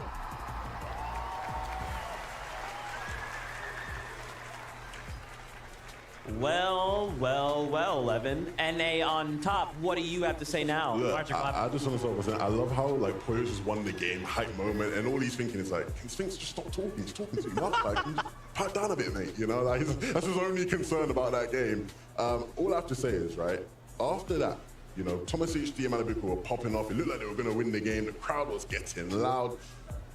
When Sphinx win the game, everyone was just like, what did we just watch? Like, the shots Sphinx and Poyo were just hitting at the end of it. Insane.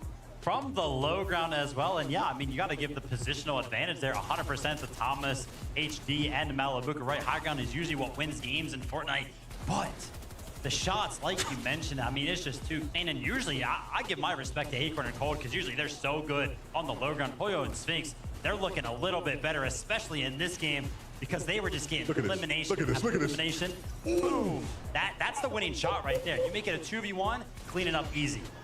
Just disgusting. This one, I feel like I could say this about every game we've seen so far. They have been roller coasters from, you know, Seti and Cammy up on high ground, them going straight up, then suddenly it's Queasy and Veno, just kidding, it's back to Seti and Cammy. Now it's Thomas HD looking to contest. I mean, this is what I want to see, is people get more comfortable. People say, look, we're just not going to let people go for the high ground. We want this too.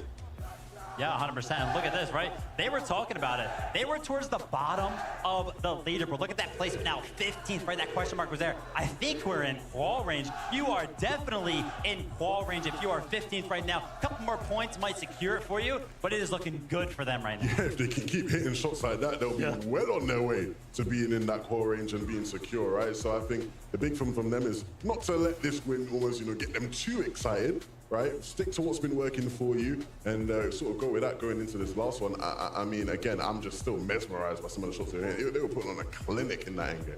Yeah, and I think it's interesting that, you know, you have one in Sphinx that maybe talks a lot by what they would consider each other, and then Pollo doesn't talk apparently at all.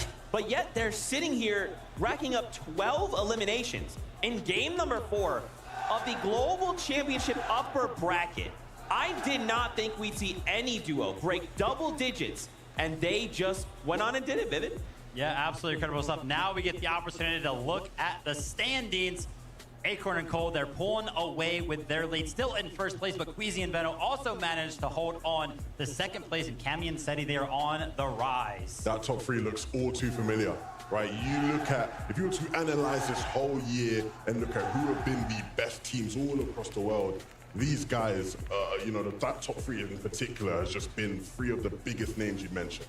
For sure. Yeah, but Levin, Zeke, I'm looking towards 10th place right now. Thomas, HD, and Malibuga, right? I said 23rd place coming into this game. It wasn't comfortable. So they went ahead and clutched up this game. But there was more than just one clutch this game. Yeah, they were going crazy, right? You know, I think we all talked about how they needed to start to step it up, and they finally did. Malibuga and Thomas started to cook. And I think we know them as being incredible individual players, but when they start doing things like this, Thomas going up on height, he doesn't care who's there. He just knows he wants it, and they take it so well. Of course, his Poyo and Sphinx win the game, and they sort of shut them up with a really big shot. But these guys throughout that end game were incredibly dominant, showing off why they were revered as one of the favorites for this tournament. And I wonder what put them in a situation where they didn't have those mats, right? What led up to that ultimately where, because if they had materials, it feels like that's an easy closeout, right? But they're kind of put in the situation where Pollo and Sphinx on the low ground of all things, they have materials, they have the angles. You're sitting there like a fish in a barrel, like, yep, we're gonna jump down. You've got your angles. We hope we'll hit ours.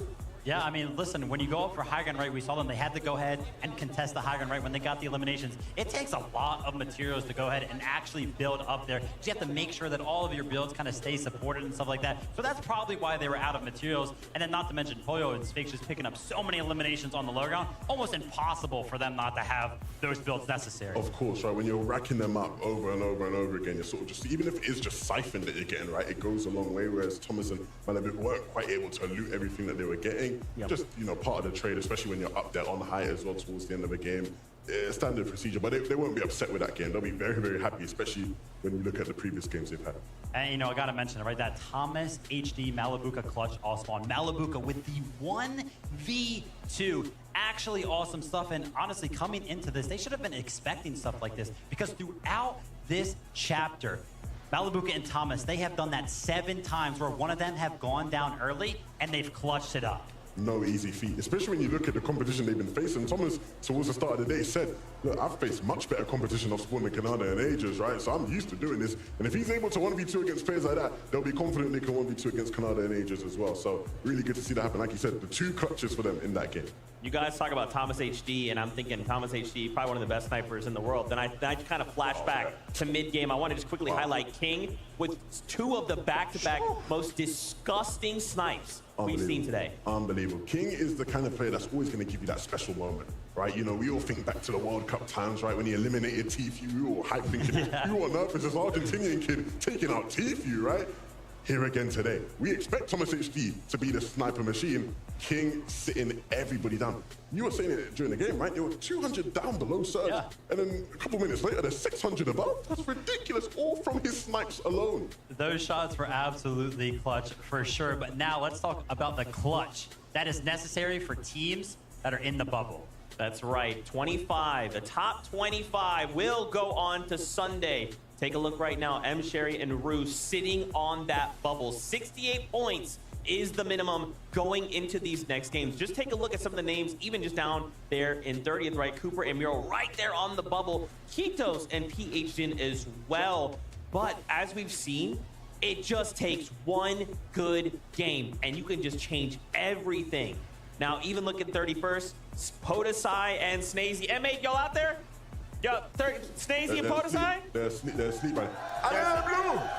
There they are. Y'all can hear them in the ground. They're going crazy. But even someone like Bugha and Threats, right, they've kind of been relatively quiet. Currently sitting in 34th.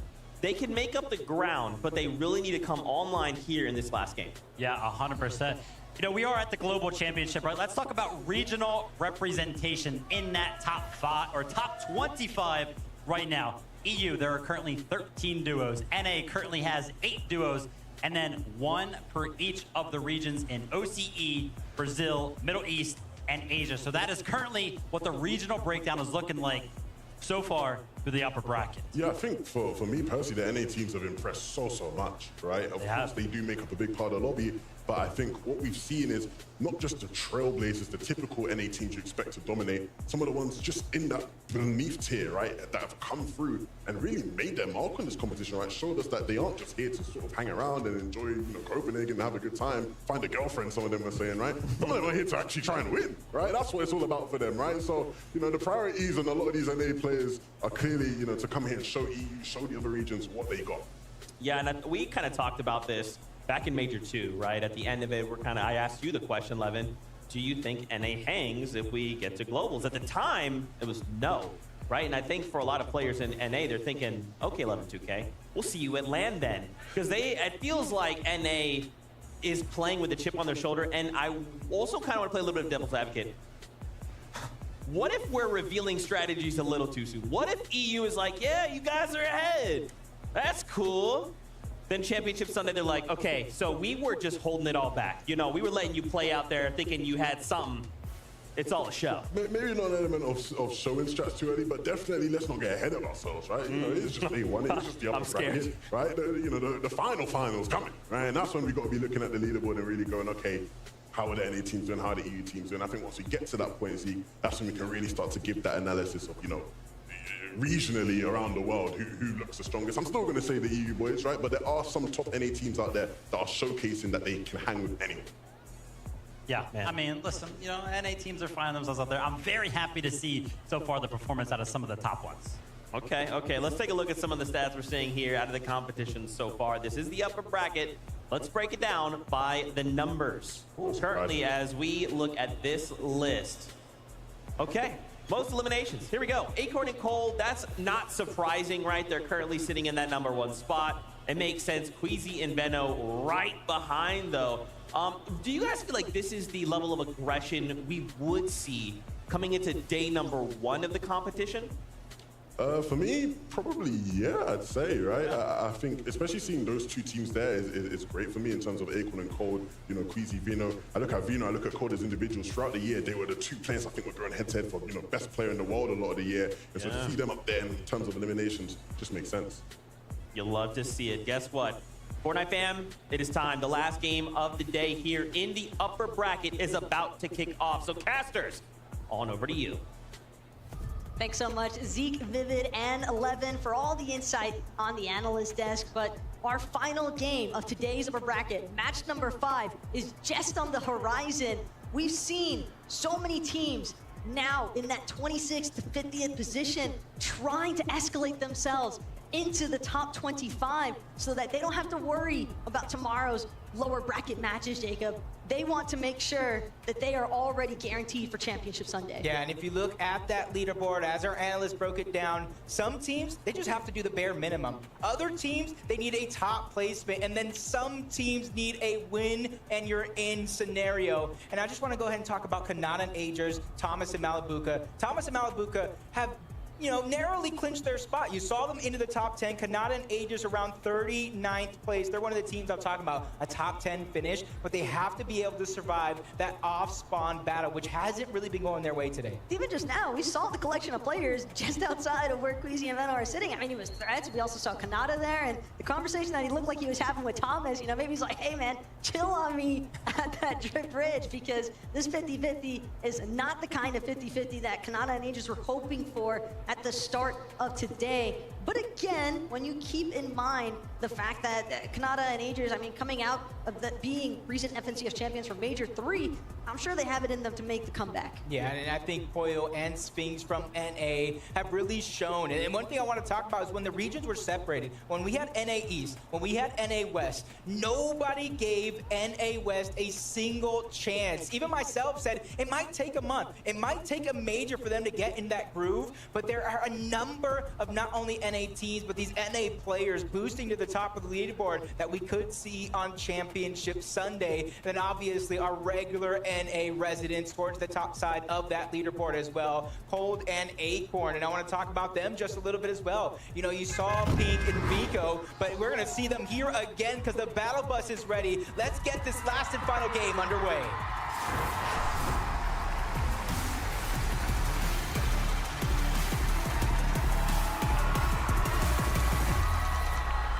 It has been a beautiful day so far of matches containing our 50 teams here in the upper bracket. Some of the strongest teams even from their respective regions, but only 25 can actually break through and guarantee themselves a seat on that battle bus for Championship Sunday.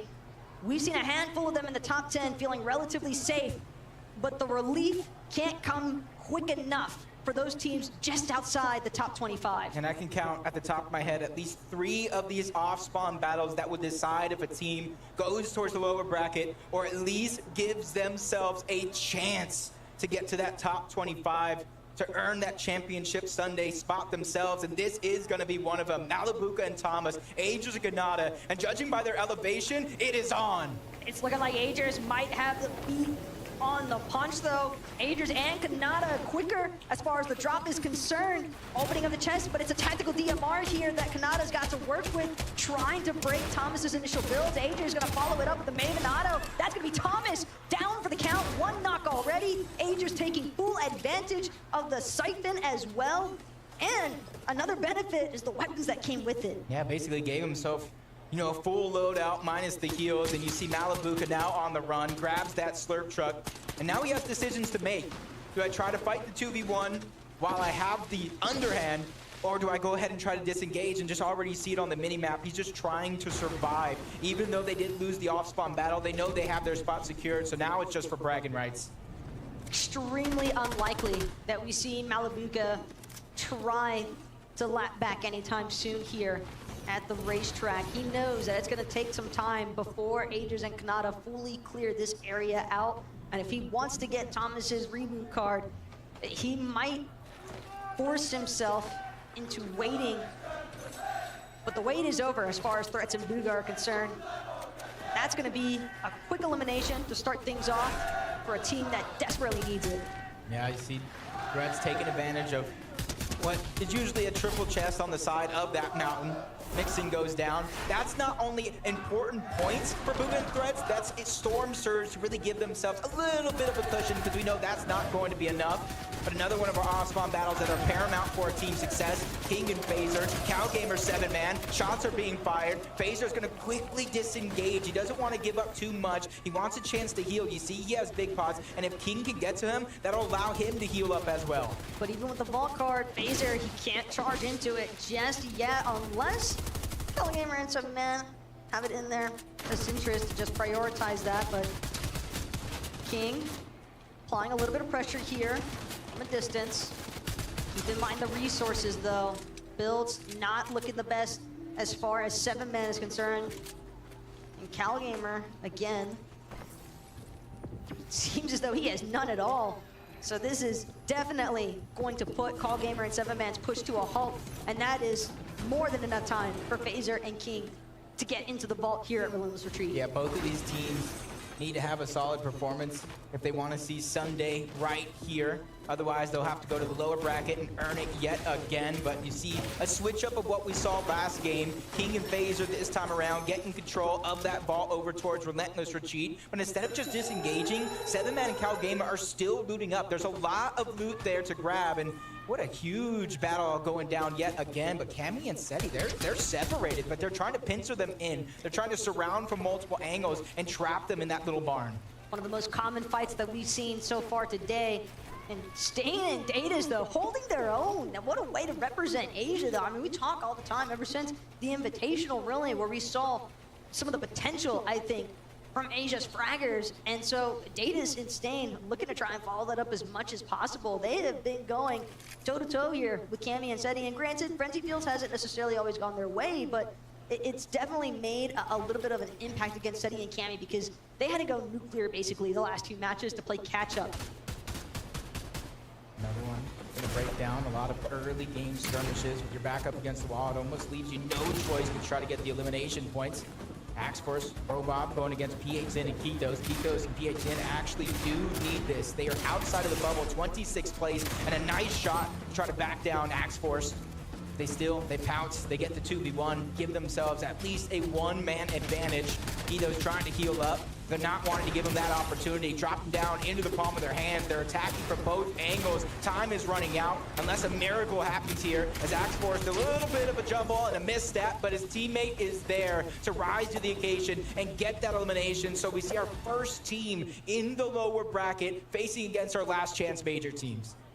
PHN and Kitos try their best. Kitos especially in that instance, but you got one below you, one above. Difficult for anybody to actually find themselves on the benefactory. I like this. I like this. Pink may have called it griefing, but no, this is just using your brain. Acorn and Cold, even though they've already qualified, letting Pink and Vico qualify off of their spot, which means they're going to get contested again on Sunday. So they want to make sure that team has as little loot, push them back as much as possible. As Anon and Suns, they need a big game here going against Queasy and Vino, who already got their spot secured.